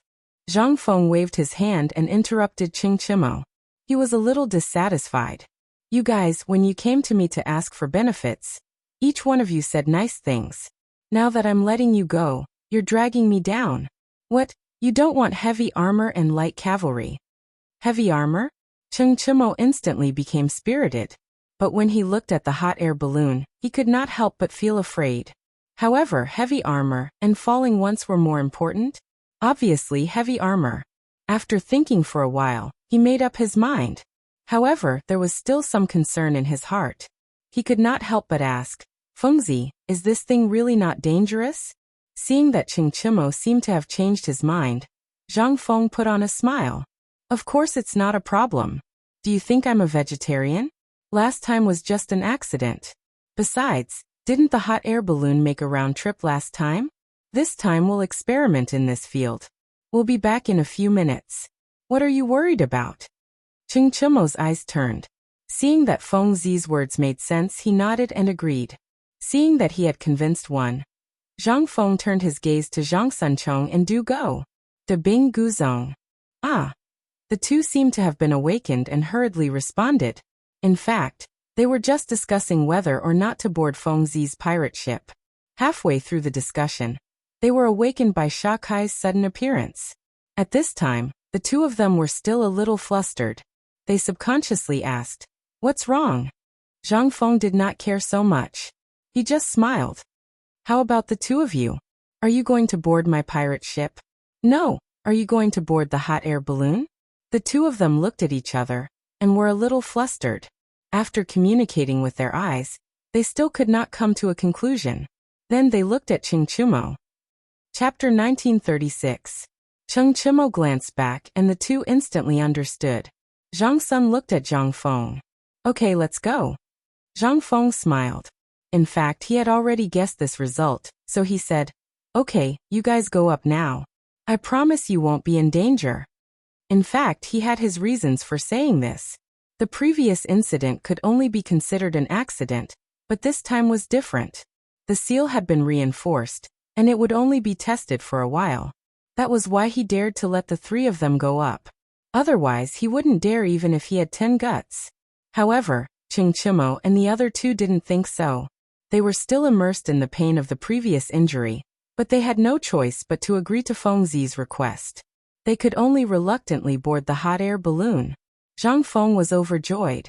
He quickly called out to Ma Zhou and Hao Chujun, "Get ready to take off." When the two heard this, they put the scissors on the hemp rope connected to the bricks, ready to cut at any time. Chimo and the other two on the hot air balloon didn't feel good. They held the basket with their hands, and their faces were filled with despair. They thought that they had just been thrown last time, and now they were going to be thrown again. Why was their life so bitter? However, it was not up to them to decide. Since they had boarded the pirate ship, there was no reason to get off. With a snap, the hemp rope was cut, and the hot air balloon slowly floated up. At first, there was nothing. It was still very stable, and it felt the same as before. However, as it got higher and higher, it started to sway. This scared the three of them quite a bit, and they shouted in the basket, "Fengzi, King hurt me again. Help, I don't want to die." They curled up together and cried for their parents. Zhang Feng on the ground put his hands on his hips and raised his head, as if all this had nothing to do with him. In fact, he had been listening carefully. After all, they had just taken off. They didn't fly high, but the sound was very loud. It wasn't that he wasn't worried about Chimo and the others. On the contrary, he was very relieved. This time, the hot air balloon had been reinforced, and its stability was much better than before. Moreover, it was only flying for a few hours, and there was no danger at all. On the contrary, these guys kept crying and shouting, and it was annoying. Just as he was thinking about it, the crying gradually quieted down. Zhang Feng glanced at the hot air balloon and realized that it had drifted away. He turned his head and glanced at Ma Zhou and the others. Let's go and take a look." On the other hand, Chimo and the others felt that the hot air balloon was swaying for a while, and they almost fell off. But now they were fine. They looked at each other and let go of their hands. They leaned over the basket and looked at it. The fear in their hearts lessened. "Look over there, that's Shao Mountain. That's Chang'an City." They slowly let go of themselves, as if they had discovered a new world. After watching for a while, the hot air balloon made a sizzling sound and began to descend. The descent this time was a little different from the previous time. Last time, there was a sudden leak, but this time it was much slower, as if it was blowing air. If one did not listen carefully, they would not be able to tell the difference. The three of them were still sitting in the basket stupidly. It was only when they saw that the ground was getting closer and closer that they came to their senses. Why did it drop? Yeah. Why are we almost at the surface? Didn't Fengzi say that it would take a few incense sticks to burn? As they spoke, the hot air balloon had already descended to the ground. It landed steadily without any undulations. They quickly got down from the basket and surrounded the hot air balloon to look at it curiously. But at this moment, Zhang Feng came over with Ma Zhou and Hao Chujun. "Fengzi, why did we come down so quickly?" Chimo looked at Zhang Feng with a puzzled face. Zhang Feng glanced at the hot air balloon and smiled. "What? You want to continue playing in the sky?" Chimo waved his hand. Although the hot air balloon gave him a good experience, who would dare to joke with their lives? He hurriedly said, "No, I'm just curious. Didn't you say that it would take a few incense sticks to burn? Why did you come down so quickly? Is there a problem?" Zhang Sunchong and Du Go also looked at Zhang Feng curiously. However, Zhang Feng didn't answer immediately. Instead, he walked around the hot air balloon a few times and finally checked the seal. He revealed an expression of sudden realization and looked at everyone. "Actually, I didn't know before, but now I know." After saying that, he looked at Ma Zhou and Hao Chujun and said with a serious face, "Remember, don't use hemp rope to seal the balloon next time." The reason why it fell too quickly this time was because there was too little chi chong. Also, the gap in the hemp rope was too big. If you use hemp rope next time, it will definitely be the same as this time. "Don't use hemp rope?" Ma Zhou and Hao Chujun were a little confused. If they didn't use hemp rope, what would they use? They wanted to ask, but when they thought that their teacher might have other arrangements, they quickly wrote it down in their notebook and said in unison, "Yes, teacher." Zhang Feng nodded, and then looked at Cheng Chimo and the others. He asked with a serious face, "Did you feel anything unusual when you were up there? This is very serious. In the future, it may be related to human lives. Think carefully before you speak." Chapter 1937. He knew that these guys were usually sloppy. He purposely made things sound more serious to prevent them from spouting nonsense, and to let them know the severity of the situation. Zhang Sunchong was smart and immediately understood Zhang Feng's meaning. After thinking for a while, he said, "When we were rising, we shook violently. I don't know if that counts." There was nothing else after that. After that, he looked at Cheng Chimo and Du Go. Seeing that they had nothing to add, he nodded and said, "That's all." Zhang Feng frowned and was puzzled. Why did it tremble? Wasn't it fine normally? Why was there a problem now? He walked around the hot air balloon a few times, and then checked the parts one by one. When he checked the iron wire, he realized that the iron wire was not tied tightly enough. He thought to himself that these guys were really lucky. They were fine. However, this also showed that Ma Zhou and the rest were not careful. It seemed that he had to be more careful next time. Otherwise, someone might really die. As he thought about it, he glanced at everyone and finally fixed his eyes on Ma Zhou and the rest. "This is your mistake. Don't do it again. You have to check all the equipment properly. Otherwise, someone might die." Ma Zhou and the rest saw it and quickly nodded. "Yes, teacher." Zhang Feng nodded and said, "Go and prepare some candles and some thin copper wire. Remember, it must be thinner than the iron wire this time. Come and find me when you are ready." Ma Zhou and the rest were puzzled. Why did their teacher need candles? They could not use them. However, since their teacher had given them instructions, he might have other intentions. They nodded and turned to leave. Cheng Chimo and the rest were idlers. Seeing that they had nothing to do, they found a place to sit around a fire to warm themselves. Zhang Feng saw the commotion and came over. He cupped his hands and felt extremely warm. After a while, Ma Zhou and the rest came back with the items. "Teacher, we have the items back. What do we do now?" Hao Chujun put the items on the ground and asked seriously. Zhang Feng glanced at it and finally fixed his eyes on the candle. "Light the candle first, then drip the wax on the seal." "Drip on the seal?"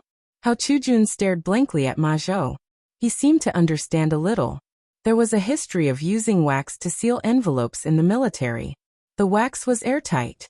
Once it dripped onto the envelope, it would be easy to tell if it had been tampered with. Even now, the military still uses this method to seal envelopes. Could it be that a STEAM teacher wanted to use wax to isolate the airflow? He thought for a moment and asked, "Teacher, are you planning to use wax to isolate the airflow?" "Not bad." Zhang Feng did not hesitate and said directly, "Since you can see it, then I will tell you. Wax water has a very good airflow isolation property, and it can also isolate water flow. It is very important in the experiment, but it is very afraid of high temperature. Once it is exposed to high temperature, it will melt. This is the reason why I used wax water this time." Both of them nodded. They could basically understand everything their teacher said. Zhang Feng smiled and glanced at the hot air balloon. "Since you understand, then let's start the experiment. Now that there is still air in the hot air balloon, drip the wax on it." Both of them nodded and lit the candle with a match and dripped the wax on the seal. At first, due to the characteristics of the silk, the hot air balloon shrank slightly. However, they got used to it quickly. After a while, the entire seal was filled with wax. Ma Zhou looked at Zhang Feng and said seriously, "Teacher, the wax has been dripped. There should be no problem." Zhang Feng nodded and did not reply. Instead, he looked at Cheng Chimo and the rest who were warming themselves by the fire. "Tai Niu de Bing Guchong, get up and work." Cheng Chimo and the rest turned around and glanced at him. Their faces were a little ugly. To be honest, they did not want to fly anymore. When this thing first came out, everyone felt that it was a novelty. Everyone wanted to go up and try it. This was understandable. However, after the fall last time, There was a shadow in their hearts. It would take some time before it could be erased. Today, they were asked to go up again. There was already a shadow in their hearts. Moreover, when the cold wind blew, they were as cold as dogs. How could they stand it? Hence Chingchimo spoke. He looked at Zhang Feng with a pleading face. Fengzi, didn't we just go up? Can't you find someone else to mess with? For example, your two precious disciples? Yes, Fengzi. Zhang Sun was also a little unhappy. He had almost frozen to death in the sky. It was not easy for him to come down and warm himself by the fire. Now he had to go up again. How could he? He frowned. It's so cold up there. We finally came down to warm ourselves. Don't you know how to be considerate? Why don't you let those two guys go up instead? As he said that, he pointed at Ma Zhou and Hao Chujun. Dugo also acted according to the situation. He pointed at the two as if he wanted them to go up. Chapter 1938. Hao Chujun and the other two were at a loss as to what to do. They looked at Zhang Feng and were about to say something when Zhang Feng waved his hand to stop them. He smiled at Chingchimo and the others and said, Iron Bull, I know you feel cold in the sky, but this is for science and for the Tang Empire. You have to sacrifice once. As for Ma Zhou and the others, they cannot go to the sky. Why can't they go to the sky? Are you trying to trick us? Dugo was a little unconvinced.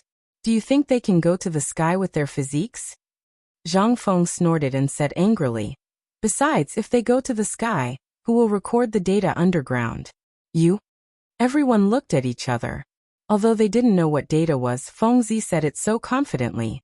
It should be something very important. They couldn't say much. It was just that they were more or less repulsed by the idea of going to the sky. They had just been thrown down last time. No one was willing to go there again. Chingchimo said embarrassedly. Fengzi, it's not that we don't want to go to the sky, but it's a little too cold. Can you relax a little? Or we can go find some people. He had already thought about it. As long as Fengzi agreed, he would go outside and find some irrelevant people. At most, he would pay some money. However, Zhang Feng obviously didn't think so. He frowned. He hated these guys' excuses the most. He waved his hand and said, No, you have been there before. I don't feel at ease letting others go. At most, I'll let you take some things to keep warm. Is that okay? Chingchimo looked at Zhang Sun and the other two. Seeing that he couldn't refuse, he said, Well, you have to prepare more. Zhang Feng nodded and then looked at Ma Zhou and the others. You go and prepare some things to keep warm. Try to hurry. Ma Zhou and the others didn't hesitate. They turned and ran away. After a while, they came back with all kinds of quilts and cotton-padded clothes. Zhang Feng casually glanced at it, and then passed it to Chingchimo and the others. Here, the quilt and cotton-padded clothes are all yours. Put them on and go up. Chingchimo and the others reluctantly took the cotton-padded clothes and slowly boarded the hot air balloon. After everything was ready, Zhang Feng looked at Ma Zhou and the others. Untie the ropes and take off. Ma Zhou nodded and quickly untied the hemp rope. The hot air balloon slowly rose at a speed visible to the naked eye. This time, it was much more stable, unlike the last time when it kept rising. Chingchimo and the others seemed to be used to all this. They didn't roar and just sat in the basket in a daze. The hot air balloon flew higher and higher, slowly passing through the clouds. After about an incense stick's worth of time, it finally stopped in the air. Chingchimo and the others sat in the hot air balloon, snuggling with each other. Their eyes were unfocused, as if everything outside had nothing to do with them. On the ground, Zhang Feng raised his head and glanced at Ma Zhou and the others from time to time. He said, Remember, after using wax water to seal the hot air balloon, it's obviously much more stable. There are no more swings, and there shouldn't be any air leakage. The two of them replied with an "oh," and started writing in their books. This experiment was very important to them. Not only did it solve the problem of air leakage, but it also stabilized a lot. It was undoubtedly a huge improvement. However, they soon thought of other problems. Just now, Tainyo and the others came down because of air leakage. Now that this problem was solved by their benefactor, how were they going to come down now? The air in the hot air balloon was sealed. As long as the air was not exhausted, it would be very difficult for them to come down. Thinking about this, Hao Chujun quickly asked, Benefactor, wait, how are Brother Tai Nyo and the others coming down? How are they going to come down? Zhang Feng frowned. He suspected that this guy had become stupid from studying. Didn't he come down just now? Why couldn't he come down now? He replied in a bad mood. They'll come down now the same way they came down just now. Are you stupid? Benefactor, have you forgotten? Hao Chujuan's expression changed and he quickly reminded, Brother Tai Nyo and the others came down just now because of air leakage. Now that you've solved this problem, how are they going to come down now? Zhang Feng was startled. Hao Chujuan's words reminded him. That's right, I've already blocked this flaw.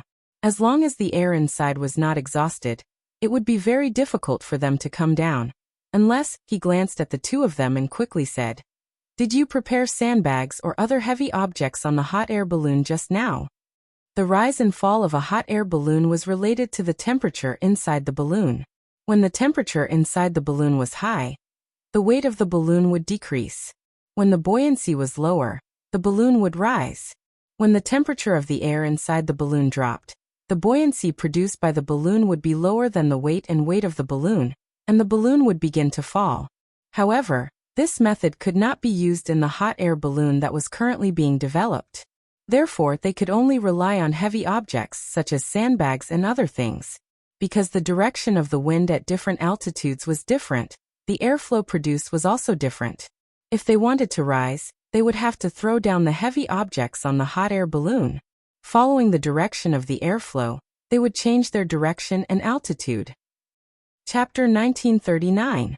If they wanted to descend, the weight of the hot air balloon couldn't be dropped. Instead, it had to be heavier. Of course, it couldn't be heavier in the air, so they could only rely on the airflow and wind direction to descend. The hot air balloon didn't have a rudder, so it had to move with the wind. This was inevitable and unchangeable.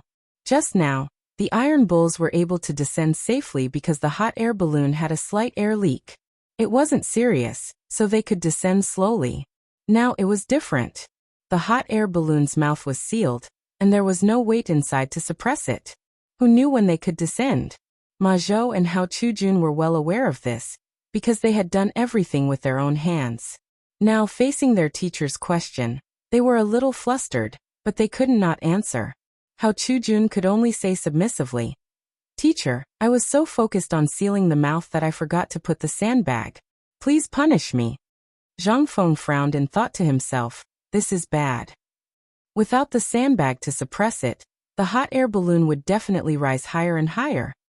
He couldn't care less about what he was thinking and suddenly looked up. As expected, the hot air balloon could now be seen as a shadow. What should they do? The iron bulls were brought up to the sky by the hot air balloon, and now the mouth was sealed. When would they come down? Ma Zhou seemed to have noticed something and quickly asked, Teacher, what should we do now? Will Brother Iron Bull and the others be in danger? Zhang Feng glanced at the sky and sighed. There's no danger. After all, the hot air balloon has been perfected. I just don't know when these guys will come down. Hearing this, Ma Zhou and Hao Chujun looked at each other and realized their mistake. They quickly lowered their heads and admitted their mistake. Please forgive us, teacher. This time it's all our fault. Zhang Feng waved his hand and didn't mind. It's not your fault. You were just following orders. The main thing is that I didn't explain it clearly to you. With that, he sighed and walked towards the fire. You don't have to blame yourselves. Come and sit. Iron Bull and the others won't be in danger. They should be able to come down even when it's dark. Let's sit here and wait for them. Hao Chujun didn't hear any reproach in his teacher's words, so he casually found a seat and sat down. He glanced at the dusky sun in the sky and said, Teacher, it's already noon. Brother Tai Nyo should be able to come down by now, right? Zhang Feng looked up and said uncertainly, I don't know. He should be able to come down, right? As soon as he finished speaking, he felt a gurgling sound coming from his stomach, followed by a feeling of hunger. Therefore, he looked at Ma Zhou and Molly. Are you guys hungry? Let's go find something to eat. Ma Zhou rubbed his belly and said with a silly smile, If Master didn't mention it, I wouldn't have felt it. I'm just a little hungry. I'll go and find something. After saying that, he pulled Hao Chujun and ran away. Not long after, the two of them ran back with all kinds of ingredients. There were fish, sweet potatoes, and other things. Ma Zhou grinned at Zhang Feng. Master, this sweet potato is something I've been looking for a long time. I used to roast it a lot. There's also this fish. Zhang Feng looked at the sweet potato in Ma Zhou's hand, and the hunger in his stomach couldn't help but rise. He swallowed his saliva and said, "Don't talk nonsense. Let's get started." Ma Zhou chuckled and his hands were already moving. Hao Chujun was also helping at the side. The two of them roasted the sweet potato, and the other roasted the fresh fish. Not long after, a melodious fragrance floated out, causing Zhang Feng to swallow his saliva. Time seemed to pass very quickly in winter. The sun that was hanging above their heads just now had already begun to set in the west. Zhang Feng ate the roasted sweet potato in his hand and glanced at the sky. At this glance, he seemed to have discovered something. He suddenly stood up and said in surprise, "Where did Tai Niu and the others go?" Ma Zhou and Ma Li also hurriedly stood up and carefully scanned the sky. As expected, they didn't find any trace of Tai Niu and the others. He hurriedly asked, "Master, what should we do now? Has brother Tai Niu disappeared?" Zhang Feng was just about to say, "Immediately chase after them," when the tip of his nose was unwillingly attracted by a fragrance. He smelled the fragrance and looked over. He saw that the roasted fish on the fire was already crispy on the outside and tender on the inside. The fish was already cooked. It would be a waste if he didn't eat it. Moreover, Tai Niu and the others were in the sky. They shouldn't be in any danger, right? After thinking about it, he suppressed the evil thoughts in his heart. He turned around and sat down. He looked at Ma Zhou and Hao Chujun and said, "Come, let's eat the fish first." Eat fish. Hao Chujun and Ma Zhou were stunned. Now that he was eating fish, he wasn't going to look for brother Tai Niu and the others? What was their master thinking? Getting rid of the donkey after it had left the millstone? Not admitting it after putting on his pants? No, they couldn't let their master go down the wrong path. Ma Zhou hurriedly said, "Master, finding brother Tai Niu is more important now. We should." Halfway through his words, he didn't continue because he knew that his teacher definitely understood what he meant. Actually, his guess wasn't wrong. Zhang Feng indeed understood. However, how could delicious food be more important than brothers? Pay only for now. Chapter 1940. He coughed lightly and said with a straight face, "Think about it, we haven't eaten since this morning. How can we find Tai Niu if we don't have any strength? So the most important thing now is to replenish our energy. Hurry up and eat." With that, he picked up a piece of grilled fish and started eating. Hao Chujun and Joshua looked at each other and didn't know how to answer. How could eating fish have anything to do with finding people? But what their teacher said made sense. There didn't seem to be anything wrong. If they didn't eat their fill, what would they do if their legs went weak? If Iron Bull's brothers were in danger, they wouldn't be able to save them. The two nodded and silently agreed with this answer in their hearts. So they picked up the remaining grilled fish and started eating. After eating and drinking, Zhang Feng burped and looked at Ma Zhou and Joshua. "Are you full? Let's go find Iron Bull and the others." Ma Zhou quickly put down the fish bone and smacked his lips. "Okay." Actually, when he was eating just now, he felt a little guilty. Iron Bull's brothers were missing, but he was eating and drinking here. He really shouldn't have. However, the smell of the grilled fish made him give up on the distracting thoughts in his heart. How could food be more important than brothers? And they were the kind of brothers that smelled so good. Hao Chujun was different from him. He ate and drank as he pleased. Since his teacher was eating, what did it matter if he ate? And since his teacher had spoken, he couldn't let him down. He wiped the dust off the corner of his mouth and grinned. "Teacher, let's go." Zhang Feng nodded and stood up to look around. Then he said, "We'll split into 3 directions. I'll go east, Ma Zhou west, Hao Chujun north. If you find him, shout a few times and I should be able to hear you. If you don't find him, go south.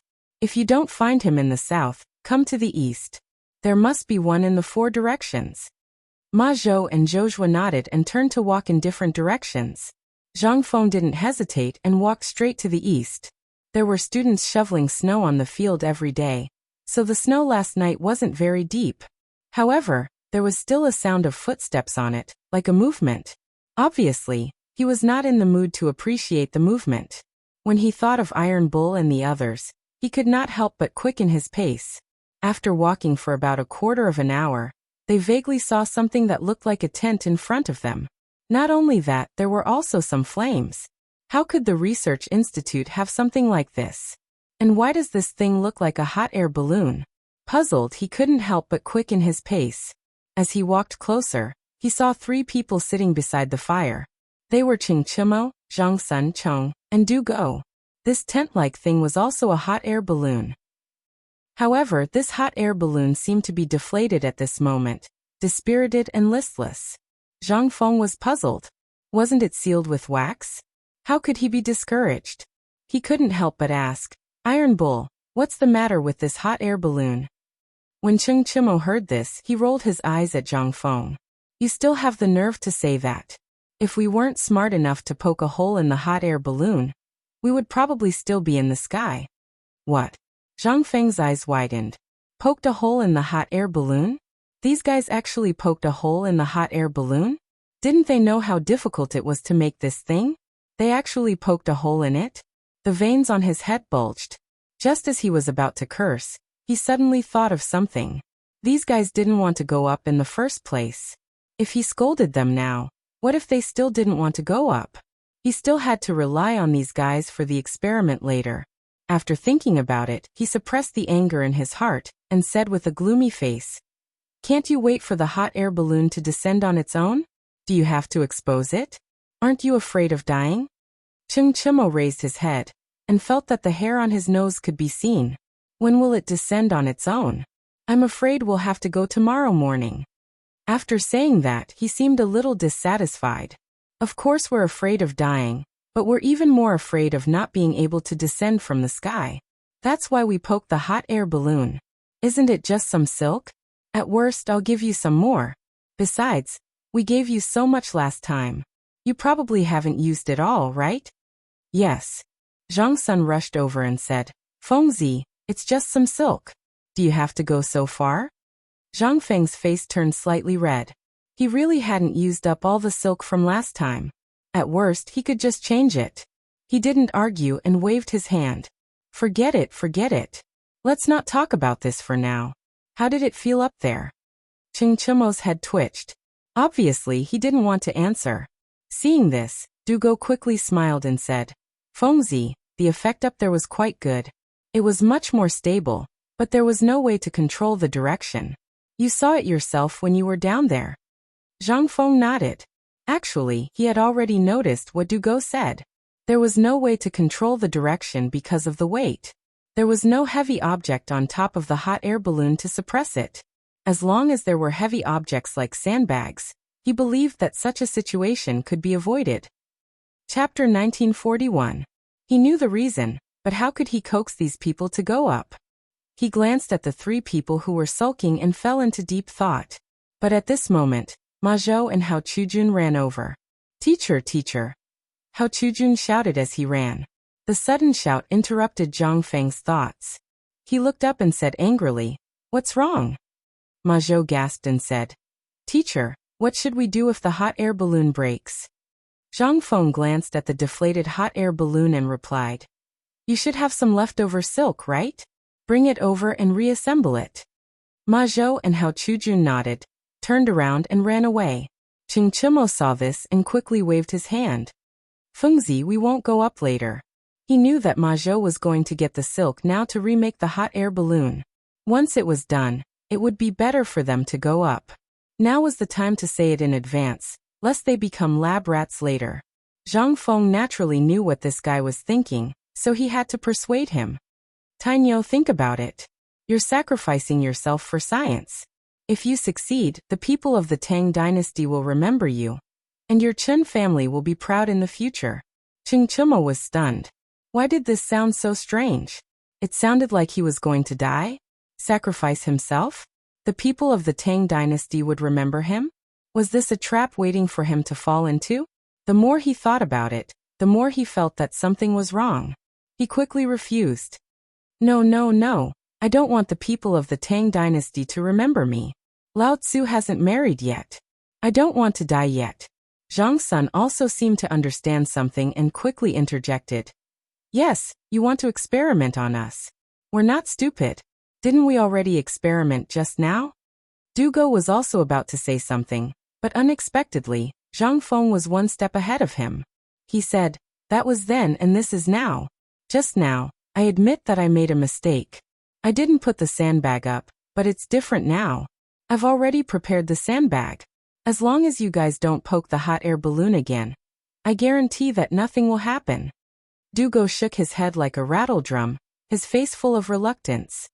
Although I've done this a few times, it's still a little dangerous. I don't want to throw my life away. After saying that, he looked at Cheng Chimo and Li Yunhong. Don't you think so? It was as if Cheng Chimo and Lu Zilong had discussed this beforehand. They nodded in unison, and even looked at Zhang Feng with disdain. This made Zhang Feng very worried. If these fellows weren't willing to go up, then who else could he find to experiment with? Ma Zhou and Hao Chujun had to record the data below. The students had no experience at all. If they went up, they might wet their pants. At the end of the day, it was still these guys. His brows furrowed and his face darkened. Iron Bull, don't you want heavy armor and light cavalry? Cheng Chimo was startled. Heavy armor was indeed something he had dreamed of. As the eldest son of the Cheng family, he had always been called a wastrel. This made him very uncomfortable. He had always wanted to get rid of this unpleasant title. His father had often beaten him because of this. However, how could it be so easy? When he met Feng Zi, he knew that it was possible. However, this family wanted him to sit in a hot air balloon. This was something that could take his life. Compared to his life, heavy armor was a little less important. He narrowed his eyes and seemed to have made up his mind. I don't want it. How can heavy armor be more important than my life? When he said this, Zhang Sun and Dugo both widened their eyes, as if they didn't know this guy in front of them. They all knew that Iron Bull viewed heavy armor as more important than his life. Now he actually said something like this? It was hard to believe. Did this guy really not want heavy armor? They looked at Iron Bull in disbelief, but they couldn't see anything. And this guy was really good at lying. This was the conclusion that the two of them had for Iron Bull. Because they didn't believe that Iron Bull would give up on heavy armor, the only possibility now was that this guy was lying. Then could they give it a try? With that thought in mind, Zhang Sun also said, I don't want the light cavalry either. Zhang Feng was stunned. He thought that Iron Bull might have said this on impulse, but he never thought that Zhang Sun would say the same thing. One had to know that this guy loved to urge others from behind. This time it was completely different. He didn't urge others, but he fell into it himself. Zhang Feng had nothing to say. He could only admit defeat. Now that these two guys didn't want heavy armor and light cavalry, wouldn't he have no way to do anything to them? How could he coax them into the hot air balloon? If he went up, would he be able to do it? In fact, it wasn't a bad thing for him to go up. The hot air balloon was basically not dangerous now. It was just a matter of how it rose and fell. Moreover, he could understand the hot air balloon more directly if he went up. However, if he went up, would these guys also come up? He probed with some uncertainty. If I go up, will you guys come up? You want to go? Cheng Chimo frowned, then looked at Zhang Sun and Du Go. They seemed to be exchanging glances. Chapter 1942. If Feng Zi went up, then there would be no danger. To be honest, they were not willing to go up because they were worried about the danger. Now that Zhang Feng went up, these worries were basically eliminated. Zhang Sun understood in his heart and revealed a malicious smile. If we go up, then what about the heavy armor and light cavalry that you promised before? These words reminded Cheng Chimo. He looked at Zhang Feng and quickly said, Yes, do you still honor your promise? Zhang Feng smiled, thinking that these guys really knew how to take advantage of the situation. Just now, they said that they would not go up, but now that they heard that he was going up, they immediately thickened their faces and came. However, this was understandable. After all, he had promised these guys. He could only say, Honor the promise, okay? Are you going up or not? Yes, I will fight with whoever doesn't go up. Cheng Chimo glared and raised his right hand as he looked at Zhang Sun and Ma Tao. It was as if these words were meant for them to hear. In fact, Zhang Sun was extremely happy. If Feng Zi went up, then there would be no danger. He could also get a light cavalry for free. Only a fool would not go up. He quickly raised his right hand and imitated Ching Chimo. I'm going too. Whoever doesn't go up, I will deal with him right now. Now only Du Go was left. He was unwilling to go up. These heavy armor and light cavalry had nothing to do with him. Why should he go up? Although it should be dangerous up there, it was cold. Just thinking about the cold wind was enough. However, when he saw Ching Chimo and Zhang Sun look like they wanted to eat him up, he swallowed his words of refusal. He could only say submissively, "Then let's go." Zhang Feng nodded in satisfaction. Good, Lao Tzu did not misjudge you. As soon as he finished speaking, Ma Zhou and Hao Chujun both staggered back. They were holding silk and many sandbags. They were so tired that they were panting. Hao Chujun quickly stepped forward and threw down the sandbags in his hands. He panted heavily. Teacher, I got the things back. Zhang Feng nodded and glanced at the materials. Start preparing now. You must be quick. After saying that, he glanced at the setting sun. Time passed very quickly in winter, and it was almost Yushur hour. He estimated that it would be dark soon, so he had to speed up. Thus he looked at Ching Chimo and the others. You guys work together and try to finish it before dark. Ching Chimo and the others didn't say anything and hurriedly went to help. In a short while the hot air balloon was remade. Ma Zhou looked at Zhang Feng and said seriously, Teacher, the hot air balloon has been prepared. This time, I have checked it 3 times. There is absolutely no problem. Yes. Zhang Feng nodded. Then he pointed at the sandbags on the ground. Put the sandbags there. Put as many as you can. If there are any other heavy objects, you can put them there too. Ma Zhou and the others nodded and put all the sandbags up one by one. Only then did they stop. Zhang Feng saw everything clearly from the side. Seeing that there was no problem, he took the lead and walked up the hot air balloon. Then he looked at Ching Chimo and the others. You guys come up too.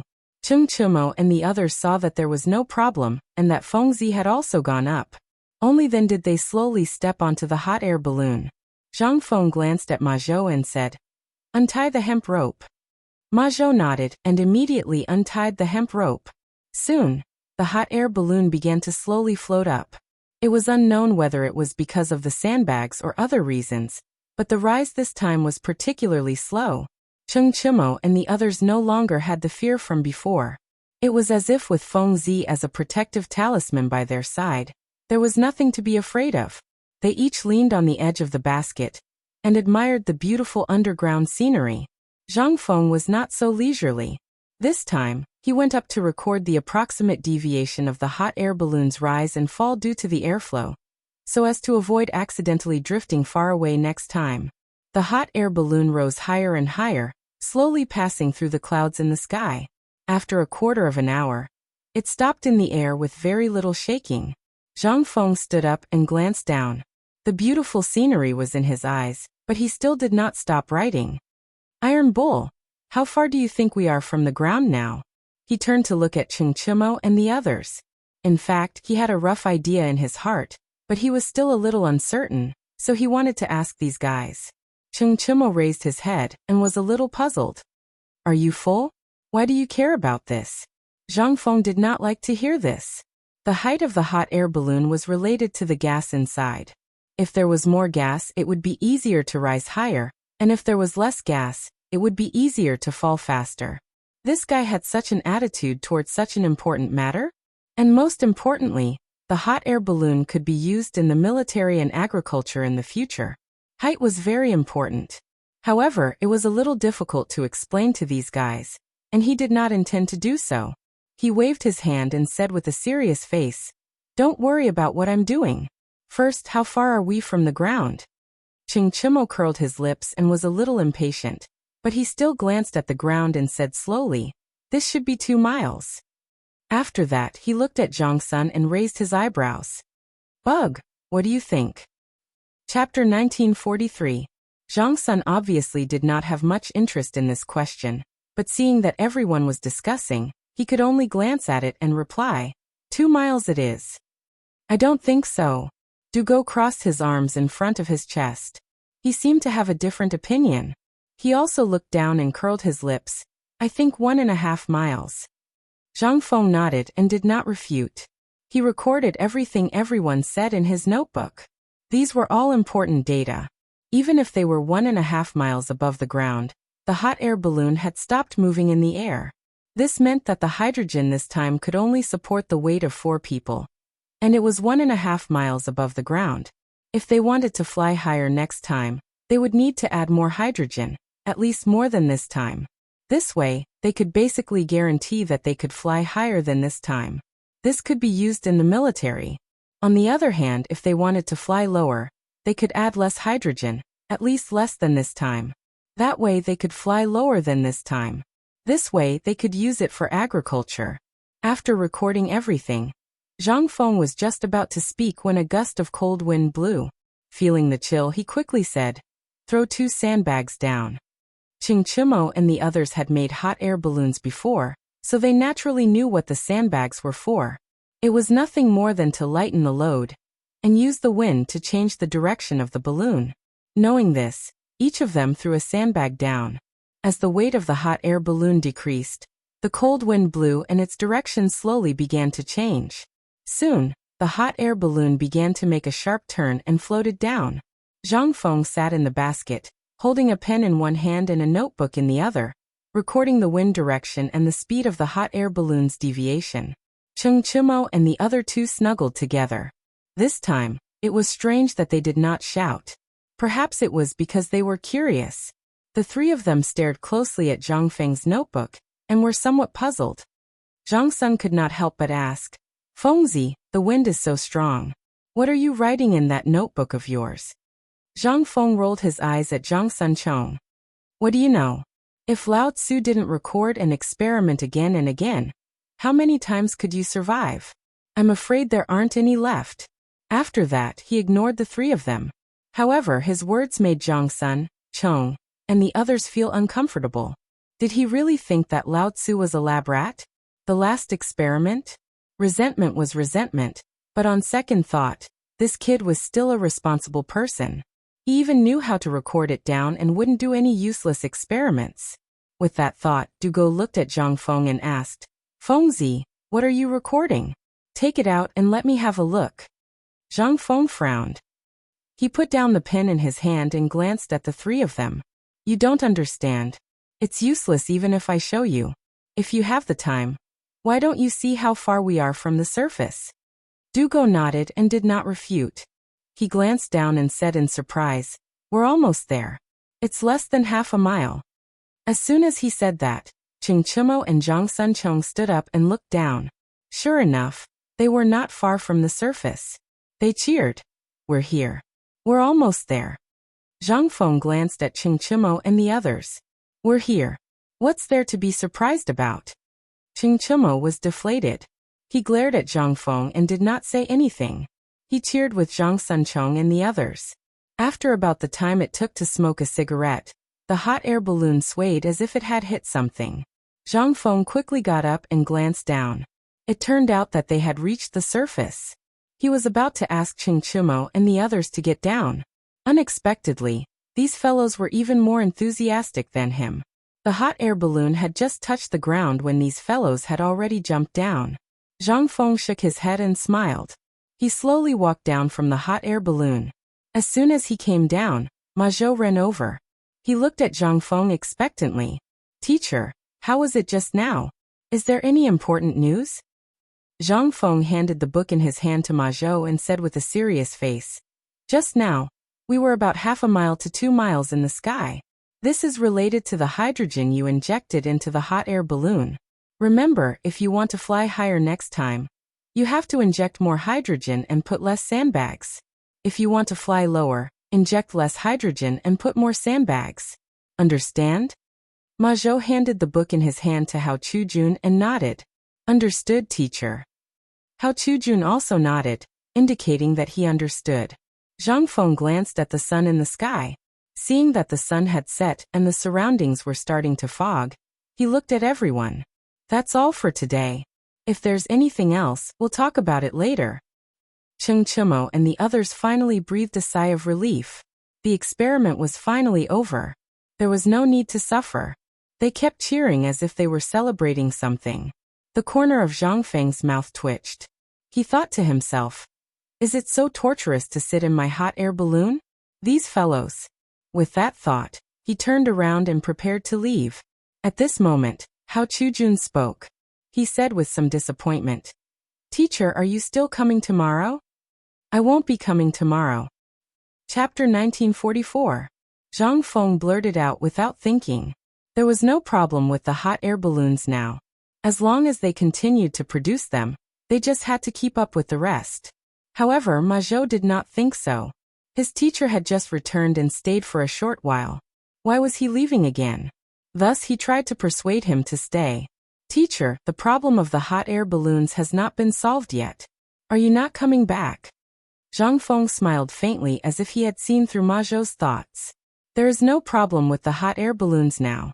Continue to produce them according to what I said today. It will be of great use in the future. As for the future, I will come to see you often. Ma Zhou and Hao Chujun looked at each other. Seeing that the latter did not speak, he could only say, yes, teacher. Zhang Feng nodded in satisfaction. Then he looked at Qing Chimo. What about you guys? Go back to the Zhang mansion. I'm not going back. I want to follow you.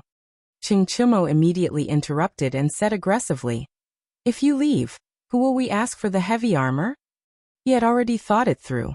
He had made such a great contribution this time. If this kid did not give him the heavy armor, he would follow him all the time, even if it meant eating. Obviously, Zhang Sunchong had the same idea. He frowned and said, that's right. Don't even think about running away. Unless you give it to us, we will follow you all the time. We will eat and drink your Zhang family's food. Du Gohe did not have such thoughts. However, these two guys had such an attitude. He felt that it was not good enough if he did not say anything. Thus he curled his lips and said reluctantly, yes, I will follow you too. Not for anything else, but for Iron Bull and Buggy. As soon as he said this, two burning eyes looked over. It was Qing Chimo and Zhang Sun. In fact, the two of them did not expect this guy to be so determined. Now it seemed that he was really a good brother. However, Zhang Feng was bitter. He smiled bitterly. You guys are really sticky candy. I can't get rid of you even if I want to. Alright then, I am going to the academy. You guys can come if you want. After that he looked up to the sky and sighed. He turned and walked toward the academy. Qing Chimo and the others looked at each other, and naturally followed closely behind. Now that things had come to this, they naturally could not let this kid go. Zhang Feng walked in front and glanced back from time to time. He found that these guys were really following him. He had a big headache and couldn't help but speed up, trying to get rid of these annoying guys. However, how could Qing Chimo and the others fall for this? Seeing Zhang Feng quicken his pace, he hurriedly chased after him. Zhang Feng returned to the academy in silence. Some students greeted him, but he was not in the mood. He hurried back to his residence and bolted the door, ignoring everyone. Qing Chimo and the others hurried and finally arrived at the residence. They were panting heavily, and without saying anything, they went up and called out, Fengzi, open the door. Don't think that you'll be fine if you hide inside. If you have the ability to make a promise, then you have the ability to give me something. Zhang Feng was irritated by the loud shouts. He lit up a cigarette and smoked silently. He thought to himself that this could not go on.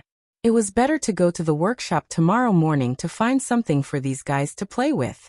Otherwise, it would not be good for them to keep pestering him. Just as he was thinking, the shouting outside grew louder. Zhang Feng could not stand it anymore. He threw away the cigarette but in his hand and shouted at the door, Stop King quarreling. If there's anything, we can talk about it tomorrow. After that, he turned over and got into bed angrily. He did not even take off his clothes. He stuffed the blanket over his head and pretended not to hear the voices outside. Outside the door, following Zhang Feng's shouting, Qing Chimo waved his hand and signaled Zhang Sun and the others to shut up. Zhang Sun was also smart. He quickly stopped and looked at Qing Chimo impatiently. Tainyo, what did Fengzi just say? Did you hear it? Qing Chimo did not answer. He put his ear on the door as if he was listening for something. After a while, he looked at Zhang Sunchong and Zhang Sunchong and said seriously, Fengzi should be saying that he will give us the things tomorrow, and asked us to find a place to sleep first. Zhang Sun frowned as if he did not believe it, because he knew Fengzi well. How could this guy let go so easily? But he did not hear it clearly, so he looked at Du Go. Bing, did you hear what Fengzi said just now? Du Go raised his eyebrows and smiled as if he was the most reliable. I heard Fengzi say that if you guys continue to quarrel, he would break your legs. That's all. Zhang Sun frowned again. According to Fengzi's personality, it was very likely that he would say something like that. But these two guys each said something different. Who should he listen to? He said with some doubt. Can you two be sure? What did Fengzi say? Cheng Chimo looked at Du Go and was puzzled. Could this guy be right? Actually, he was just guessing, so he was not sure. But no matter what Fengzi said, he would not leave. Chapter 1945. Thus he made up his mind. No matter what this bastard says, we have to give him the thing. We'll wait here today. Anyway, it's already dark and he can't go out. Tomorrow morning, we'll ask him for the thing. What do you think? Zhang Sun looked at the dark sky and seemed to have made a decision. He nodded. That's right. It's already dark, and we can't go down the mountain. We'll wait here for this kid and ask him for the thing tomorrow. Du Go felt that he had boarded a pirate ship, but it seemed like he couldn't get off now. He could only nod reluctantly. After making up their minds, the three of them didn't say much. They found an empty space near the door and sat down. Time passed by bit. The fog started to rise and the air was moist, making people feel cold. They didn't know what was going on tonight. Perhaps the heavens were looking at these guys. It didn't snow, but layers of fog passed through, making people shiver from the cold. Ching Chumo and the other two also seemed to feel the cold. They hugged each other tightly to keep each other warm. However, it didn't seem to be of much use. They were still shivering and their lips were a little blue. They wanted to sleep, but the cold seeped into their bones, making it impossible for them to sleep. Ching Chumo opened his blue lips and said with a trembling voice, Brothers, why don't we start a fire? Fire? Zhang Suan's eyes lit up. It was so cold now. The only way was to start a fire. He blurted out, let's go and find firewood. After saying that, the two of them supported each other and ran away. Du Go was a little slow on the uptake and hurriedly followed. The academy had basically been cleaned up, so it was difficult to find firewood. However, these guys had found some dried grass and branches from somewhere, and they were all green. After striking flint for a long time, they finally started a fire. They huddled together and cupped their hands. They felt waves of warmth and were satisfied. Finally, they snuggled together again. However, it was much better this time. There was no coldness. Soon, the three of them hugged each other and fell asleep. Just like that, the night passed. The next day, the sun slowly rose, and the golden sunlight shone on their faces. Cheng Chimo was the first to open his eyes. He felt something strange in front of his chest. He glanced at it, and found that it was Zhang Sun who put his hand on his chest. He quickly pushed it away and shouted, Insect, what the hell are you doing? With this roar, Zhang Sunchong was startled. He suddenly sat up and looked around. Hoo! Ching Chumo looked at Zhang Sun angrily and slapped him. Motherf ***, it's me. Zhang Sun covered his face and looked at Ching Chumo with an aggrieved expression. Iron Bull, why the ***ck did you hit me? Ching Chumo was stunned. Could it be that this fellow had forgotten everything that had happened just now? He sighed and thought that the heavens were unfair. Then he looked at Zhang Sun and tried to comfort him. Insect, you were having a seizure. Lao Tzu hit you to wake you up. After saying that, he seemed to have thought of something and quickly said, Let's go and find Fengzi. Zhang Sun was still thinking about what had happened just now. Was he having a seizure? How was that possible? However, when he heard Fengzi, he immediately threw this matter to the back of his mind and said to Ching Chimo, Iron Bull, wait for me. After saying that, he was about to leave when he found someone hugging his leg. He looked down and saw that it was Du Go. This guy's eyes were closed and he was still drooling. He was obviously still sleeping. Zhang Sun was furious. He raised his other leg and kicked him. You dog, wake up quickly. Lao Tzu and the others are going to do something important. You're still sleeping? Dugo's body curled up in pain and he instantly woke up. He said angrily, "That dog kicked Lao Tzu." When Zhang Sun saw that Dugo was awake, he didn't care whether he was in pain or not. He grabbed him and ran towards Zhang Feng's door. Just as he reached the door, he saw Qing Chimo knock the door open and rush in. Zhang Sun Chong also hurriedly followed. When they reached the bed, they all stopped in their tracks. They saw that Zhang Feng's eyes were closed and he was snoring. It was obvious that he was still sleeping soundly. Qing Chimo couldn't stand it. Lao Tzu was freezing outside, and you were sleeping inside? Therefore he lifted the blanket and shouted, "Fengzi, get up quickly." Zhang Sun didn't hesitate. He pulled Zhang Feng's arm and shook it.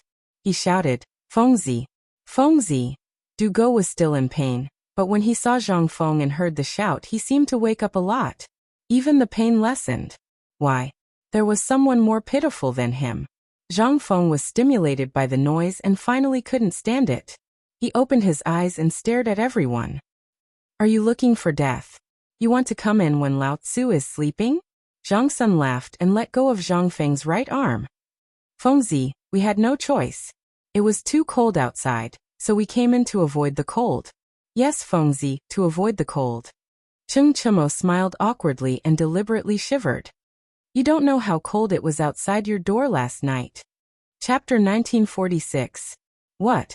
Zhang Feng's eyes widened in disbelief. "You guys stayed outside for the whole night? The weather was so cold these few days, and these guys actually stayed outside for the whole night? Were they looking for death?" Qing Chimo didn't think much of it and patted his chest. "It's just one night. With my physique, there's naturally no problem, but De Bing is in trouble. Look, De Bing's legs are frozen." As he spoke, he pulled Dugo over and said with a smile, "Come walk a few steps for Fengzi, see if he's frozen?" Dugo looked aggrieved and Qing Chimo walked a few steps. And it looked like it was really the case. Zhang Feng looked at Dugo in confusion. How was this King frostbite? This was clearly from being beaten up.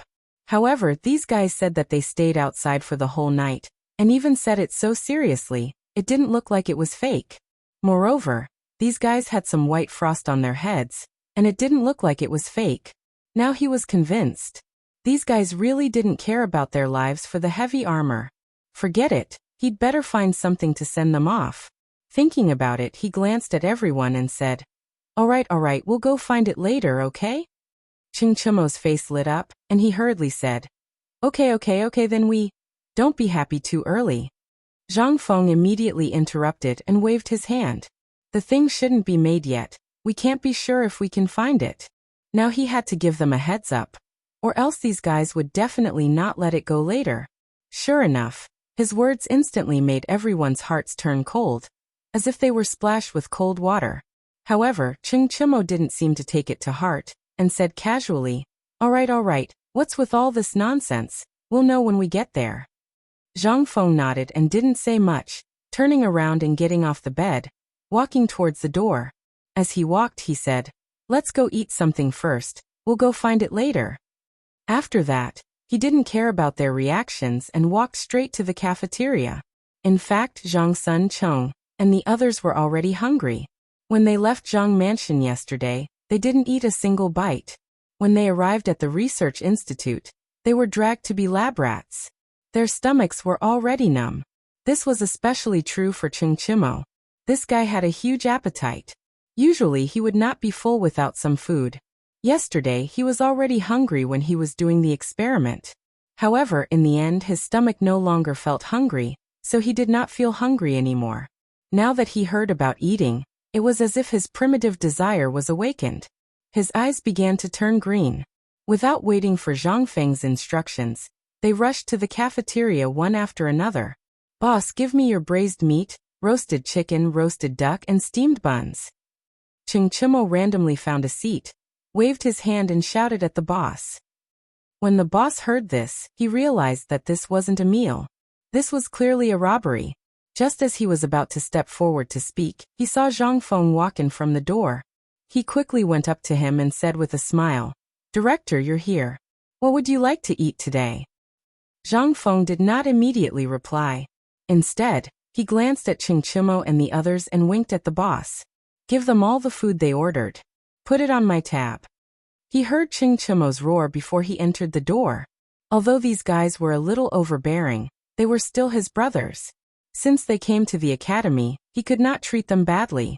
Besides, this was his own fault, so there was nothing to say. The boss looked deeply at Ching Chimo, nodded and left. Soon, the food was served one by one. Ching Chimo's eyes turned green when he saw this. He threw the chopsticks aside, grabbed the food with his hands and stuffed it into his mouth. He said while stuffing, Fengzi, you're so kind. You know I'm hungry. Zhang Feng looked at Ching Chimo with disdain. Like Lao Tzu, like Sun. This guy ate the same way as old Cheng, directly holding the food in his hands. However, he could not say this. He smiled and said, well, eat as much as you want. In his heart he thought, I hope you don't bother Lao Tzu when you're full. Zhang Suncheng and Du Go were somewhat educated. At first, they ate slowly with chopsticks. Later, perhaps they were not satisfied with this way of eating, or perhaps they were envious of Ching Chimo. So they directly stuffed their hands into their mouths. However, these two guys usually did not have a big appetite. How could they eat so much food?